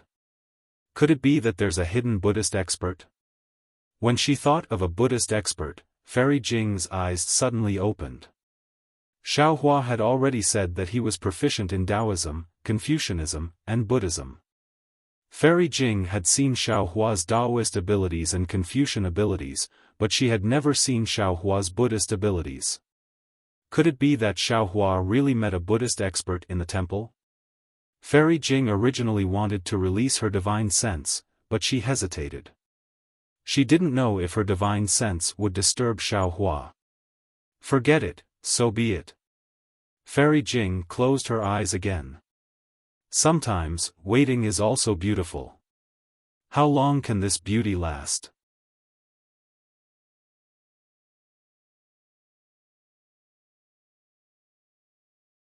Chapter 3684. The night had passed, and dawn was coming. Thick clouds covered the entire Centipede Ridge, and the land fell into darkness again. Kacha. Thunder rumbled in the distance, sounding very heavy in the night. Thunder? The young novice monk, who had been sleeping soundly beside Fairy Jing, was immediately awakened by the thunder. He looked around in fright, almost forgetting that he had fallen asleep outside the temple last night. Benefactress, quickly go down the mountain and take shelter from the rain. The young novice monk naturally couldn't see how many clouds there were in the sky, but he reminded Fairy Jing based on his intuition. Fairy Jing ignored him, still sitting there without saying a word. The young novice monk didn't dare to tarry and rushed into the temple. Before long, Jiandong hurried out with several monks, each holding a bamboo pole, an oilcloth, and other things. The monk seemed very familiar with what to do, and quickly set up a tent to protect Fairy Jing. Seeing the strong wind, the oilcloth was blown a bit askew, but the foundation was very solid, so there was no need to worry about it being blown away. Jiandong opened his mouth, wanting to say something, but seeing that Fairy Jing didn't say anything, he shut up. The young novice monk first stood in the tent for a while, seemingly wanting to accompany Fairy Jing. Unfortunately, it didn't take long for him to start trembling in fear. Fairy Jing gave a rare smile and said to him, "You can go back. I'm fine here." "No." Chongshi gritted his teeth. "Benefactress is a guest of Chenghui Temple. Although I can't let you take shelter in the temple," but, while he was speaking, the rain had already started falling, smashing on the ground and the oilcloth. It was very fierce. The young novice monk shrunk his neck, not daring to say anything, and naturally leaned toward Fairy Jing. Although he was a young novice monk, Fairy Jing still wasn't used to it. She frowned slightly and blocked the young novice monk's approach. However, after a while, although it was raining heavily outside the tent, there wasn't a trace of coldness inside. Not only did the rain not fall in, but the wind also couldn't blow in. Outside the temple, there was such a heavy storm. Inside the temple, under the pine forest, it was the same. Moreover, the pine forest was like a wave amidst the strong wind. Strange sounds rang out one after another, as if there were many demons and ghosts dancing in the surroundings. Streams of rain poured down like a downpour. Clouds gushed out from Xiaohua's body, blocking everything outside his body. However, the old monk's body did not have any protection. He allowed the strong wind to blow his monk robes away, and allowed the raindrops to hit his body. Amidst the sound of wind and rain, the chanting of sutras continued. Xiaohua had the intention to investigate. His gaze fell on the old monk's body. The wind and rain fell on his body, but the old monk didn't seem to feel it at all. It was as if this was the sunlight, as if this was the air. He didn't need to pay attention to it at all. All the old monk did was to rotate the prayer beads and recite the sutra. The heavy rain wreaked havoc for more than half a day, and it only cleared up at dusk. The entire sky was bright, and an enormous rainbow streaked across the sky, leaving behind a brilliant and extraordinary splendor. Benefactor. Is there something you need? The chanting old monk finally opened his mouth after reciting the last few words. His voice was a bit shaky, as if he hadn't spoken for a long time. In this world, other than the world-venerated one, where else could there be? Xiaohua indifferently replied. Oh. When the old monk heard this, he opened his eyes. His gaze was rather deep, and the wrinkles on his forehead also accumulated. Xiaohua understood. If it wasn't for the heavy rain, perhaps there would still be dust and stains between the old monk's wrinkles. This poor monk, Shenku, greets fellow immortal. The old monk did not get up. He put his palms together and said, "This one is Xiaohua." Xiaohua cupped his hands in return and said, "This one greets Zen Master Shenku. Fellow immortal. You must be an expert Confucian cultivator. I wonder what advice you have for coming to my Chenghui temple." Shenku looked at the clouds around Xiaohua's body and asked indifferently. Xiaohua didn't hide anything and said, "On my way here, this one saw your temple's monks farming at the foot of Centipede Mountain Ridge. I also saw the peace of the villagers near Centipede Mountain Ridge. It was different from what this one had seen before. Therefore, I was curious and came to pay you a visit. If that's the case, fellow immortal may leave." Shenku replied, treating his words like gold. Xiaohua scratched his head in thought for a while, then said, "This one wants to give some food to Chenghui Temple. Is that possible? If fellow immortal has the heart, you can go to the main hall. There's no need to look for this poor monk. Then, what if this one wants to discuss Buddhism with Zen Master?" Xiaohua asked with interest. "Oh? Since when did Confucian cultivators talk about Buddhism?" Shenku raised his eyebrows. "However," he said with a bitter expression, "however, fellow immortal is wrong. Buddhism is only in the heart. Even I, the Buddha, can only smile. If I were to preach it, would it still be a true scripture? Forget it, forget it. I won't discuss Buddhism with great monk. Which sect are you from?" Xiaohua smiled and waved his hand. In this poor monk's eyes, there is Namo Dipankara archaic Buddha in the past. In this poor monk's eyes, there is Namo Maitreya Buddha in the present. In this poor monk's eyes, there is Namo Shakyamuni Buddha in the future. How can there still be any sects in this world? Hearing this, Xiaohua's nose almost went crooked from anger. This old monk's question was not answered. It was a common method of Buddhism. However, in the end, Xiaohua still couldn't figure out this old monk's background. "Old monk, you're no fun at all," Xiaohua coldly said. Buddhism pays particular attention to opening the door of convenience. Although this one is a Confucian cultivator, this one also understands Buddhist principles and wants to discuss with Grandmaster. "You look like you're rejecting this one at the door, so how can you talk about merit? What cultivation are you talking about? Cultivation is cultivation. Merit is also merit. The two can't be mixed up." Shenku seemed to feel that he had gone too far. His tone softened. "My Buddha talks about fate. If benefactor is fated with my Buddha, this poor monk doesn't need to say anything more. Benefactor will naturally enter my Buddhism. If benefactor isn't fated with my Buddha, what can this poor monk do even if this poor monk is eloquent? Then why is this monk sitting as the abbot of Chenghui Temple? Why are there so many benevolent fields around Centipede Ridge? Isn't this merit to attract the villagers to Buddhism? Isn't it to let the light of Buddha shine on the single Yang kingdom? The sea of bitterness is boundless. Repent and you'll see the shore. This poor monk doesn't want any merit. The light of Buddha doesn't need eyes merit to shine on the single Yang kingdom." Shenku replied faintly, "This poor monk only knows that cultivation is life. Every action and word is cultivation. Since this poor monk can't get rid of this stinky body, this poor monk can only cultivate day and night." Xiaohua wanted to say something, but Shenku continued, "Benefactor, I'm afraid you have the same idea as ordinary people.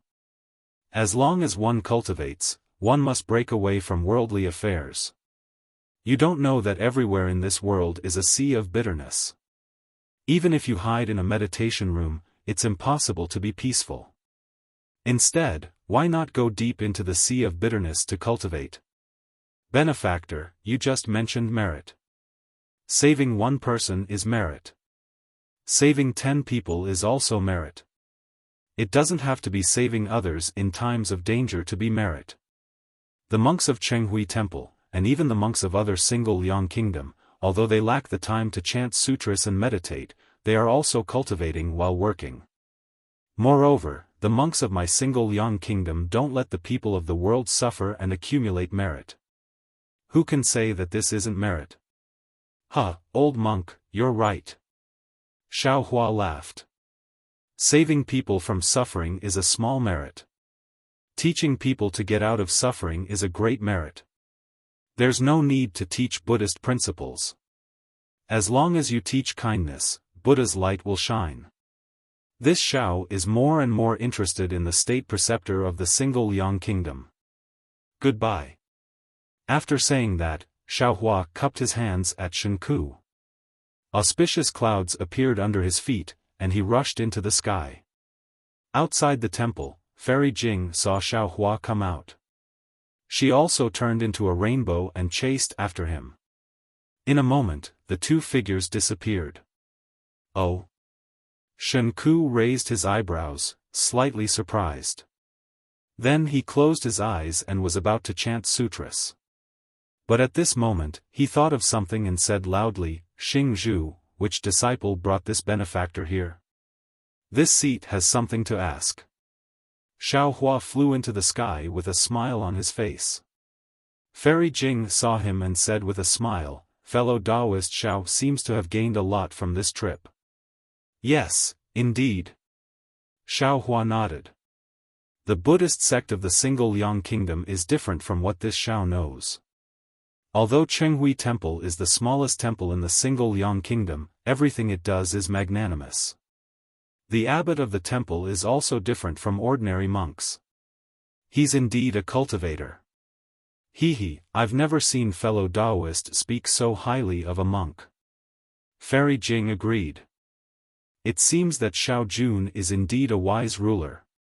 Whether Xiao Jun is a wise ruler or not, I don't know for now. But the Buddhist disciple supporting Xiao Jun is an expert. This Xiao is very interested in this Buddhist disciple of an unknown sect. Oh. With fellow Taoist Zhao's Buddhist sect cultivation, you can't tell what sect it is. Fairy Jing pretended to be surprised. Xiao Hua waved his hand and said with a smile, "This Xiao is just a dabbler. My Buddhist sect cultivation is for Taoist Yuanqing to hear. How much can I know? But this Xiao also knows some secrets of the Buddhist sect. Unfortunately, this knowledge is not enough to see the origin of the Chenghui Temple's abbot. Isn't that simple? This place is only a few hundred miles away from the capital of the single Yang Kingdom. We'll arrive in a moment. Fellow Taoist Xiao only needs to visit the state preceptor. Why wouldn't he tell you?"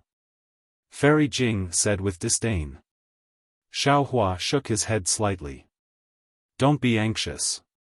This Xiao still wants to see. I'll listen to fellow Taoist's instructions." Fairy Jing nodded her head in a virtuous manner. She didn't feel any annoyance beside Xiao Hua. She seemed to want this road to be further and further, or even to have no end. After flying for a while, they arrived at another place. Some monks were farming, but there were no mountains here. Instead, there were many lakes. An exquisite temple was built between the lakes and mountains. Xiao Hua didn't hesitate to descend from the cloud. What Xiao Hua didn't know was that not long after he landed, a Buddhist light flew out from the Chenghui Temple of the Taowu mountain range. It quickly flew over his head in the direction of the capital of the single Yang Kingdom. 2 days later, Xiao Hua once again flew out of the small temple with a smile on his face. Fairy Jing simply used the auspicious cloud technique to follow behind him. When they encountered another temple, Xiao Hua didn't stop but directly flew past it. It seemed that he was satisfied with what he saw in the 2 temples.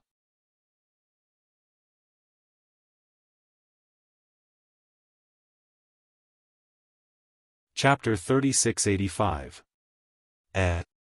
Fellow Taoist, are you not going to go down and take a look? Fairy Jing asked with a smile, clearly trying to find something to talk about. Xiao Hua replied, "Since I already know, I naturally don't need to go down." Fellow Taoist, aren't you afraid that Xiao Jun arranged this beforehand? Fairy Jing reminded Xiao Hua. If the ruler of a country can arrange farming to such an extent, he must be a wise ruler. Xiao Hua smiled. Fairy Jing, you might not understand farming and don't understand that farming is not easy to fake. Indeed. Fairy Jing also sighed. Although I am in charge of a country, most of the country's affairs are handled by the ruler. I only deal with the provocations of Confucian cultivators and my own cultivation. Right. Speaking of which, I finally understand why Xiao Jun wants to go to Yaotai Mountain. I already know. Fairy Jing pursed her lips and smiled. Although these Buddhist disciples cultivate, not many of them cultivate Buddhist protective divine abilities. This way, it will be difficult for the Chanyang country to resist the provocations of the nearby Confucian cultivator country. That's right. Nothing in the world is perfect. Advantages always come with disadvantages. Xiao Hua sighed. The Chanyang country's state teachers' actions have made the people rich, but the country isn't strong. Since the country isn't strong, it's hard to protect the happiness of the people. Xiao Jun probably saw this and went to Yaotai Mountain after traveling thousands of miles. No matter what, he's still better than that Xiao Jian who tricked you. Fairy Jing sneered.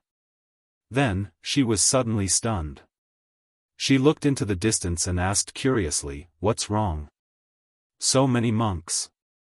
What are they doing?" Xiao Hua had already noticed and smiled. Who knows? Maybe there's a Dharma discussion somewhere and these monks are joining together? They seem to be coming for fellow Taoist Xiao. Fairy Jing blinked her eyes. Could it be that fellow Taoist Xiao defeated 2 abbots in 2 temples and they're coming for revenge? Xiao Hua rubbed his chin and thoughtfully looked into the distance. His figure slowly slowed down. A few miles ahead of him, there were about a dozen monks sitting cross-legged in the air. Each monk was holding a wooden fish in their hands. As they knocked on the fish, they chanted sutras. They were blocking Xiaohua's path to the Danliang kingdom. These dozen or so monks were naturally nothing. What surprised Xiaohua was that below the dozen or so monks, in the mountain range, there were more than 100 monks sitting cross-legged. These monks didn't seem to have any Buddhist divine abilities and couldn't fly, but they also held wooden fish in their hands and chanted Buddhist scriptures like the monks in the air.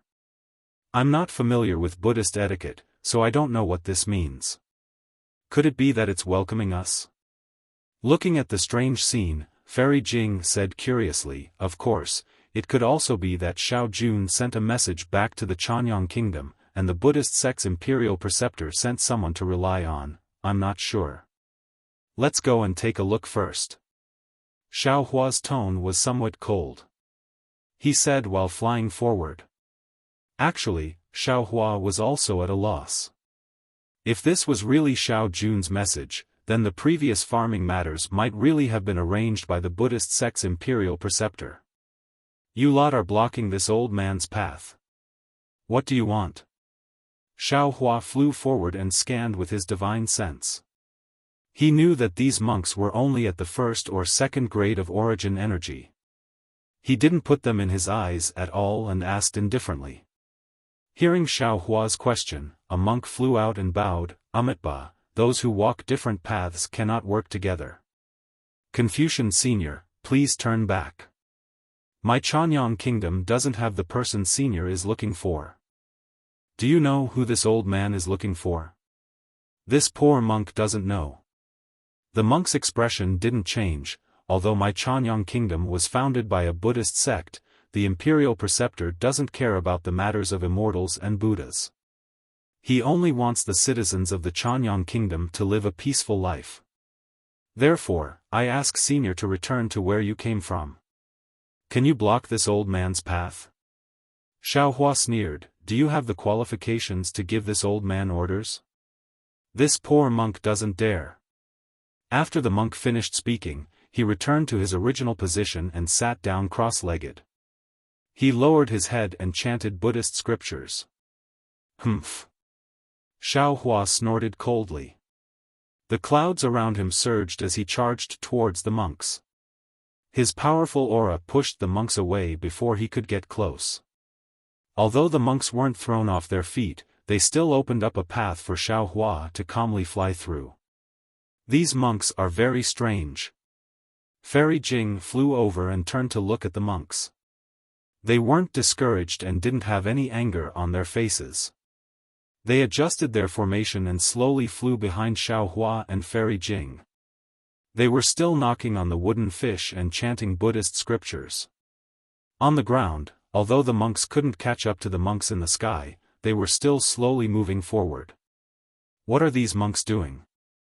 Xiaohua was a bit angry because when he scanned with his divine sense, there were monks blocking the sky every few dozen li. Obviously, they weren't willing to let Xiaohua enter the capital of the Chanyang kingdom. Moreover, these monks had low cultivation. They didn't even spare Fairy Jing a glance, let alone Xiaohua. This concubine doesn't know either. Fairy Jing smiled bitterly. It seems that the capital of the Chanyang kingdom has some unspeakable secret that they don't want fellow Taoist Xiao to see. Humph, if I had known earlier, I wouldn't have gone to Qinghui Temple. I would have killed my way to the capital, Xiaohua said regretfully. Fairy Jing comforted him instead. Fellow Taoist, don't think too much. If you went there directly, I'm afraid you would have seen everything. Now that fellow Taoist is pressuring them step by step, they're giving themselves away. If I think about it carefully. Xiaohua narrowed his eyes. Apart from Xiao Jun and Jiji, who else knows that the two of us came to the Chanyang kingdom? If they didn't send a message or even rush back to the Chanyang kingdom, how could these Buddhist monks stop me? Fellow Taoist, you've stayed in these two temples for a while. We can't rule out the possibility that they sent a message. Fairy Jing flew slowly with Xiaohua while thinking. Of course, it's also possible that they sent a message. Xiaofan nodded. But I didn't reveal any Taoist abilities. I'm only dressed like a Confucian cultivator. How could these monks know that I'm Xiao? Besides, they're only the smallest temple in the Chanyang kingdom. How could they know the secrets of the Chanyang kingdom?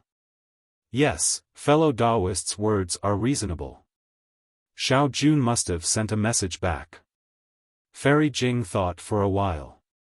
There didn't seem to be too many possibilities, so she could only agree. Also, Xiao Hua looked at the monk blocking his way and said thoughtfully, there's also the possibility that it's a misunderstanding. Let this Xiao go and ask. With that, Xiao Hua urged his cloud to fly in front of the monk. Sure enough, when the monk saw Xiao Hua flying over, he immediately flew out and said in a somewhat silly voice, we Buddhist disciples only want to accumulate merit in the Chanyang kingdom. We don't want to get involved in a battle between immortals and Buddhas. Senior, please turn back. There's nothing in front of us that Senior wants. Yes, let me ask you. What is it that I'm looking for? Who is it that I'm looking for? Xiao Hua said indifferently. Who ordered you to come here?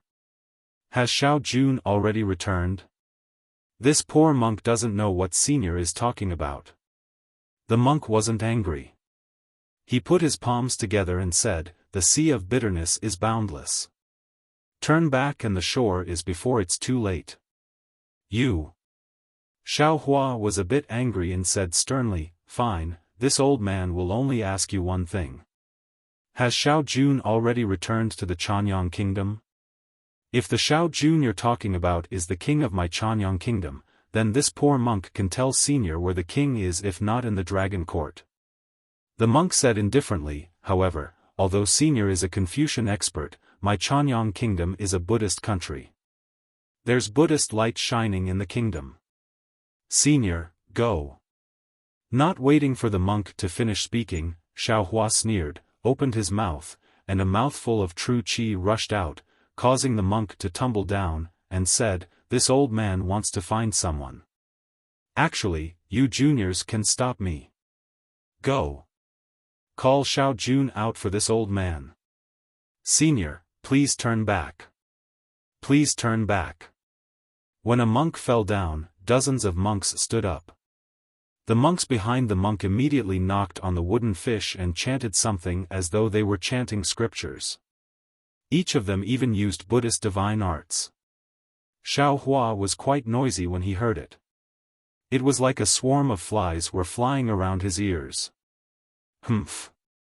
Xiao Hua raised his hand and wanted to fling it out.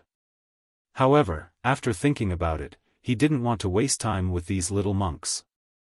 He activated the clouds around him and rushed over again. Just like before, he flew away easily. Hee hee. It was rare for Fairy Jing to see Xiao Hua so impatient. She pursed her lips and chased after him. Where is Xiao Jun? Not long after, another group of monks appeared. Their cultivation had clearly increased.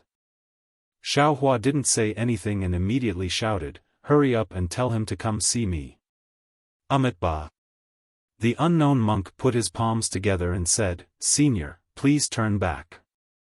My family's grandmaster said that the person Senior is looking for is not in the Chanyang kingdom. Senior, please don't go any further, humph. Without waiting for the monk to finish, Xiao Hua flew over the monk's head. The monk could only lead the group of monks to chase after him. Fellow Taoist Xiao, please calm down. Fairy Jing knew that Xiao Hua was deceived by Xiao Jian and Xiao Jun again and again. She was really angry. She hurriedly whispered, perhaps there really is a misunderstanding. Indeed. I asked where Xiao Jun was, but they said the person I was looking for wasn't here. This person and Xiao Jun might not be the same person. Although Xiao Hua was angry, he didn't lose his head. He nodded and said, actually, if they weren't both surnamed Xiao, I wouldn't have bothered with them. Hee hee, and you say you're not angry. Fairy Jing heard Xiao Hua say, I, and chuckled. All right, there are more monks blocking the way. I'll ask them carefully. Xiao Hua's face was a bit red. The matter between Xiao Jun and Xiao Jian was after all the master of the Chanyang kingdom. Everyone knew that even an upright official couldn't resolve family matters. It was normal that Xiao Hua couldn't tell. In front of Xiao Hua was a short and shriveled old monk. He didn't look young. Xiao Hua stood in the air and cupped his hands. Venerable, please. Amitabha, Senior, please return. The old monk didn't beat around the bush with Xiao Hua. He put his palms together and went straight to the point.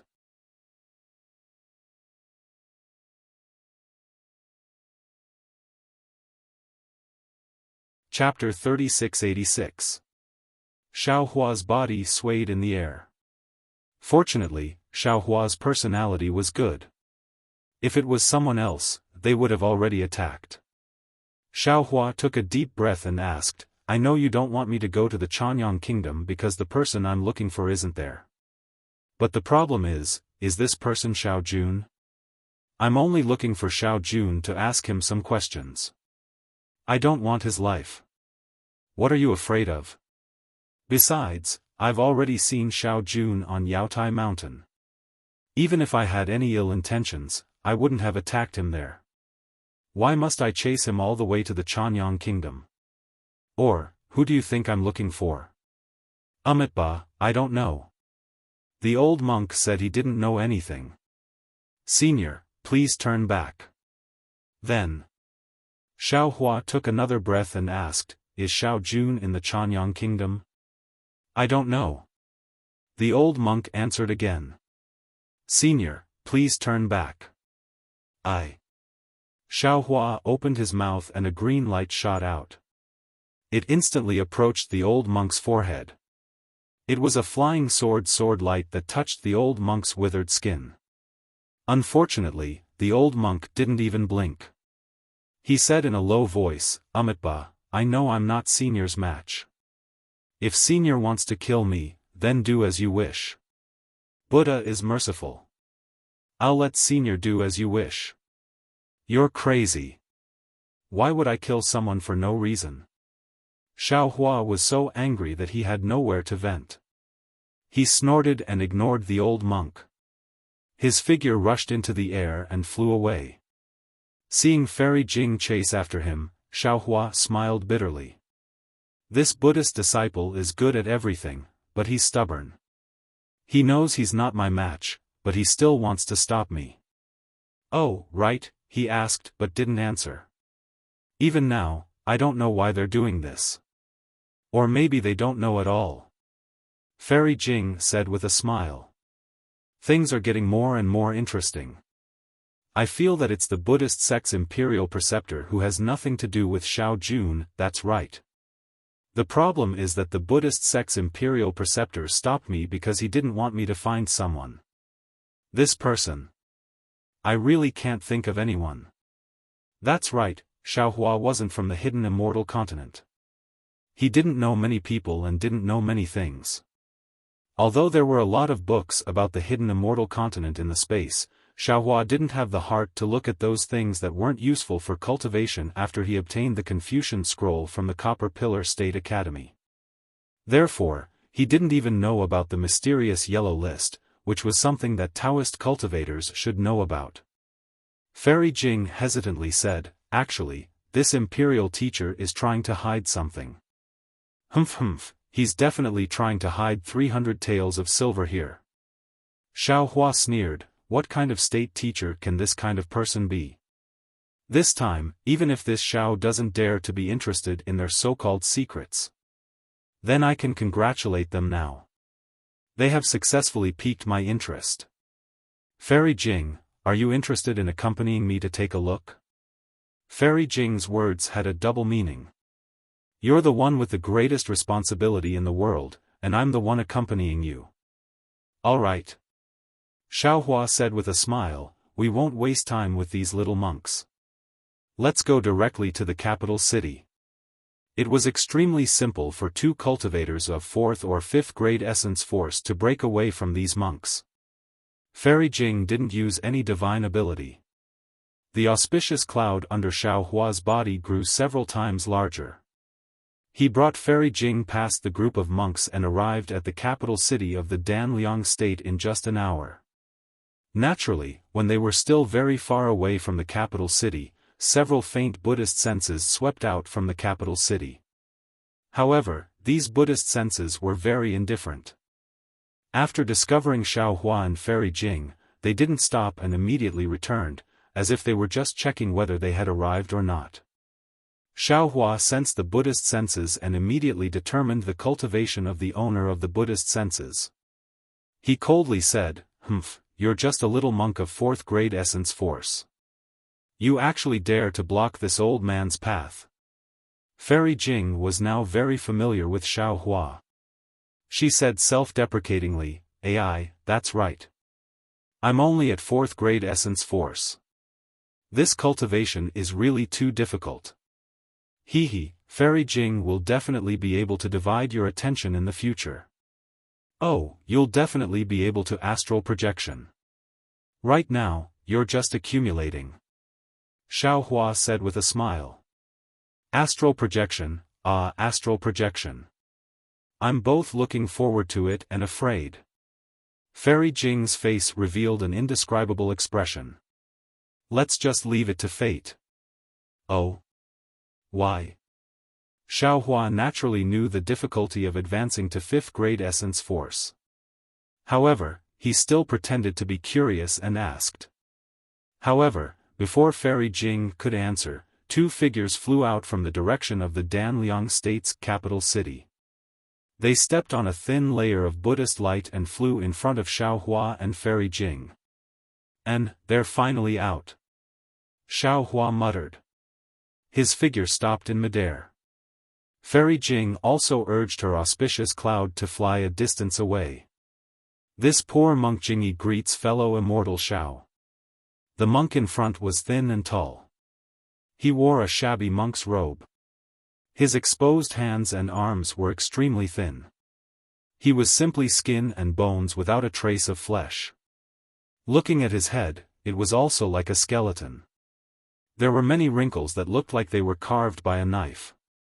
Hearing this, Xiaohua narrowed his eyes and said coldly, "Fellow immortal Xiao. It seems like Great Master Jingyi already knows this Xiao's name. I presume you also know this Xiao's intentions?" "Humph." A monk at the side coldly snorted. He waved the shabby monk's staff in his hand. "We have already let so many disciples block you. We don't want to shed all pretense of cordiality with you. Since someone wants to force us to our deaths, then don't blame this poor monk for being impolite. Shut your mouth." Although Jingyi was angry, his tone was still indifferent. "You are a Buddhist disciple. How can you be so competitive like ordinary people? It is also fate that fellow immortal Xiao came to my Danliang state. I'm afraid this is Buddha's test for us." After speaking, Jingyi turned to Xiaohua and said, "Fellow immortal Xiao, the person you are looking for, is really not in the Danliang state. Please return." Xiaohua smiled and asked with interest, "Let's not talk about who this Xiao is looking for. This Xiao wants to ask you. Monks don't lie. Are you speaking the truth?" Jingyi indifferently replied, "That's right. This poor monk is not lying. I will not deceive fellow immortal. Since the person this Xiao is looking for is not in the Danliang state, you can just let this Xiao come to the capital city. Why block this Xiao on the way?" Xiaohua asked directly. "My Danliang state does not want to get involved in disputes." Jingyi replied, "If fellow immortal Xiao comes to the Danliang state, there will be chaos in the future. Therefore, this poor monk does not want fellow immortal to come." "Then the person you are talking about, who is it?" Xiaohua stared at Jingyi and asked with a smile that was not a smile. Jingyi slightly shook his head. "Fellow immortal knows. Why do you need this poor monk to speak? I presume Great Master knows about soul-searching techniques?" Xiaohua raised his hand and threatened, this Xiao only needs to press this finger on Great Master's forehead. This Xiao knows what Great Master is thinking. Fellow immortal can try. Jingyi was not afraid at all. His gaze did not shrink. Xiao Hua looked at Jingyi's dirty clothes and thoughtfully asked, Great Master Jingyi is from the Duda lineage, right? You clearly know, yet you still ask? Jingyi could not bear it anymore and angrily said, who doesn't know what you are planning? Xiao Hua ignored Jingyi and said again, in fact, before I saw Great Master, I didn't think of it. Even in Chenghui Temple, that little monk Shen Ku didn't say anything.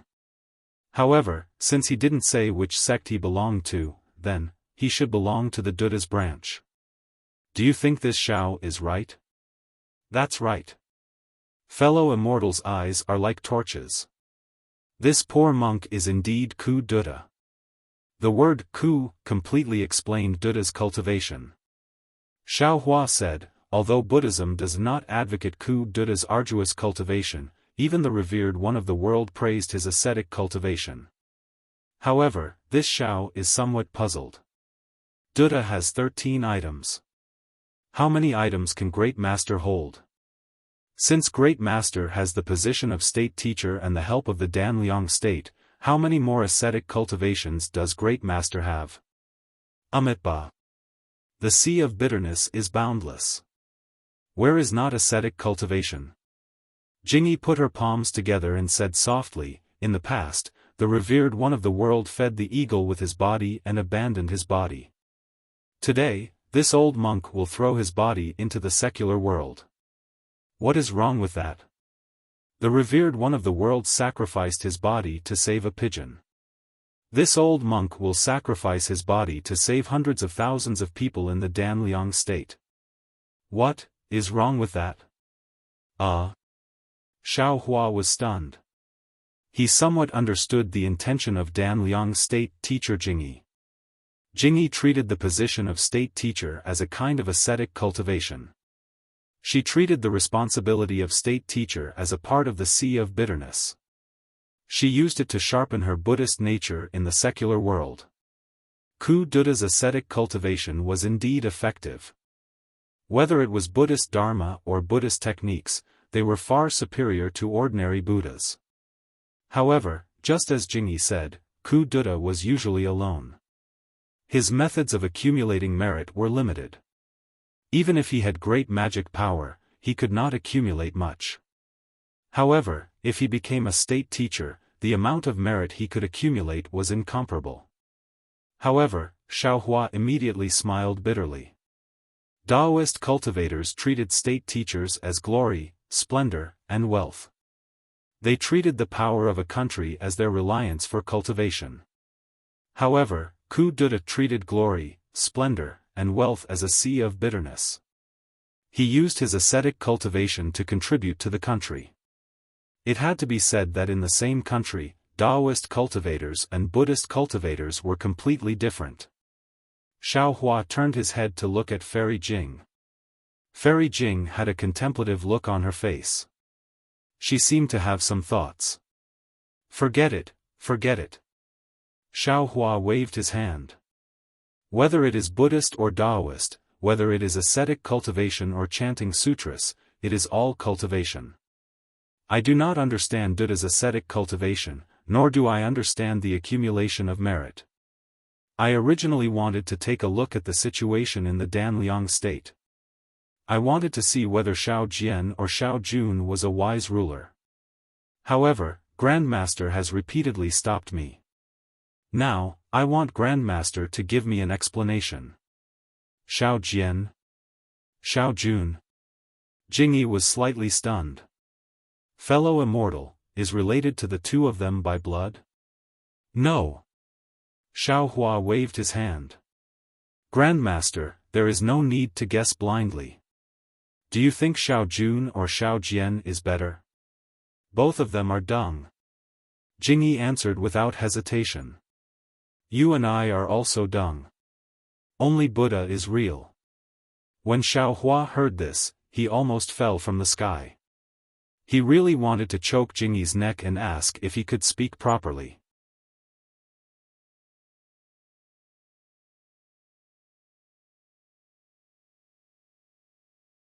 Chapter 3687. Alright, great master, tell me. Who do you not want me to see? This person is definitely not Xiao Jun. Xiao Hua went straight to the point. No. Who is it? This person is the person that fellow immortal Xiao is looking for, but in reality, he is not the person in fellow immortal Zhao's heart. Furthermore, this old monk does not lie. That person is really not in the single Yang kingdom. Jingyi spoke in riddles again. Wu. Hearing a huge gust of wind, Jingyi and Jinko suddenly felt as if the space around them had solidified.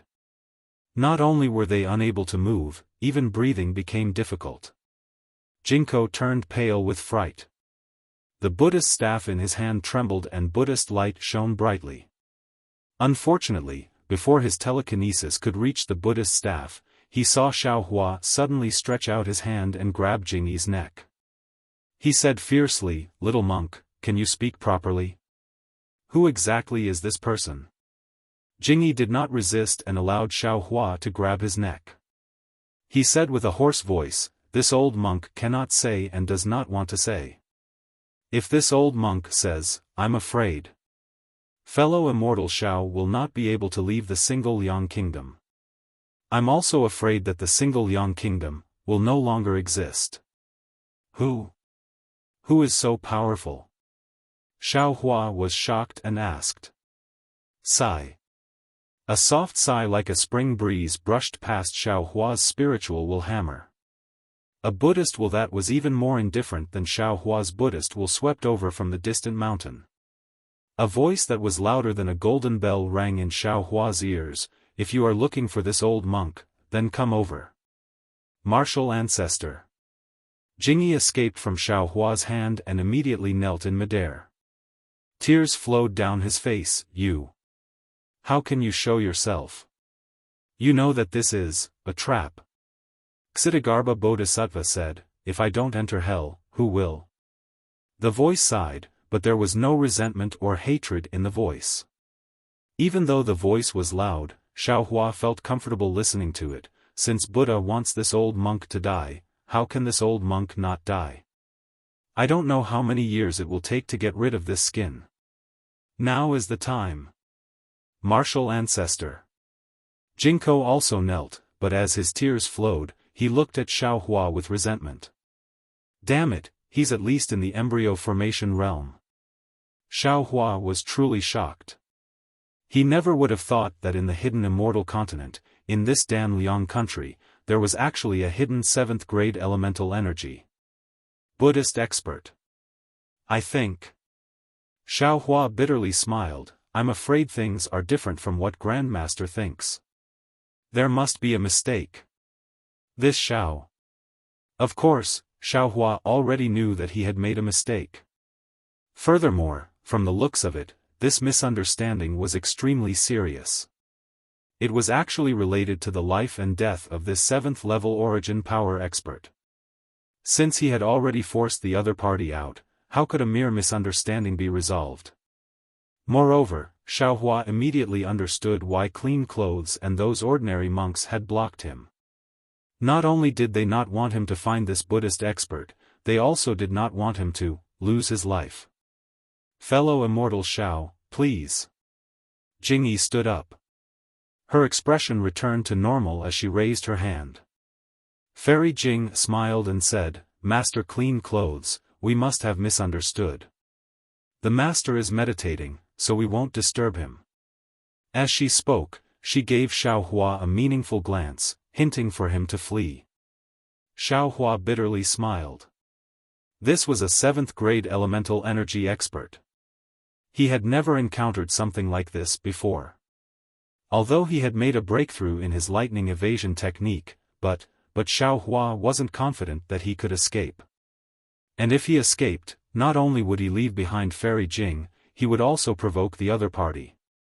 There would be no room for negotiation. After thinking for a moment, Xiao Hua smiled and said, "Fairy Jing, don't be anxious. This is a Buddhist 7th grade elemental energy expert, a Buddhist senior monk. He must have benevolence in his heart. I'll explain it to him clearly. 7th. 7th grade elemental energy? Fairy Jing was also stupefied, her face instantly becoming deathly pale. However, she immediately smiled and said, "Fellow Taoist, don't be anxious. This concubine will accompany you." Fellow Taoist? Jingyi frowned. She sized up Xiaohua but did not say anything. Jingyi impatiently said, "Fellow Taoist Xiao, what are you dawdling for? Don't you want to find Grandmaster? Grandmaster agreed to meet you. Why are you still not leaving? Alright, this little monk will lead the way." Although Xiaohua's heart was pounding, he still believed in his intuition. The benevolence in this old monk's words would not lie. Humph. Jingyi still sneered. He urged his Buddhist light to fly towards the distant mountain peak. Seeing the mountain peak approaching, Xiaohua looked at Jingyi beside him and said softly, "Monk Jingyi violated the precepts. This mountain peak is within the single Liang nation. How is it not within the single Liang nation's territory? This mountain peak has already been donated by the single Liang nation's king, Xiao Jun, to our Buddhist sect. It is a pure land and not within the single Liang nation's territory." He, Xiaohua chuckled and did not ask any more. Buddhist disciples were the most passionate. If he did not let Bodhi out, he would not be able to win against Jingyi. After flying to the side of the mountain peak, Jingyi did not dare to directly fly up. Instead, he landed on the ground and walked up the mountain path. The mountain path was rugged, narrow, and rather steep.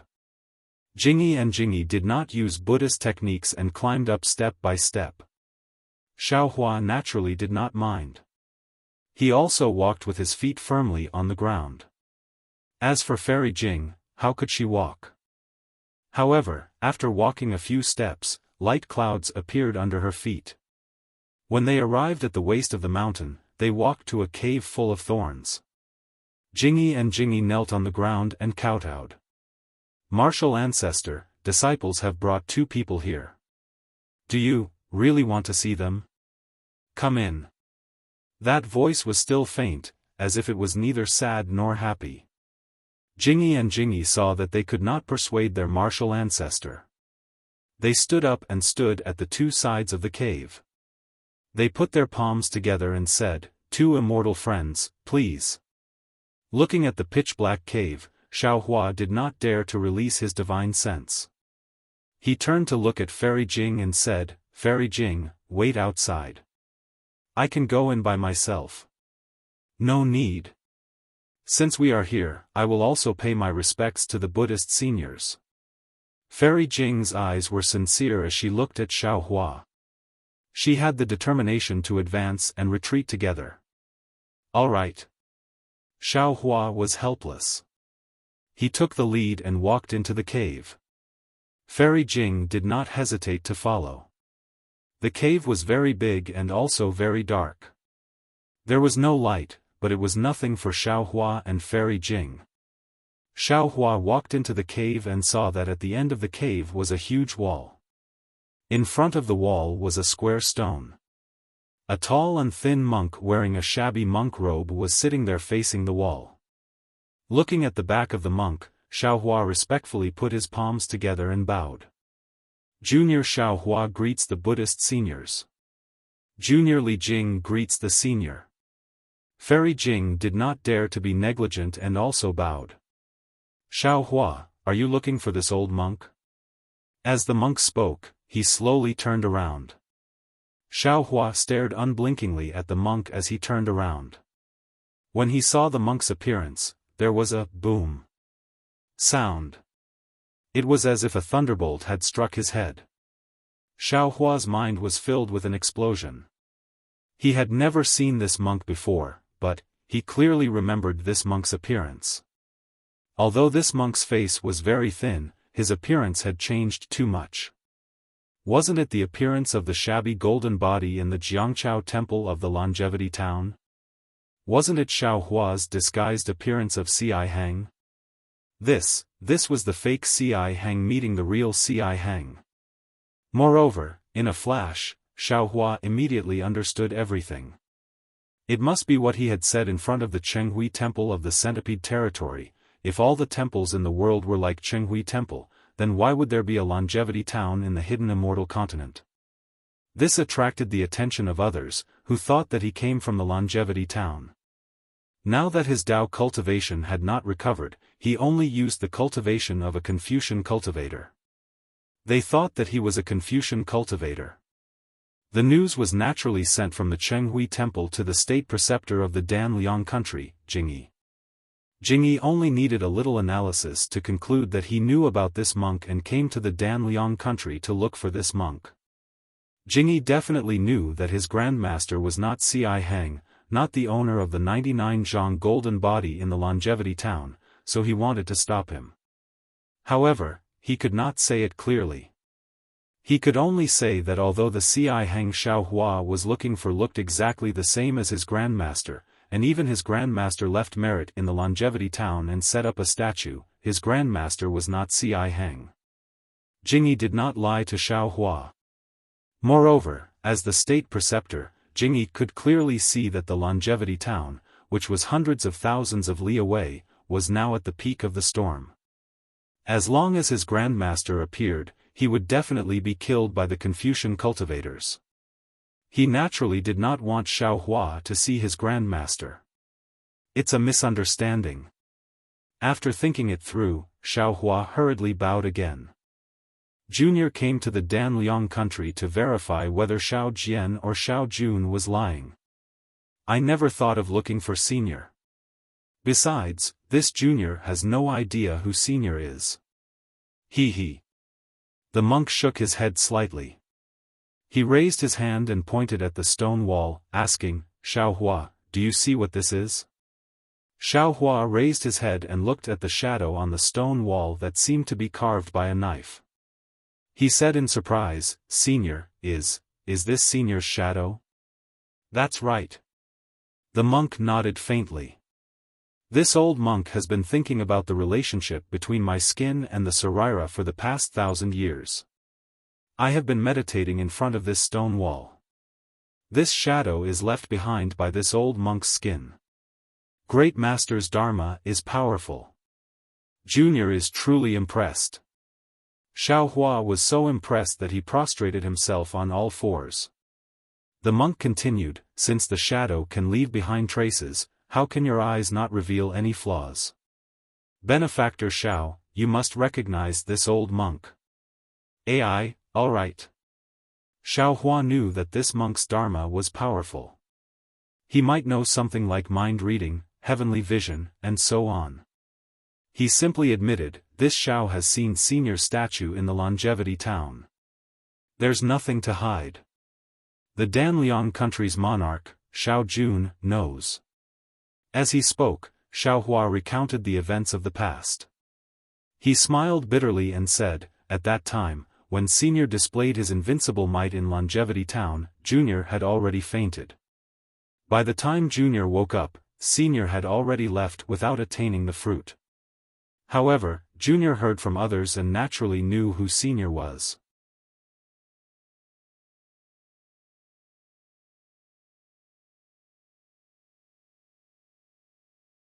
Chapter 3688. At this point, Xiaohua honestly admitted, moreover, this Junior also knows that the longevity town isn't a good place.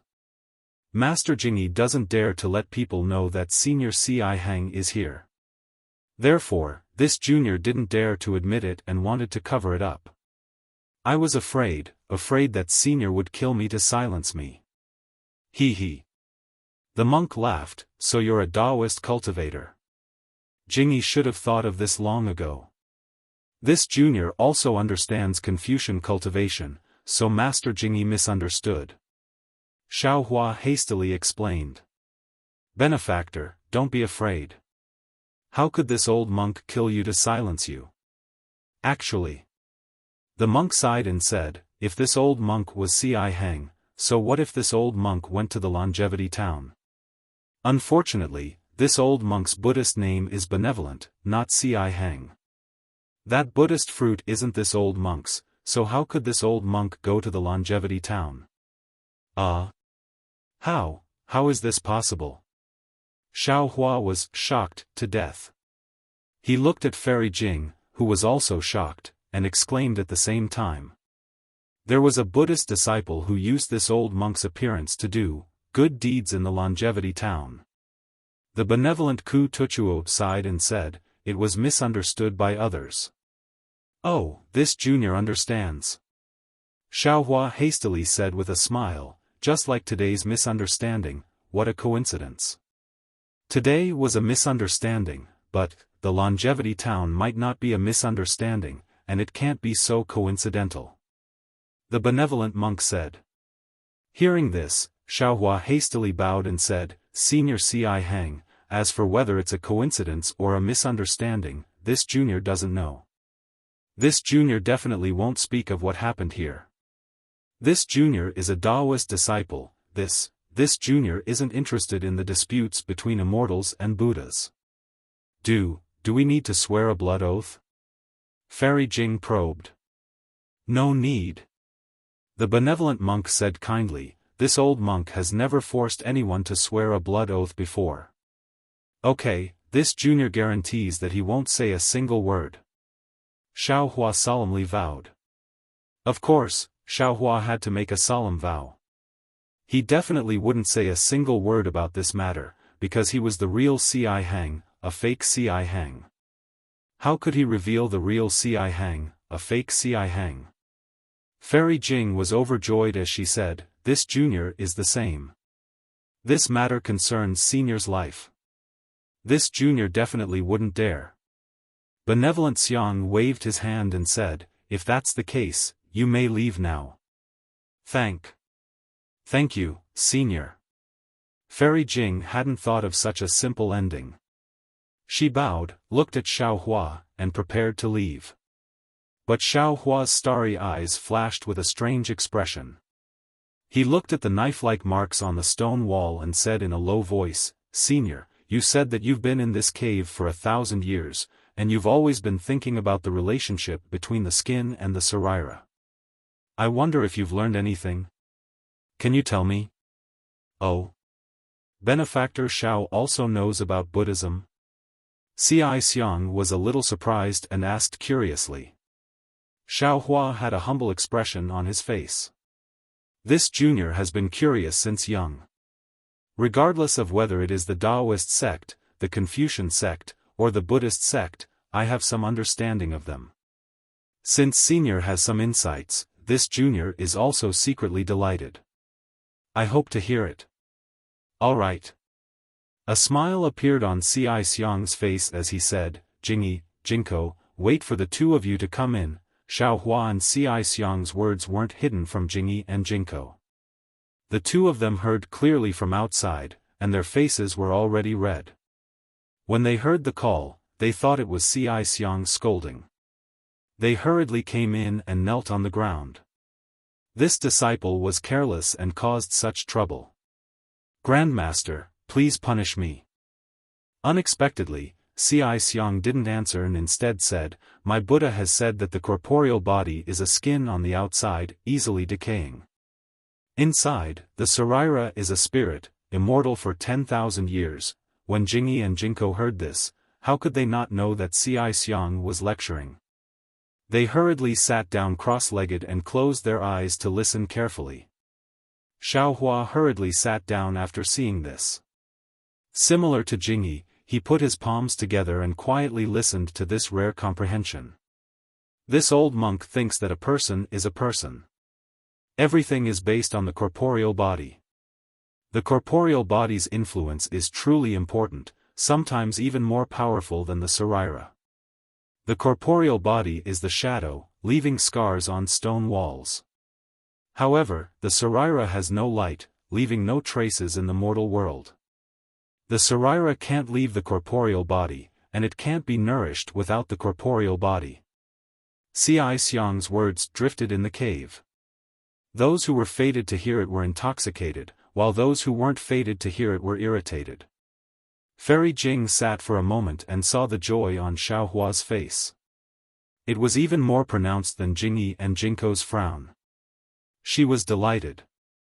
She knew that she didn't understand this, so she quietly flew up from the ground and landed outside the cave. She also sat down cross-legged and comprehended Xiao Hua's teachings in her heart. She stood guard for the 4 people at the side. Time flew by, and 81 days had passed since Ci Xiang's words. On this day, just as Fairy Jing comprehended the beauty of it, an indescribable smile appeared on her face. The magic power around her quietly surged, and layers of multicolored light began to ripple under her snow-like skin. Suddenly, she heard a thunderclap in the pitch-black cave. It was so deafening that even the deaf could hear it. However, Fairy Jing still didn't frown, because this sound was very strange. It seemed to be extremely loud, yet also extremely soft. It seemed to be in her ears, yet it also seemed to be in her heart. Fairy Jing only felt her body expand, and all of her magic power instantly dissipated. Then, before Fairy Jing could think again, she saw Buddha's light flourish in the cave. This Buddha's light was different from what Fairy Jing usually saw. Not only did it rush out of the cave, but it even rushed into the mountain. The mountain didn't seem to have anything in it, but it also came out of the mountain. In the blink of an eye, the Buddha's light spread from the middle of the mountain to the top of the mountain. It was as if the entire mountain was filled with Buddha's light. Then, bursts of Sanskrit chants came from the cave and even the entire mountain, floating in the air and in people's hearts. In the Buddha's chants and in the Buddha's light, there were tiny images of fairies that were as small as flies, and images of dragons that were even weaker than mosquitoes. Not only did they dance around the cave and the mountain, but they also surged with the Buddha's light toward the capital of the Chanyang kingdom, enveloping the surroundings. Gurgle. The Buddha's light pierced through the void, and streams of sparkling and translucent silver light fell on the mountain peak. When the Buddha's light on the mountain peak came into contact with the silver light that was invisible to the naked eye, it immediately swelled and gradually formed a humanoid golden body. Fairy Jing immediately understood that this was the strange phenomenon caused by the benevolent Venerable Master. She wanted to get up, but in the Buddha's light, her muscles and bones were limp, and she couldn't move at all. Even her mind was drifting. Roar. The strange phenomenon lasted for an hour, and then there was a lion's roar in the cave. The Buddha's light on the mountain, as well as the Buddha's light that rippled for miles, suddenly shrank and disappeared into the cave. In front of Fairy Jing's eyes was still the ordinary cave and the inky darkness. Amitabha. As a Taoist Yuanying, Fairy Jing couldn't help but chant Buddha's name. She stood up from the ground, and the benevolent voice sounded in the cave again. Buddha has a saying that a flower is a world, and a leaf is a spring and autumn. We Buddhists are burdened by our physical bodies, and we can't be free for our entire lives. I've cultivated hard for thousands of years, but I still haven't achieved Buddhahood. I don't have any obsessions in my heart, and I'm even comforted. Senior brother Tsihang from afar almost achieved Buddhahood. Although it's senior brother Tsihang's merit, it's also my merit.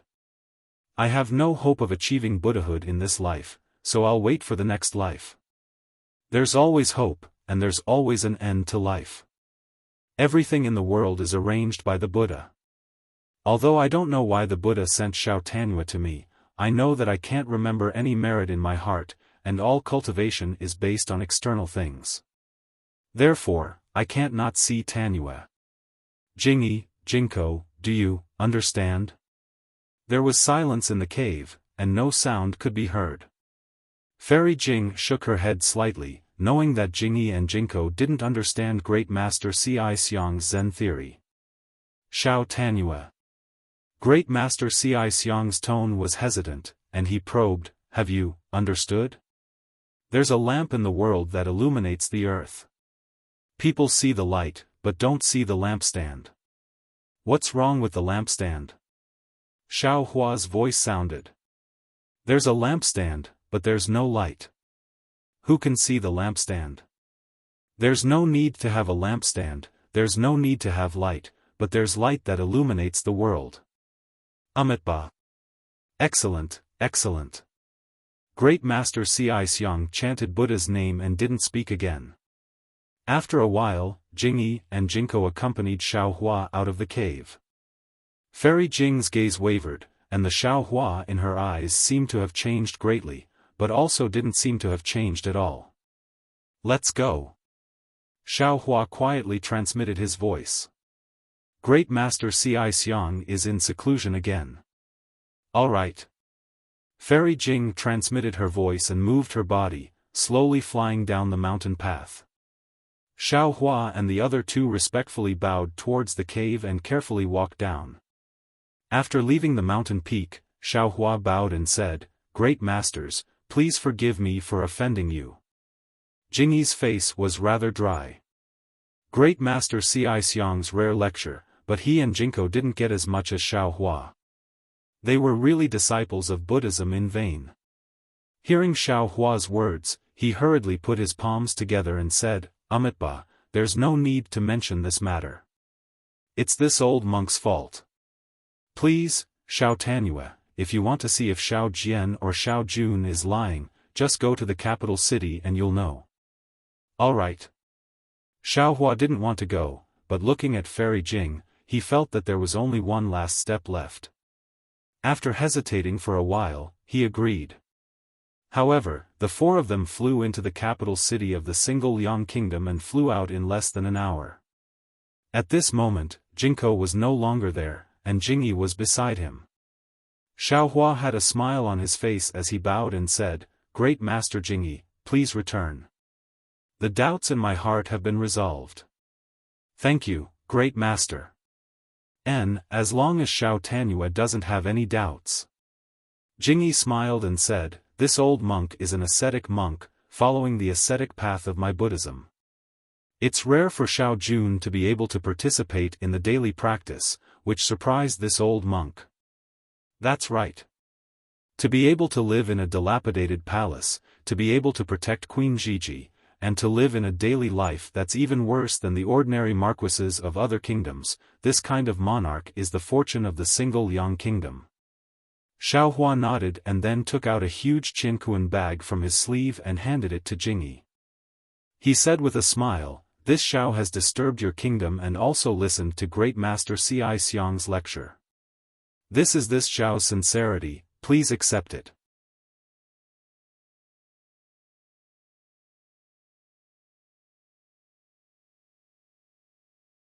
Chapter 3689. Oh. Jingyi glanced at it and didn't take it. He waved his hand and said, "My Shanliang country's bodhisattva doesn't accept charity from any benefactor. Please take it back." Xiaohua explained, "This is a gift from me to the king of Shanliang country, Xiao Jun. It's also a gift to the people of Shanliang country. It's not charity." Jingyi wanted to say more, but Xiaohua smiled and said, "Master, take a look first." Okay. Jingyi could only take it. He opened it and was moved. He put his palms together and said, "Amitabha. Since that's the case, this old monk thanks." Just as she said that, Reverend Clean Clothes shuddered, and grief appeared on her face. She turned her head around and looked at the mountain in the distance. She said mournfully, "Amitabha. Grandmaster, has passed away." Xiaohua was also shocked. In his heart, he instantly understood why Great Master Xiaofan still wanted to see him even though he had some misgivings.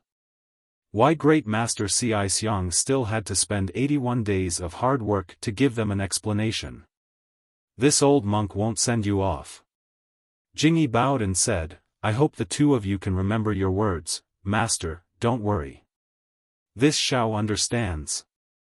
Xiaohua hurriedly replied. Fairy Jing also nodded in agreement.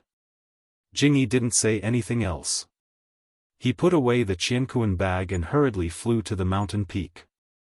Xiaohua stood in the air and bowed deeply to the mountain peak where Master Xiaofan was. Then, he flew away without saying a word. Fairy Jing knew that Xiaohua was in a bad mood, so she didn't say anything. She silently followed behind. The two flew for half a day. Xiaohua suddenly stopped and looked around. He asked curiously, "Where are we flying to? How would this concubine know?" "This concubine is following behind you."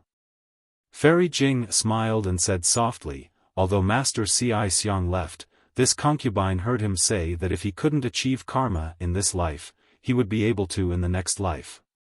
Moreover, Buddhism's cultivation is different from my Taoism. They emphasize reincarnation the most. Today's death is tomorrow's life. Today's karma is tomorrow's cause. Fellow Taoist, you don't have to be too sad." Xiaohua nodded. He understood. He knew that he had thought of many things. "Oh right, what did you give Jingyi Master?" At first, he didn't want it no matter what, but in the end, he refused to let it go. Fairy Jing tried to find something to talk about. Xiaohua smiled. He took out another Qiankuan pouch from his sleeve and tossed it to Fairy Jing. "Then I'll give you one too." "Oh?" Fairy Jing was truly surprised. When she opened it, she unconsciously beamed with joy. "So it's so much rice. Then I will kindly accept it. On behalf of the people of my country, I thank Taoist Master Xiao." "That's right. If it were ordinary spiritual herbs, Fairy Jing might not lack them, and there were plenty of them in this world. But with so much rice, who could take out so much in such a short time? With so much rice at the critical moment, who knew how many lives could be saved? No wonder even the clean clothes master was moved. Let's go." Xiaohua waved his hand, and the Pegasus and flying chariot rushed out of the space. He said, "Let's return to Black Wind Ridge. This Xiao wants to see how Xiao Jian will face this Xiao. Fellow Taoist, have you forgotten?" Fairy Jing didn't get on the chariot. She sweetly smiled and said, "You promised me that after arriving at the Danliang country, you would follow me to a place." "Yes, this Xiao remembers. But when this Xiao was discussing with Xueping about going to the secret area, didn't you also say so?" Xiaohua was somewhat confused. "I thought you were going to that place with me." Fairy Jing rolled her eyes at Xiaohua. "Xueping asked for my opinion. No matter what, he is still a junior. How can this Xiaohua not answer? Just because this Xiaohua gave advice doesn't mean this Xiaohua has to go." This Xiaohua thought that the things inside moved Fairy Jing's heart. Xiaohua giggled. Unexpectedly, Fairy Jing didn't laugh. Instead, she solemnly reminded him, "Fellow Taoist Xiao, my Tao sect has many ruins on the hidden immortal continent. Those that are easy to find or not too dangerous have all been found by fellow Taoists. The ruins that have been found today are all left behind from the ancient times. The restrictions inside are very powerful, and the methods are also unimaginable. Although fellow Taoist Zhao's strength is outstanding, if you face the restrictions left behind by the ancient Almighty, you may not be able to gain any advantage. Moreover, according to what this Xiaohua knows, fellow Taoist Zhao's accumulation is very deep. Now is the time to comprehend and go into seclusion. This kind of dangerous matter is mostly done by people who are unable to break through bottlenecks. Fellow Taoist Xiao is not suitable. Then what about Fairy Jing?" Xiaohua giggled as he looked at Fairy Jing. "Don't be so mischievous." Fairy Jing was somewhat embarrassed and angry. "I'm telling the truth. My cultivation is different from others. Although I do need some ancient items, ordinary things, I can solve them myself." Seeing that Fairy Jing was angry, Xiaohua hurriedly smiled and said, "Fairy Jing, please calm down. It's not that this Xiaohua doesn't want to listen to Fairy Jing, but since this Xiaohua has already made a promise, he still has to keep his promise. Moreover, this Xiaohua also faintly feels that this trip to the secret area may have some gains. This Xiaohua still has some confidence in himself." Fairy Jing helplessly waved her hand and said, as you wish. As for whether I will go or not, wait until you go with me to that place. That place, where is it? Why is it so mysterious? Xiao Hua was somewhat puzzled and asked in a low voice. Hee, it's a secret for the time being. We'll talk about it when we get there. Fairy Jing giggled and jumped on the flying car. I'll show you the way. All right. Xiao Hua's heart was rarely peaceful. He nodded and urged the flying car to fly in a certain direction. After flying for more than a month, the weather also changed a lot. From autumn to cold wind, and then to hot. Seeing that yellow sand and barren mountains began to appear in the surroundings, Fairy Jing's always calm face had some slight fluctuations. During this month, Fairy Jing didn't close her eyes to cultivate. Instead, she chatted with Xiao Hua. She would tell him some stories about the sea, or some interesting things about her travels in the hidden immortal continent, or some of her experiences in the Thousand Demons' sacred realm. Occasionally, Fairy Jing would ask him questions about her cultivation.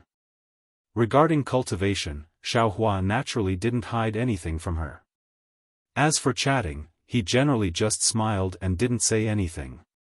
He originally didn't come from the hidden immortal continent. If he spoke too much, he would naturally be exposed. As for cultivation, as soon as Buddha's relic Bodhi came out of the cave where Benevolent Master was meditating, he immediately went into seclusion. It seemed that Benevolent Master's comprehension of life and death, the corporeal body, and the relic were extremely important to Bodhi. In fact, even Xiao Hua understood that Bodhi was one of his primordial spirits. Bodhi's corporeal body was actually his relic, and his corporeal body was the corporeal body of the Buddha's relic. Benevolent Master's so-called spirit was Bodhi, and the relationship between the corporeal body and the relic was ultimately the relationship between Xiao Hua and Bodhi. If Bodhi could comprehend this point, it would most likely be extremely beneficial to him and Bodhi. As for the place in Xiao Hua's dantian that was injured by Kong Hongwu, it had already recovered under green-robed Xiao Hua's wholehearted efforts.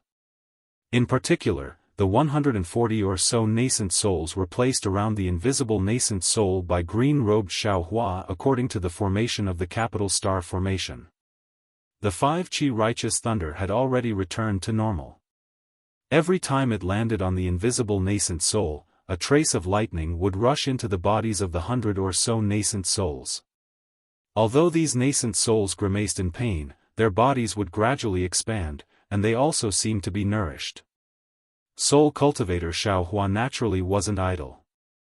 Every 6 hours, he would come out of the mysterious dark cloud and release all kinds of vibrating green seal characters from his mouth. At an extremely rhythmic pace, the characters would land between the eyebrows of these nascent souls. The green seal characters would become green threads that lingered between the nascent souls' eyebrows and gradually merge with them. While the souls of these nascent souls were being repaired and their corporeal bodies were being tempered, they gradually fell into Xiao Hua's control. Green-robed Xiao Hua, on the other hand, felt as if he had just survived a calamity. After his dantian's injuries were healed, he happily lay down within the 5 Qi righteous thunder to receive the lightning strikes. While enjoying himself, he narrowed his eyes and pondered on how to refine a spirit tool. Therefore, Xiao Hua's harvest during this month was also great, whether it was in experience or cultivation. Xiao Hua keenly felt the change in Fairy Jing's mood and asked in a low voice, "Are we almost there?" Fairy Jing took a rare sniff, as if she had caught a cold. She faintly glanced at Xiao Hua, then pointed at the desert in the distance and whispered, "It's in the valley over there." "Oh?" Xiao Hua was surprised. He looked at the barren land to his left and then narrowed his eyes to look at the scorching sun above. He didn't quite understand why Fairy Jing insisted on bringing him here. After thinking for a moment, Xiao Hua released his divine sense. However, after only a moment, a strange expression appeared on his face. Xiao Hua. You. What's wrong? Fairy Jing naturally noticed Xiao Hua's expression and asked in bewilderment, "This There doesn't seem to be anything funny, right? This Xiao isn't laughing. Xiao Hua said with a smile. This caused Fairy Jing to frown and faintly say, "Fellow Taoist Xiao, I know it's wrong to hide it from you, but since we're already here, can fellow Taoist also tell me a story?" Of course, of course. Seeing that Fairy Jing, who hadn't called herself concubine for a long time, suddenly called herself concubine without saying, Xiao Hua hurriedly stopped smiling and said very sincerely, "This Xiao didn't see the place Fairy Jing talked about, but this Xiao saw something interesting. Fairy Jing will know about it after a while." This Xiao isn't laughing at Fairy Jing. That's good. Fairy Jing knew she was overthinking and blushed. She nodded and said, "Then. Let's fly there." Okay. Xiao Hua pointed in a direction similar to where Fairy Jing was going. A long, long time ago, there was a girl who liked to cultivate. Fairy Jing sat on the flying carriage and said in an indifferent tone, as if she was really telling a story. However, Xiao Hua understood that this should be Fairy Jing's own experience, just like how he told Xue Xue.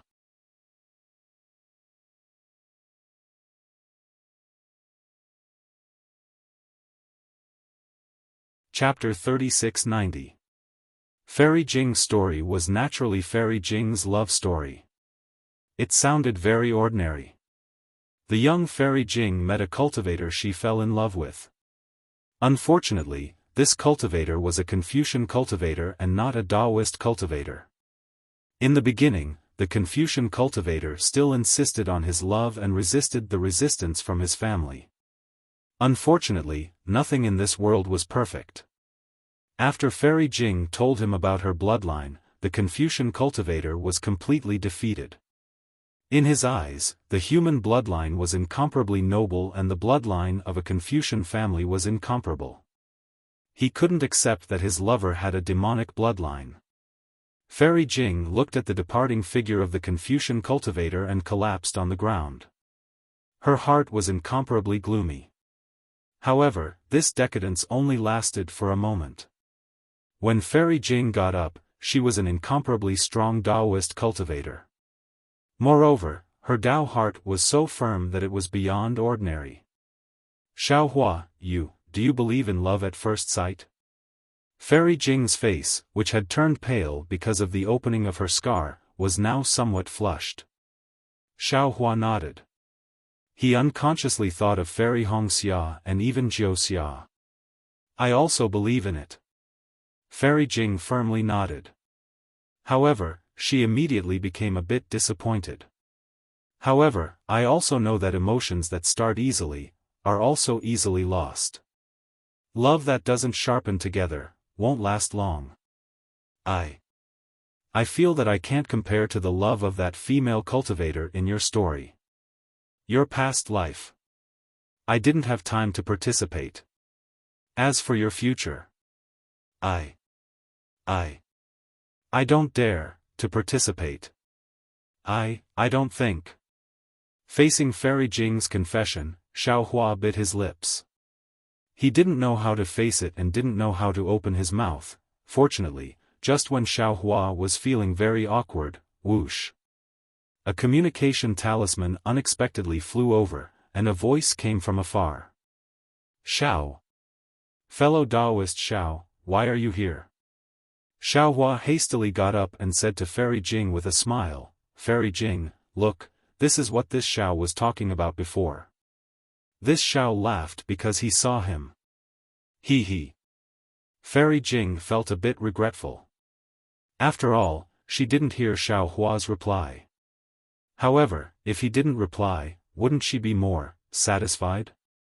Fairy Jing, who had reached the 4th grade of elemental energy, didn't know how she should face Xiao Hua's reply. When Fairy Jing raised her head, she saw a young man in scholarly robes flying over from the distance. The young man had a pleasant smile on his face. Who else could this young man be but Fu Jiwen? When Fu Jiwen saw Xiao Hua's Pegasus and flying chariot, he naturally knew that Xiao Hua was on the chariot. However, he didn't rashly release his divine sense. When he flew closer, he saw that there was also a female cultivator on the flying chariot. He swept his divine sense and involuntarily cast a spell. However, he couldn't help but be shocked. This female cultivator's cultivation was actually unfathomable. How could he not know that this female cultivator was a Dao sect senior? When Fu Jiwen flew closer, he immediately bowed and respectfully said, "Junior Fu Jiwen greets senior." "Get up." Fairy Jing flicked her sleeves and smiled. "I hope that fellow Daoist Xiao doesn't mind. You should address him as an equal. Little friend Fu, there is no need to be so polite." Hearing Fairy Jing's words, Fu Jiwen was even more shocked. When he first met Xiao Hua, although Xiao Hua displayed his invincible might and charged into the Copper Pillar Nation's Imperial Academy alone, Xiao Hua's cultivation was only around the middle of the 3rd grade. It had only been a few years. How could Fu Jiwen believe that even Fairy Jing was inferior to him? However, Fu Jiwen used a spell to probe again. Just like before, he couldn't see through Xiao Hua's cultivation at all. "Hee, little friend Fu, don't look. Even I can't see through fellow Daoist Zhao's cultivation." Fairy Jing naturally noticed Fu Jiwen's spell and smiled. Even an early nascent soul cultivator became his disciple. "What do you think his cultivation is?" Hee. Xiao Hua looked at Fu Jiwen's shocked face and said self-deprecatingly, "A few years ago, this Xiao took the initiative to ask someone to become his disciple. Someone even made excuses." Fu Jiwen's face suddenly turned red. Wasn't this talking about him? Xiao. Senior Xiao. Fu Jiwen didn't dare to call Xiao Hua fellow Daoist anymore. He whispered, "Why is Senior here?" Hee, Xiao Hua laughed, "Come up and talk. You've seen this heavenly horse before." "Aoo." The heavenly horse neighed and wagged its tail intimately at Fu Jiwen, as if it understood Xiao Hua's words. "Yes sir." Fu Jiwen obediently got on the flying carriage and stood respectfully at the side. "You still remember Xiao Jian, right?" Xiao Hua knew that he would never see that unrestrained scholar in front of him again, so he asked with a smile. Fu Jiwen nodded. "Junior knows." Junior's impression of him is not very good. Junior had told Senior before. "Yes." Xiao Hua nodded. "This old man wants to help the princess of the Jiang country establish a country. This Xiao Jian is one of the people this old man will rely on in the future. Therefore, after this old man obtained the Imperial Master's lot at the Jade Pavilion meeting, I came to the Danliang country accompanied by Fairy Jing to investigate Xiao Jian's background." "Then, what was the result?" Fu Jiwen looked at Xiao Hua's face, as if he had already understood something, but he still asked. "What else could it be?" Xiao Hua shook his head slightly. "This old man is very disappointed. I hope this matter will not affect Senior's wish to establish a Dao sect." Fu Jiwen glanced at Fairy Jing and said in a low voice. It doesn't matter." Xiao Hua laughed. "This old man has already dealt with it, so there shouldn't be any mistakes. On the other hand, this old man remembers that you should be from the Yu province's Ping Shan country. Why did you suddenly come here?" Fu Jiwen bit his lips slightly and said, "Junior, used to be from the Yu province's Ping Shan country, but now and in the future, I will no longer be from the Ping Shan country, nor will I be a disciple of the Fu family." "Oh? Why?" Xiao Hua was surprised. "Could it be that you were expelled from the family?" "That's right."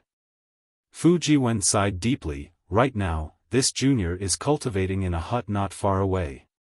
"For your wife?" Xiao Hua also looked at Fairy Jing, hesitated for a moment, and asked in a low voice, "Then, why did you build a hut here?" "I won't hide it from the two seniors, that's right." Fu Jiwen said with a bitter smile. "Back then, I went against my father's order and swore that I would grow old with my wife, which provoked the family's anger. However, the old housekeeper always mediated, so the family didn't send down any lightning. The old housekeeper passed away last year, and this junior no longer had any protection in the family.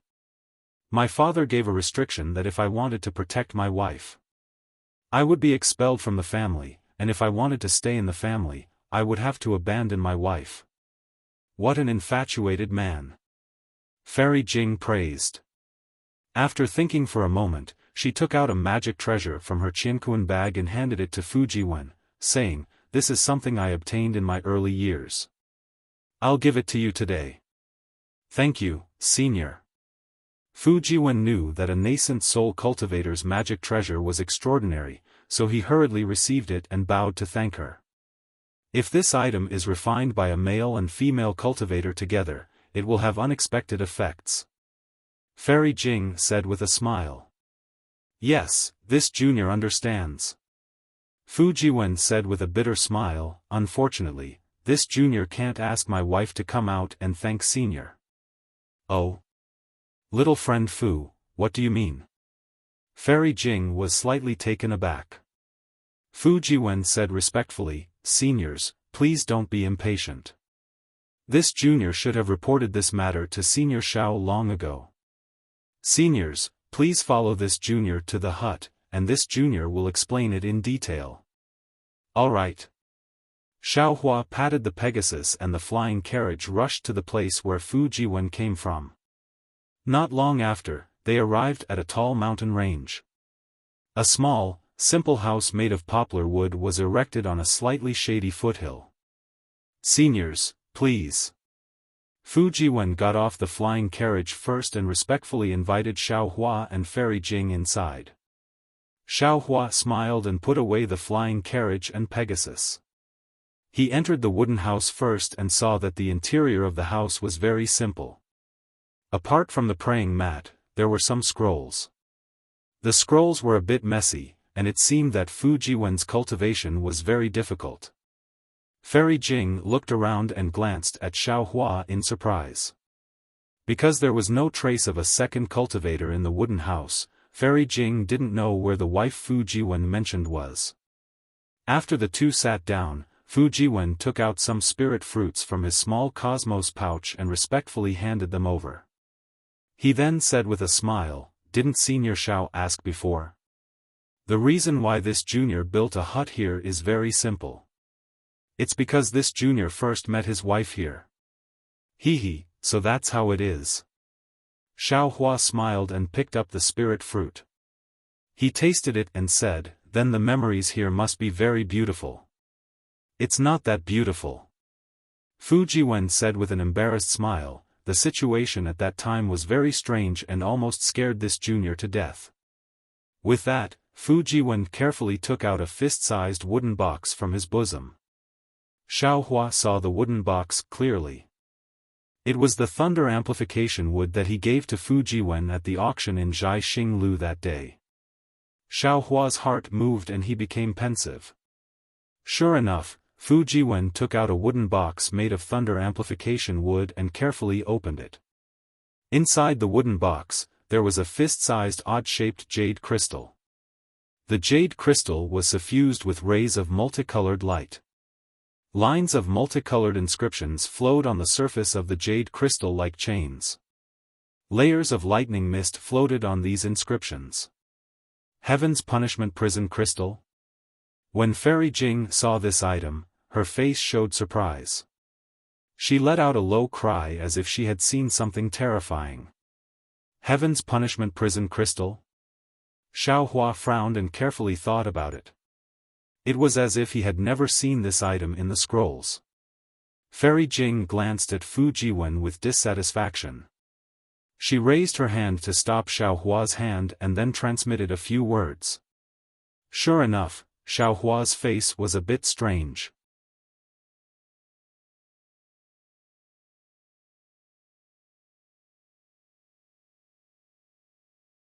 Chapter 3691.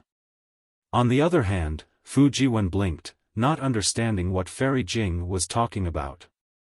He then looked at Xiaohua and Fairy Jing in surprise and awkwardly put away the wooden box in his hand. Hearing Fairy Jing's words, Xiaohua stared into Fu Jiwen's eyes and kindly asked, "Fu Jiwen, do you know that this is a Heaven's Punishment prison crystal?" Reporting to Senior, this Junior doesn't know. Fu Jiwen honestly replied. Fairy Jing sneered, "Even if you don't know, does your family not know?" But at this point, Fairy Jing seemed to realize something and shook her head. "This old one understands." As the saying goes, knowing the law and breaking the law adds 3 levels of punishment.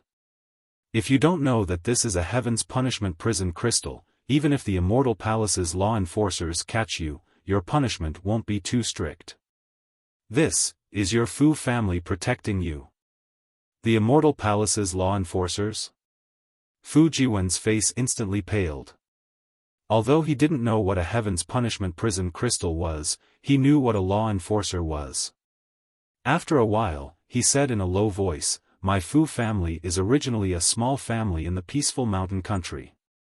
We might not be as knowledgeable as Senior and might not know the origin of this item. Perhaps." Fairy Jing saw that Fu Jiwen didn't seem to be faking it and said thoughtfully, "Since you really don't know the origin of this item, then you didn't purposely lead the disaster to Xiaohua. This old one misunderstood." "Huh," Xiaohua laughed, "Fairy Jing is overthinking. This Xiao and Fu Jiwen can be considered friends in times of trouble. He wouldn't have any dirty thoughts. It doesn't matter whether he has it or not." Fairy Jing glanced at the Heaven's Punishment prison crystal floating in the clouds and said indifferently, "If this old one encounters this item of Heaven's Punishment, I will definitely throw it away immediately. The farther the better." "No." Fu Jiwen said resolutely, "This Junior's wife is inside. This Junior will never abandon her." Fairy Jing narrowed her eyes. She looked at Xiaohua and said in a warm voice, "Actually. Although fellow Daoist Xiao hasn't said anything yet, I presume fellow Daoist already has a plan in mind? This matter is Fu Jiwen's private matter. All the decisions are in his hands." Xiaohua similarly did not hesitate as he spoke with a grin. "That's true." Fairy Jing nodded. She turned to look at Fu Jiwen and said, "Fu Jiwen, I can see that you're an infatuated person, so why don't you say a few more words? The decision is still in your hands."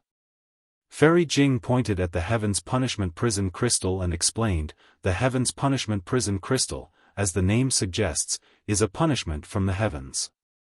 It imprisons those who break the law within 3 inches of heaven and earth."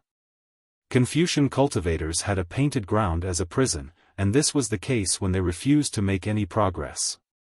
This punishment is one of the methods the Celestial Palace uses to punish those who break the laws of the Celestial Palace. The sinner is imprisoned in the crystal and can't cultivate, talk to others, or see others. The sinner's entire world is a 3-inch well. It's worse than being a frog in a well. Moreover, during the imprisonment, there will be divine lightning from the heavens every day to destroy their body and soul. It's said that the suffering inside is unbearable for ordinary people. "I see. This Junior understands." Fu Jiwen's eyes were filled with tenderness. He was very grateful for Fairy Jing's explanation. Fairy Jing continued, "Above the Heaven's Punishment prison crystal is the law chain of the Celestial Palace. Without the jade seal of the Celestial Palace, it can't be unlocked. Only at the end of the punishment will the law chain be unlocked. Anyone who dares to try to break it will be seen as going against the Celestial Palace and violating the laws of the heavens. If the punishment is light, the Celestial Palace will send celestial soldiers to encircle them. If the punishment is heavy, the Celestial Palace will send law enforcers to the lower realm to kill them." At this point, Fairy Jing paused again and looked deeply at Fu Jiwen. She said warmly, "Fu Jiwen, you are infatuated with your wife, but she clearly lied to you. She is using you." Yes, since Fu Jiwen still didn't know this was the Heaven's Punishment prison crystal, it meant that the sinner inside the crystal didn't tell Fujiwen the truth. The Heaven's Punishment Prison Crystal was such an important punishment that even Fairy Jing knew about it. How could the sinner not know? If she didn't tell Fujiwen, wouldn't she be pulling Fujiwen into this whirlpool? Who would have thought that when Fujiwen heard this, his eyes would be filled with deep emotions? He bowed respectfully and said, "Senior, thank you for your concern for me. Things are not as you think. My wife did not deceive me. She even asked me to throw away the Heavenly Punishment Prison Crystal. But I really couldn't bear to do so. It was all my own doing." Oh. Fairy Jing was a bit confused. She also knew that this matter was a bit strange. According to what she knew, the sinner inside the Heaven's Punishment Prison Crystal couldn't communicate with the outside world. The sinner didn't even know where they were. Even if they fell into an abyss, even if they encountered a landslide and the Heaven's Punishment Prison Crystal was buried underground, the sinner inside wouldn't be able to escape. She didn't know how Fujiwen contacted the sinner inside and even called her his wife. That's strange. Tell me about it. However, Fairy Jing suddenly realized something and hurriedly waved her hand. Wait, it's better not to talk about this. Fairy Jing said to Xiao Hua, "Fellow Taoist Xiao, this matter involves the law of the Celestial Palace. It's not something that Taoist cultivators like us can come into contact with.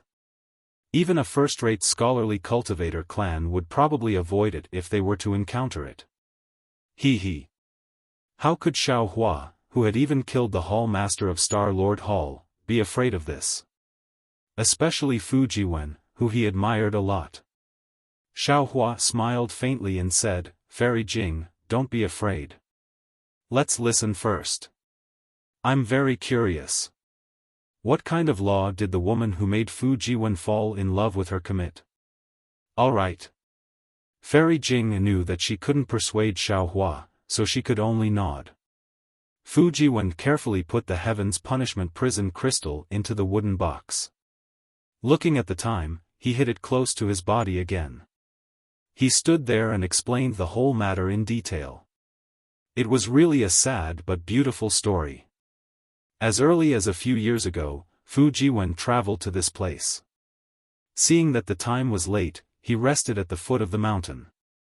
When night fell, the stone wall behind Fujiwen suddenly shone with extraordinary splendor. Then, a beautiful woman flew out from the mountain rock. Fujiwen was dumbfounded, and a strange ripple appeared in his heart. The woman was also very happy to see Fujiwen, and she immediately had a long talk with Fujiwen. The woman's name was Worry Cloud, and she was a mountain spirit. However, the woman was very knowledgeable and witty. Fujiwen only chatted with her for an hour, and he immediately regarded her as a celestial being. What made Fujiwen overjoyed was that the woman also had a special liking for him. Under the clear moonlight, the two of them were in love, and the heaven became the quilt and the earth became the bed. What was even more unexpected to Fujiwen was that after the spring breeze, without waiting for Fujiwen to ask anything, the woman's face immediately changed. She actually turned into a ferocious monster with a ferocious face, and wanted to devour Fujiwen's essence blood. It was also at this moment that the sound of wind and thunder resounded, and a thunderbolt struck the woman until she disappeared without a trace. Fujiwen trembled with fear and didn't dare to stay at the foot of the mountain. He used a technique to escape far away. However, after escaping, Fujiwen couldn't forget the woman for a long time. The woman's lovely appearance and elegant manner of speech had always lingered in his mind. Carefully thinking about everything that happened on that moonlit night, Fujiwen felt that something was wrong. After all, if the woman had the intention to harm him, why would she wait until the end? Not to mention the time when they first appeared, and not to mention the time when the two of them were entangled, the woman's strength seemed to far surpass Fujiwen's. If the woman wanted to devour Fujiwen, it would simply be too easy. After thinking for a long time, Fujiwen, who couldn't forget the woman, finally returned to the foot of the mountain and carefully searched for traces. Unfortunately, the foot of the mountain was desolate. Other than withered branches and mountain rocks, there were no clues at all. Even the absurdity of that night had long drifted away in the mountain wind. After searching for dozens of days and nights without any results, Fu Jiwen increasingly understood that no result was actually the best result. This meant that the woman was definitely not the mountain spirit she claimed to be, and was definitely not an evil person who wanted to devour the essence blood of others. Therefore, Fu Jiwen looked at the stone wall that the woman flew out from, and then used his magic power to drill through the stone wall. The cave behind the wooden house was what Fu Jiwen had done that day. Unfortunately, even though Fu Jiwen had dug out many passages in the stone wall, he still couldn't find the woman. In the end, Fu Jiwen even wanted to push down the foot of the mountain layer by layer, but when he thought that this might hurt the depressed woman that he hadn't found, Fu Jiwen stopped this crazy idea. Very quickly, a year's time had passed. Fu Jiwen faintly had a connection in his heart. It was as if that day, that moment, the woman in his heart would definitely descend again. He might as well quietly cultivate in the cave and wait for that moment to arrive. Sure enough, on the same day, at the same time, extraordinary splendor reappeared. The woman really did appear. When the woman saw that it was Fu Jiwen again, besides being shocked, her expression changed greatly. Instantly, a vicious look appeared on her face, and she prepared to kill Fu Jiwen. Facing the repulsive face, facing the slender hand that wanted to kill him, Fu Jiwen wore a smile on his face. His eyes were filled with tenderness. He tore open his clothes and presented his bare chest to the woman.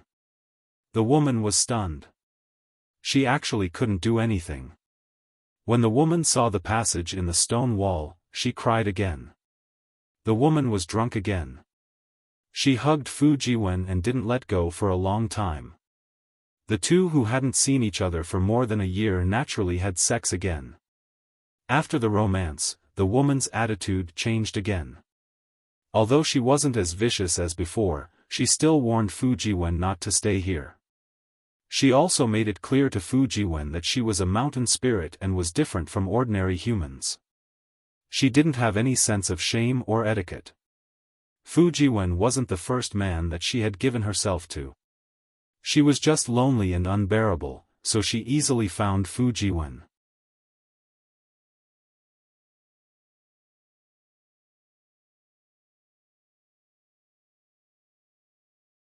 Chapter 3692.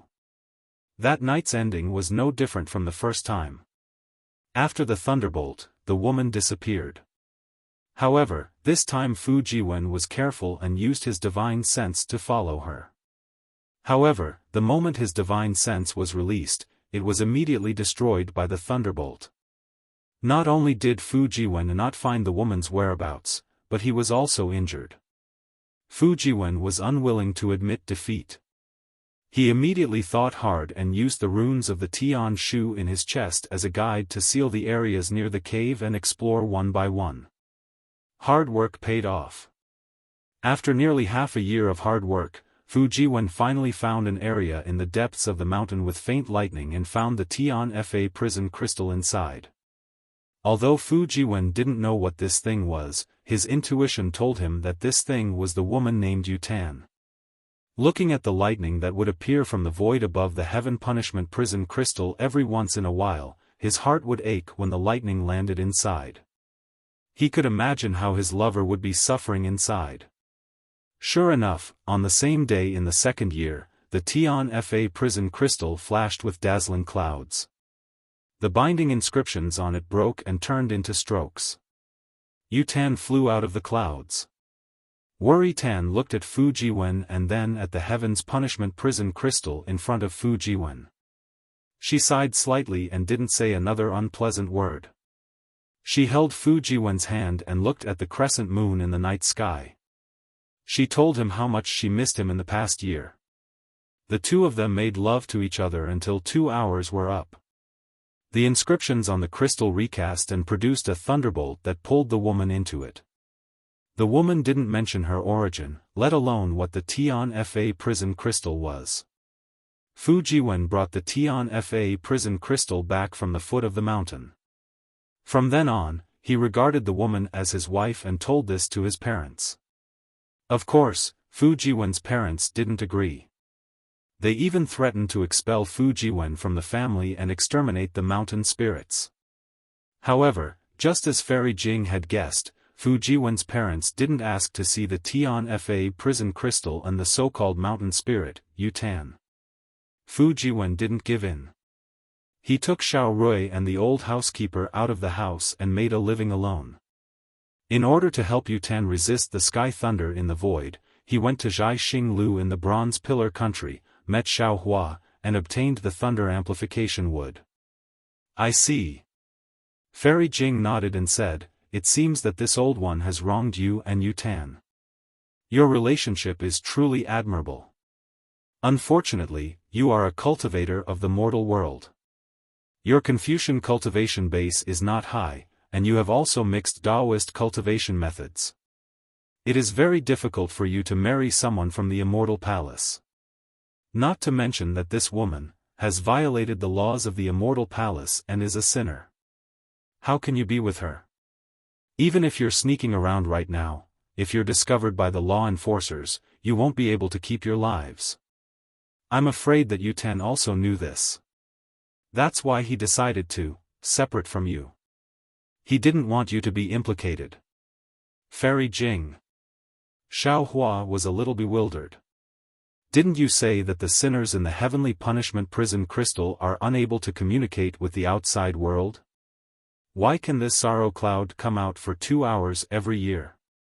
I can't answer fellow Taoist Zhao's question. Fairy Jing shook her head. I've only heard rumors and don't know the truth. There might be 2 possibilities. Xiao Hua nodded and said, the first possibility is that the heavenly punishment prison crystal has been in there for too long. The engraved law chains inside have already lost some of their effectiveness. That's why Miss Yu Tan can come out for 2 hours every year. This possibility isn't big. Fairy Jing said with a smile. The engraved law chains are made of the immortal palace's most authentic engraved law chains. They can absorb the awe-inspiring qi from the heavenly lightning. No matter how long it has been, it can still bind the sinners. Then it's the second possibility.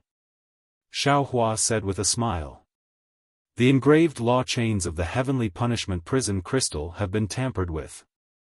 Every once in a while, it has to be unlocked for 2 hours to let Miss Yu Tan come out for a breath of fresh air. And under this possibility. Fairy Jing nodded. Then Miss Yu Tan's identity is rather interesting. Indeed. Xiao Hua looked at Fu Jiwen. That Miss Yu Tan is most likely a member of the immortal palace's inner family. She has committed a great crime. Although there is the punishment of the immortal palace, there is still someone who can reach out and block some of it for her inner family? Impossible.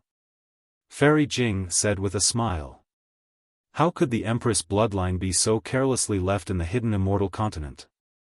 I'm afraid she has some relationship with the inner family, a female official, or a side branch of the Empress. However, judging from this woman's scheming, it's more likely that she's a female official. Scheming? Xiao Hua was slightly taken aback. Soon after, he understood a little. Disregarding everything else, this woman had been with Fu Jiwen for so many years without revealing any of her background. It was impossible for an ordinary woman to do that. It doesn't matter who she is. Fu Jiwen didn't care. He smiled and said, since this junior believes that she is my wife, this junior will stay with her for a lifetime. A lifetime? That's your lifetime. Fairy Jing sneered. Even if you turn into a skeleton, that woman will still live well. Unless, you can cultivate to the 9th grade of essence energy. To be able to have such a wife, this junior is already satisfied. Fu Jiwen seemed to have steeled his heart. He turned a deaf ear to Fairy Jing's reminder. Forget it. Either way, it's your own matter. Xiao Hua smiled. You can decide for yourself. 2 seniors came at the right time. In a dozen or so days, worried Tan will come out. If 2 seniors are willing, this junior would like to invite seniors to see her. Fujiwan thought for a moment and asked with an earnest expression, aside from the old housekeeper, no one has seen her yet. No need. Fairy Jing refused very simply. This old one has other matters to attend to with fellow Taoist Xiao. Xiao Hua faced Fujiwan's earnest gaze and said to Fairy Jing, since we're already here, why don't you wait for a few more days? Fairy Jing didn't know which heartstring had been touched. She shook her head and said, this concubine doesn't want to get involved in this kind of trouble. Of course, if fellow Taoist Xiao wants to stay, this concubine will go there myself. Fairy Jing got up and walked out of the wooden house. Xiao Hua frowned. He felt that Fairy Jing's appearance today was different from before. He nodded to Fujiwan and followed her out. Fairy Jing stood in front of the mountain and looked at the golden desert in the distance. She said from the bottom of her heart, Xiao Hua, everything about you is good, except for one thing. Your heart is too soft. Previously, at the Jade Pavilion banquet, I saw that you killed decisively. You were the image of an ambitious and ruthless person. That was why I admired you. But along the way, I discovered that what I saw was far from what I imagined. A person like you. Not to mention Sun Kong, even if it was Zhang Daoran, you might not be able to compare. Forget it, let's not talk about this. If you don't want to go, I won't force you. From today onwards, you and I will go our separate ways and be strangers. Oh, before I leave, I'll give you a word of advice. The Immortal Palace. The reason it's called the Immortal Palace is because it's the representative of Confucian cultivators for millions or even tens of millions of years. It's far from what our declining Taoist sects can compare to. Xiao Hua frowned and said with a bitter smile, Fairy Jing, how long is the journey from where you want to go? 2 days. Fairy Jing's expression didn't change as she faintly replied. How about this? Xiao Hua thought for a moment and said, I can't be someone who doesn't keep his word. I'll accompany Fairy Jing to that place first and then come back. He. Actually, since we're already here, whether you go or not, it doesn't matter. Fairy Jing's misty eyes became even more hazy. Let's go. Xiao Hua said to Fujiwan in the wooden house and then flew into the air. Fairy Jing didn't say anything. She didn't wait for Fujiwan to fly out of the wooden house and flew away. 1 day later, in the depths of the desert, a strange mountain stood out in the dusk. The mountain was oval in shape and split in the middle. There was a dangerous path leading from the yellow sand to the top of the mountain. At this moment, aside from Fairy Jing and Xiao Hua who flew to the mountain and stood in the air, there was a man and woman who were struggling to climb the only path. Seeing Fairy Jing stop, Xiao Hua was a bit puzzled. The man and woman weren't cultivators, but they were quite agile and had a foundation in climbing. They should be using a light body cultivation technique. Even so, the almost straight-up mountain path was too difficult for the 2 of them. Although the 2 of them did not help each other at the beginning of the climb, when they were halfway up the mountain, the woman was surrounded by danger several times, and the man beside her could not help but lend a helping hand. In the end, when the man was in danger, the woman risked her life to save him. When the 2 of them escaped danger, what surprised Xiao Hua was that the 2 of them actually held hands and returned from the middle of the mountain. They didn't forget to climb to the top of the mountain. Fairy Jing also stood in the air and stared at the man and woman. She waited until the 2 of them landed on the ground, then rode 2 horses at the foot of the mountain and left. Only then did she faintly say, Xiao Hua, what do you think this mountain peak looks like? A circle. Xiao Hua was stunned. He thought for a moment and replied, 2 semicircles. In fact, this is a heart, a broken heart. As Fairy Jing spoke, the corners of her eyes became moist. Did you see those two? They were a couple. Although I don't know them, I know that they must have been trapped by love and reached a desperate situation to come to Heartbreak Mountain. The reason why Heartbreak Mountain is in such a remote desert and has such a difficult path is because of the unruffled love water. Anyone who drinks the unruffled love water will forget the person they love the most. There is love in the heavens and love in the world. Although there is unruffled love water in this world, there is no lack of lovers. Heartbreak Mountain was such a desolate place. It was meant to make people think carefully on their way here from the noisy mortal world. Did they need to forget their true love? Did they need to drink a mouthful of water of forgetfulness? The path of Heartbreak Mountain is so difficult to pass. It is also a test to see if people are willing to use life and death to erase the scar in their hearts. The couple just now must have passed the test and couldn't bear to part with each other, so they gave up their earlier impulse and reconciled.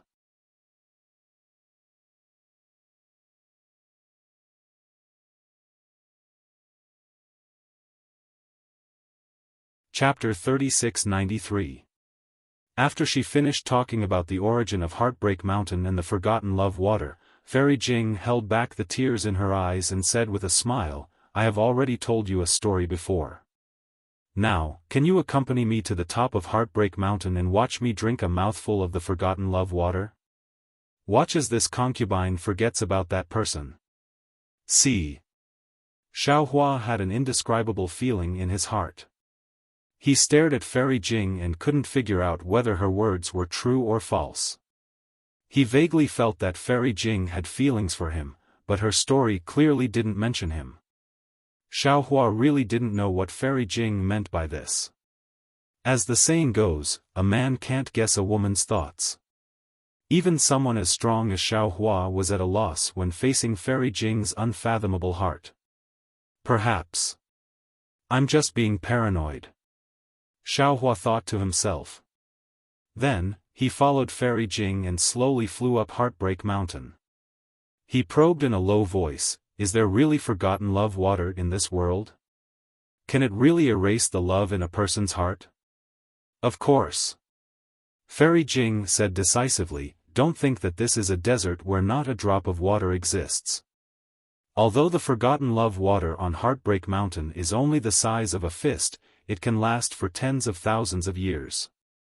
There's an ancient saying, hearts are united on Heartbreak Mountain, but the person on Heartbreak Mountain is heartbroken. It's not a rumor. I've been looking for this place for thousands of years to forget that person.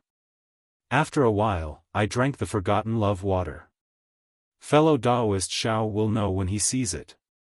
"Oh, so that's how it is." Xiaofan suddenly understood.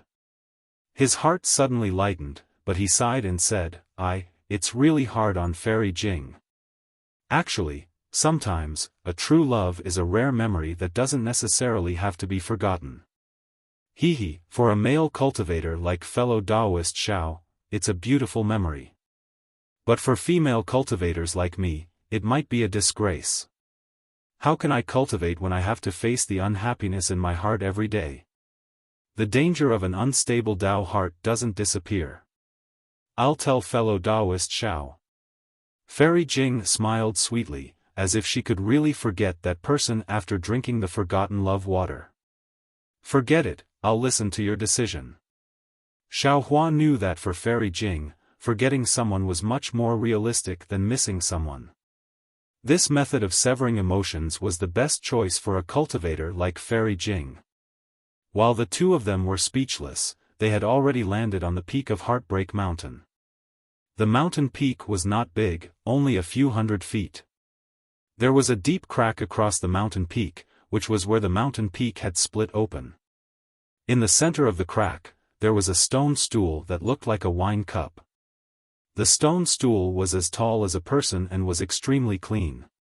In the center of the stone stool was a heart-shaped groove, and within it, there was a fist-sized spring that flashed with a blood-red color. "Are you sure this Wangqing water is not poisonous?" Xiaofan was a bit worried. He looked at the color of the spring water and then looked at the setting sun that was only left with a smear of blood red at the edge of the desert. At this time, Fairy Jing was really tender. Although she didn't look at Xiaohua, her face that was looking at the setting sun in the distance revealed a kind of deep longing.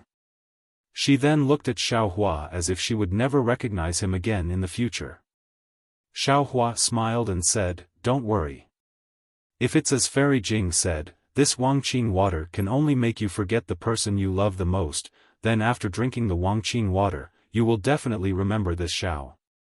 This Xiao, Shu." Fairy Jing stretched out her white hand, placed it in front of Xiaohua's lips, and said in a low voice, "Fellow Taoist Xiao, I still have a very important matter to ask of you." "Oh? Is there any danger?" Xiaohua's heart trembled. "No." Fairy Jing smiled sadly and said, "There is no danger. I just want to ask fellow Taoist Xiao that after I drink the Wangqing water, fellow Taoist Xiao must not tell the story I told you before. Otherwise, all my previous efforts will be wasted." "Don't worry," Xiaohua said with a smile. "When did Fairy tell this Xiao a story? This Xiao seems to have never heard of it." If Xiaohua was joking like this normally, Fairy Jing would have already laughed. But today, Fairy Jing couldn't laugh no matter what. Looking at Xiaohua's smile, and then looking at the Wangqing water in the shadows, 2 drops of sparkling tears flowed out from the corners of her eyes, falling on both sides of her cherry lips. A salty and moist taste came from her mouth. Fairy Jing's tears were like her heart, salty and bitter. "From now on, there will be no distractions in my heart, no emotions to rely on, no heart to rely on, no soul to return to. What can I do when people are in front of me? There is no shadow in my eyes. A journey on the mountain, a journey on the water, the body walks towards the lonely place, the night is deep and the shadow is invisible. The wind blows, the snow blows, the noise shatters my heart's dream, there is no such sound in this world." Fairy Jing chanted in a low voice. Seeing that the sun was setting and the sky was half red, Fairy Jing's delicate body trembled slightly. She opened her mouth, and a stream of water flew out from the heart-shaped groove and fell into her mouth. Just as the forgotten love water touched Fairy Jing's tear-stained red lips, the forgotten love water condensed in the air. Fairy Jing stared at Xiaohua and said, "Xiaohua, thank you." Then, Fairy Jing closed her eyes and the Wangqing water fell into her mouth. After a while, Fairy Jing opened her eyes and looked around strangely. She touched her damp face and looked at Xiaohua in bewilderment. "You? Who are you? Why do you look so familiar? Where is this?" "Ah." Xiaohua opened his mouth, not knowing what to say. He had an unimaginable understanding. It was as if heavenly lightning had fallen on his head. At this moment, he finally understood that the person Fairy Jing was talking about wasn't the person in her story, but the person in front of him. Everything before was hidden from him. Fairy Jing's words in front of Fu Jiwen's log cabin were the same as Yutan's words. This one. Xiaohua originally wanted to introduce himself, but when he thought of what Fairy Jing said a few moments ago, he held back the indescribable feeling in his heart. He cupped his hands and said with a smile, "Fellow Taoist doesn't need to know who I am.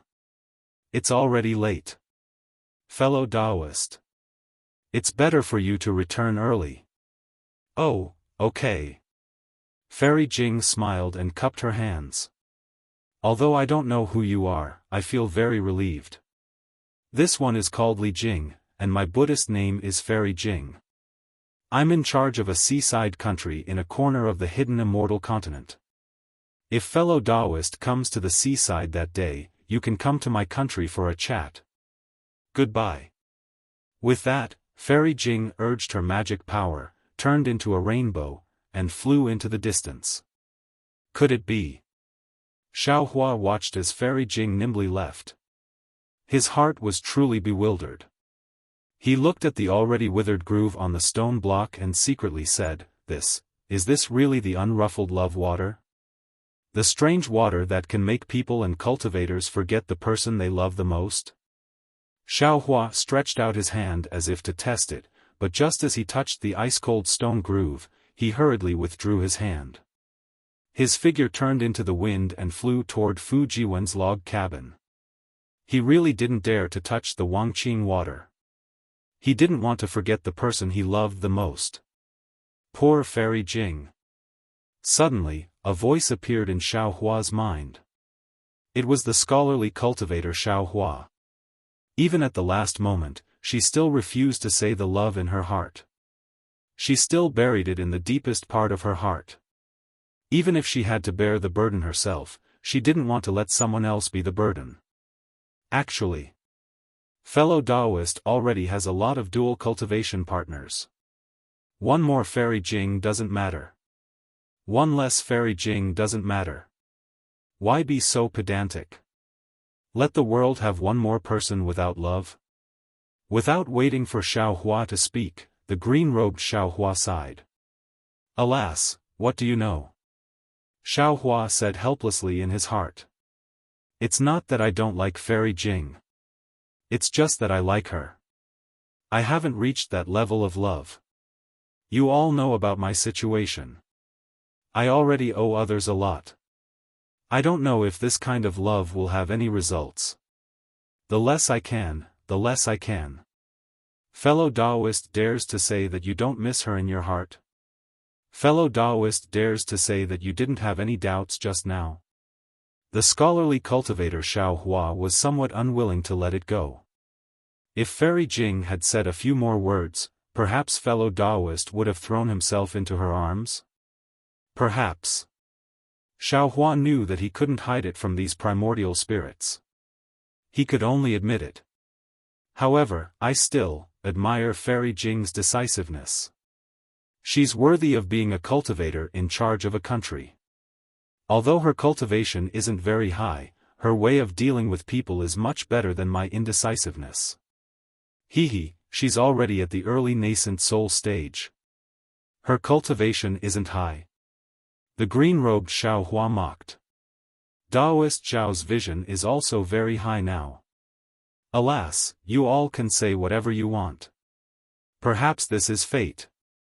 Actually, Xiaohua's heart was also very uncomfortable. It was as if he had lost something for no reason. His heart was empty. "I-oh." Suddenly, the green-robed Xiaohua exclaimed. Interesting. Fellow Taoist, do you feel like your heart is being twisted by a knife? A bit, but fellow Taoist's words are too exaggerated. Xiaohua's heart moved. He also felt the green-robed Xiaohua's surprise. Fellow Taoist, do you have something to say? Good. The green-robed Xiaohua laughed. Now that someone has delivered himself to your door to let you vent your anger, give I another Taoist robe. Who? Xiaohua was about to release his divine sense when the green-robed Xiaohua hastily shouted. Don't. If you release your divine sense, won't Taoist Huada run away? Why is Taoist Huada here? Could it be that he also wants to forget the person he loves the most? The scholarly cultivator Xiaohua was also very surprised. Xiaohua was even more puzzled. He asked, Taoist Huada is coming here. I didn't know, how did you know? Of course it's the result of fellow Taoist stealing. The green-robed Xiaohua explained. I have been thinking about how to refine Taoist Huada's fire gourd into a sword gourd for the past few days. I still haven't killed the trace of Taoist Huada's primordial spirit in the gourd, so I can sense Taoist Huada's movements within a certain range. At this point, the green-robed Xiaohua paused for a moment and said again. Fellow Taoist has already ordered I to refine a spirit treasure. I presume you're also thinking about how to refine your life treasure?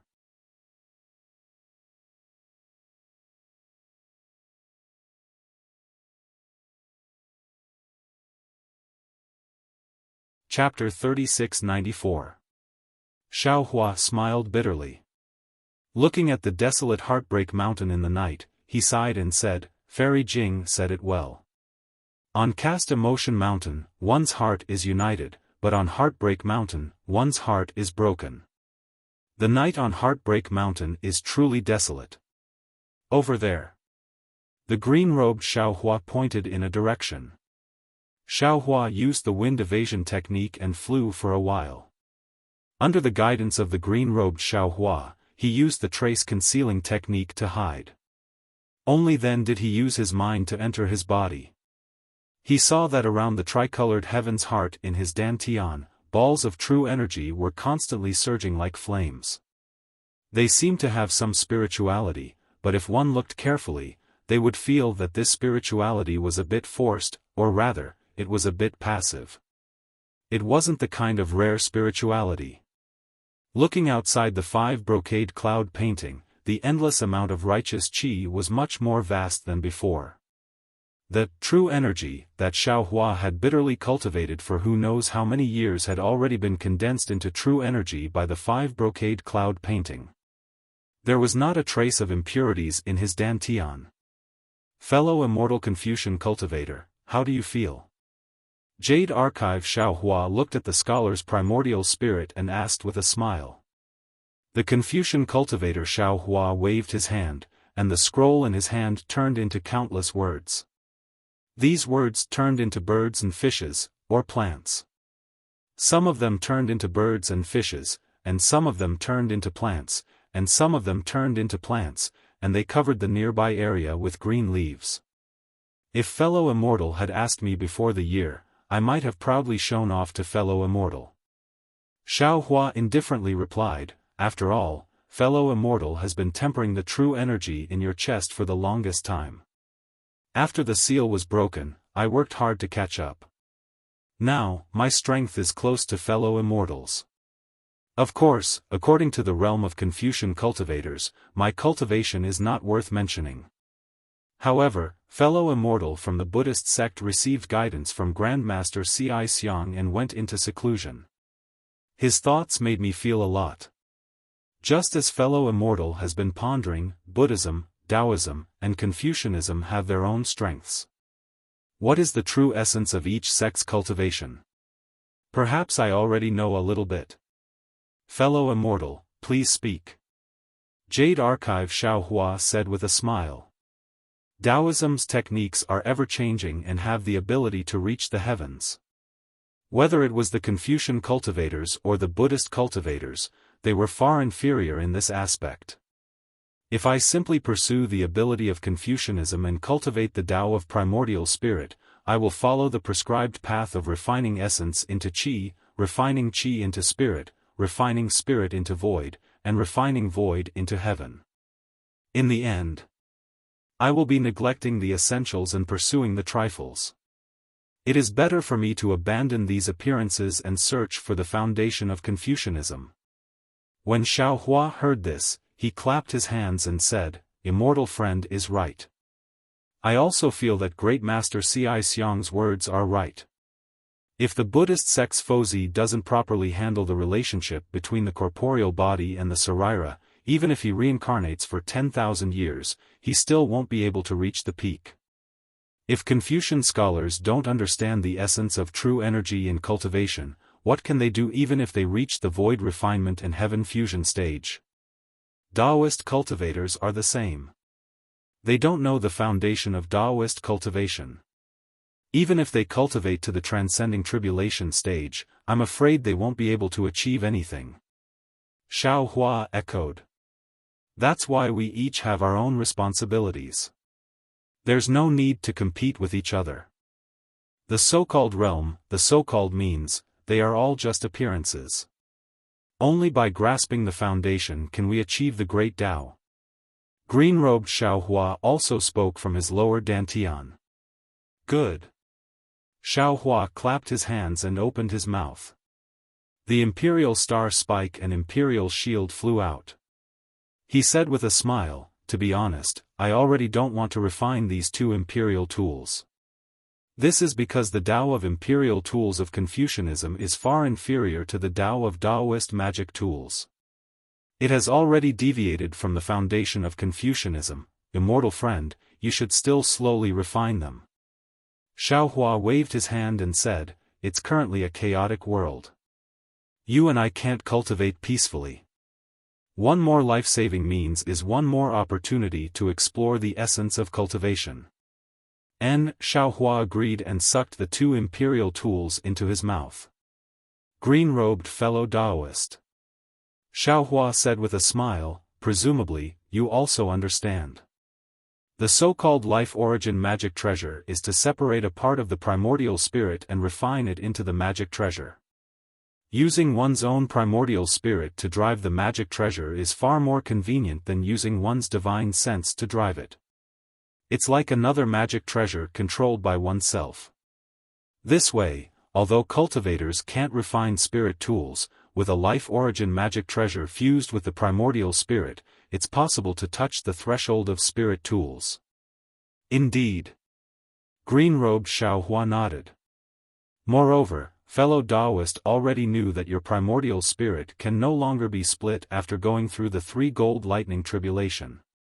Presumably, you've already given up on the idea of refining a life origin magic treasure, right?" "No." Xiaohua shook his head. "Actually, the origin of a life origin magic treasure, other than the function that I just mentioned, has another function." I know. Among the Taoist magic skills, there is a primordial spirit entrustment technique." Green-robed Xiaohua had read who knows how many ancient books and secret techniques. He naturally understood very well. A small part of the refining method of this life origin magic treasure was born from this. Yes, the primordial spirit entrustment technique is a great magic skill.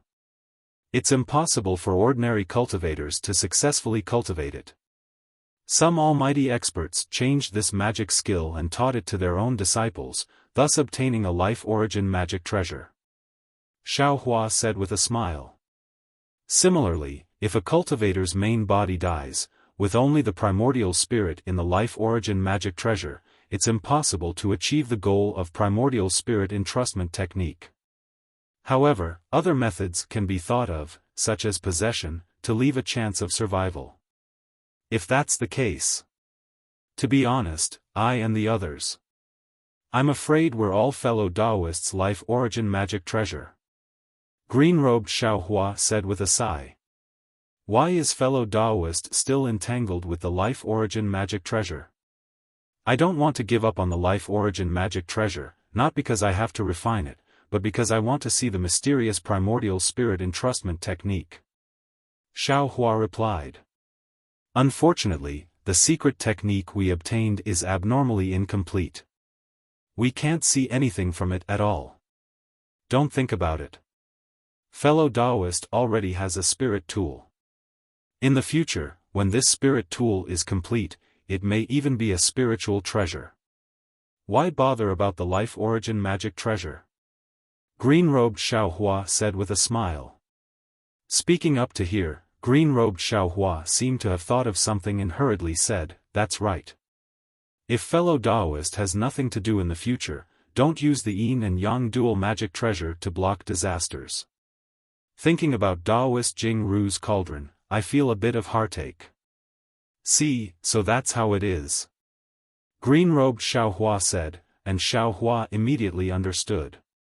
Although that cauldron isn't much, it contains a trace of Taoist Jing Ru's primordial spirit. It can be considered half a spirit tool. This spirit tool is not a tool spirit. After the yin and yang dual magic treasure, it will certainly have spirituality. In the future, if there's a coincidence, it can be compared to a heavenly spiritual treasure. How can it be just a heavenly spiritual treasure? Green-robed Xiaohua sneered.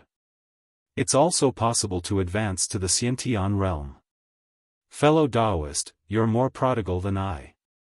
I'm happy, so what? Xiaohua rolled his eyes. Who asked I to be rich? Not only do I have the ocean overturning seal, but I also have the Tingjiao scissors and the Kunlun mirror. Although I don't know where the other half of the Tingjiao scissors is, as long as the Kunlun mirror returns to the Dawn Rain continent and finds the golden core cultivator of the rock border sect, Changyefeng, I'll be able to obtain the last fragment of the Kunlun mirror. At that time, the Kunlun ruins will become. Just as he said that, Xiaohua's heart skipped a beat. That's right, I seem to have said this before. Why am I repeating it now? It was also at this moment of vigilance that shock appeared on Xiaohua's face as he looked in disbelief. At the same time, green-robed Xiaohua already understood Xiaohua's thoughts. His figure flashed and landed in that place. This was where Xiaohua stored his Qiankuan pouches, storage pouches, and worn-out magic treasures. An extremely ordinary storage pouch was thrown among them. Green-robed Xiaohua didn't use any magic. Instead, he bent down and rummaged through the storage pouches one by one. He looked at the ordinary storage pouch but didn't open it. He looked up at Xiaohua's strange expression and asked in confusion, "Fellow Taoist, isn't this the storage pouch of Tongmu City's Chenyuming? There's a fragment of the Kunlun mirror inside. If there's no accident, it should be in the hands of Chang Yufeng. When fellow Taoist obtained it that day, you knew about it. Why didn't you think of it? Could it be, there's something in this space that you and I don't know about?" "Yes." Xiaohua raised his head and looked meaningfully at Xiaohua of the heavenly Tao above the starry sky. He said word by word, "Everything in this world is under the control of the heavenly Tao. Although you and I control this space, you and I aren't the heavenly Tao. It's impossible for us to know everything in this space. Moreover, even if we become immortals, gods, and the so-called heavenly Tao saints, don't forget, there are 50 Dayan numbers, 49 Dayan numbers, and there's still the evasive one.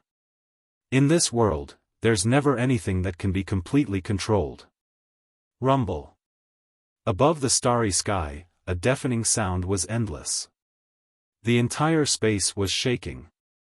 The originally vast space couldn't help but expand again. Damn it, the heavenly Tao, is there a mistake? This guy clearly forgot. This made-up reason, can actually be understood? Green-robed Xiaohua was dumbfounded. He held his forehead and shouted. "Huh, green-robed fellow Taoist, there's no place without knowledge under the heavenly Tao. You've only cultivated for a short time, so learn slowly." Xiaohua proudly took Chen Yuming's storage bag, took out the last fragment of the Kunlun mirror, looked at it, and threw it to green-robed Xiaohua. "When you're refining the Kunlun mirror, think about it carefully. How did this Kunlun mirror get from Chang Yifeng to Chen Yuming? Maybe you'll know something." "Huh?" Green-robed Xiaohua naturally wasn't convinced. He originally wanted to retort, but his face suddenly revealed a strange expression. He then said with a smile, "All right, this poor Taoist won't talk nonsense with you anymore. Either way, you and I will benefit. At this time, Huada is already here. How about it? Fellow Taoist, you can't let him run away this time, right? Fellow Taoist, you should watch the show from the side. When fellow Taoist makes a move, I will help fellow Taoist to kill this guy."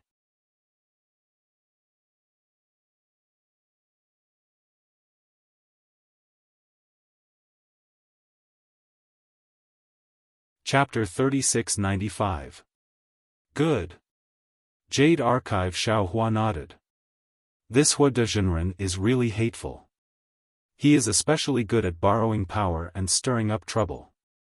At the Jade Pavilion conference, he was lucky to escape by using the Confucian Cultivator's formation. This time, we must take his life. With that, Jade Archive Xiaohua left his body and hid to the side to observe. In the night sky, several figures flew over from the distance. However, these figures did not fly directly. Instead, they flew and stopped. Quite a few times, they even flew in other directions. Under the moonlight, the faces of 8 cultivators appeared. The one in front was Zhai Xingzi, who was wearing an emperor's robe. Next to him was Gusuqiran, who had changed into a Taoist robe. At this time, Gusuqiran had a smile in her eyes, unwilling to leave Zhai Xingzi for a moment. Although the two were not flying hand in hand, their hearts were vaguely limitless. Behind Gusuqiran was the smiling Hua Dezhenren, but he deliberately kept a certain distance from the two and did not disturb them. Behind Daoist Hua De were 5 mid-stage nascent soul cultivators. They all had different appearances and expressions, but all of them had respectful expressions on their faces as they carefully followed behind the 3. Zhai Xingzi accompanied Gusuqiran to a mountain peak. The two circled around the mountain and met again in the air above the mountain peak. Their faces were full of disappointment as they shook their heads. What? Isn't this the place that you two fellow cultivators are looking for? Hua Dezhenren flew forward and asked anxiously when he saw this. Well, fellow Daoist Hua De, it's not here. Zhai Xingzi looked at the somewhat oval mountain peak below and sighed. That mountain peak is cracked, oh? Could it be? Zhai Xingzi is looking for Heartbreak Mountain? Xiao Hua was slightly stunned. Who is the female cultivator beside Zhai Xingzi? But, within 400 miles of my spiritual sense, there is no such mountain. Fellow Daoist and fairy are mistaken? Hua Dezhenren was somewhat puzzled. No, it must be nearby. I know. Gusuqiran thought for a moment and shook her head. Although I don't know why, I know that as long as I find that place, I will be able to solve my confusion. That's right, this old man has the same idea. Zhai Xingzi nodded. Fellow Daoist Hua De, fellow Daoists, thank you for your hard work. Let's go take a look over there. Zhai Xingzi raised his hand in the direction of Heartbreak Mountain. All right. Adept Hua De felt somewhat helpless, but he still smiled and said, as long as fellow Daoist Zhai Xing and fairy Zhai Xing can solve the mystery in your hearts, it's no problem for us to work a little harder. Humph, you were the one who insisted on following us. Gusuqiran snorted as if she was looking down on Hua Dezhenren. Zhai Xingzi blurted out, how can you speak to Daoist Hua De like that? As expected, how do you know my nickname? Gusuqiran's face was filled with surprise and joy. I don't know either. A rare look of embarrassment appeared on Zhai Xingzi's face, but his eyes were the same as Gusuqiran's, showing surprise. Gusuqiran shouted, I knew it. You and I must have known each other in our previous lives. Otherwise, it wouldn't be so coincidental. Ouch. Just as Gusuqiran was pleasantly surprised, there was a sudden scream.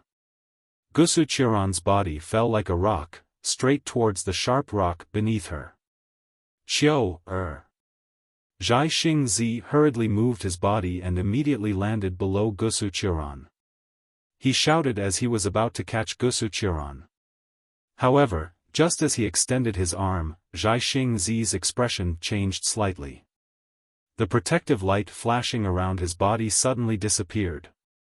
Like Gusuqiran, he could no longer stand in the air and fell towards the rock. However, just as he fell, Zhai Xingzi forced himself to change his position so that he was below Gusuqiran to prevent her from getting hurt. After doing all this, Zhai Xingzi took a deep breath. He wanted to circulate his true origin and fly up again.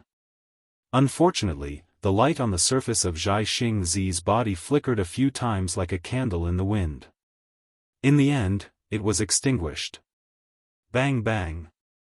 With 2 loud sounds, Zhai Xingzi, who was a late nascent soul master, fell powerlessly on the rock. Gusuqiran landed on Zhai Xingzi's face, knocking his jade crown askew. Hua Dezhenren, what's going on? Zhai Xingzi raised his hand and picked up Gusuqiran who was on top of him. He struggled to stand up and sat on a big rock. He looked at Hua Dezhenren who was looking at him with a cold smile in the distance and asked faintly. Gusuqiran, who was sitting in Zhai Xingzi's arms, lowered her head shyly at first. When she heard Zhai Xingzi's words, she immediately came to her senses. If it weren't for Hua Dezhenren's plot, even if they were in danger, Hua Dezhenren would only need to wave his hand and they would not fall from the sky. Gusuqiran could not help but rage, Jin Yuta. You You dare to plot against me? Gusuqiran's words were beyond her expectations. She could not believe it was Hua Dezhenren who did this. Fellow Taoist Jai Xing, don't worry. Hua Dezhenren had a faint smile on his face. He did not fly closer but stood on the side. He waved his hand and the 5 mid-nascent soul cultivators quickly flew around the mountain and surrounded Jai Xing Zi and Gusuqiran. Hua Dezhenren then spoke, I just want to ask, who is this fellow Taoist with Confucian cultivation? How does she know the name of I's nascent soul? I don't remember. I don't know this fellow Taoist. Jean Yuta, you. Gusuqiran's face was a bit pale. She called out a few times but did not know what to say. You're too bold. Fellow Taoist. Hua Dezhenren sneered, I don't even know who you are.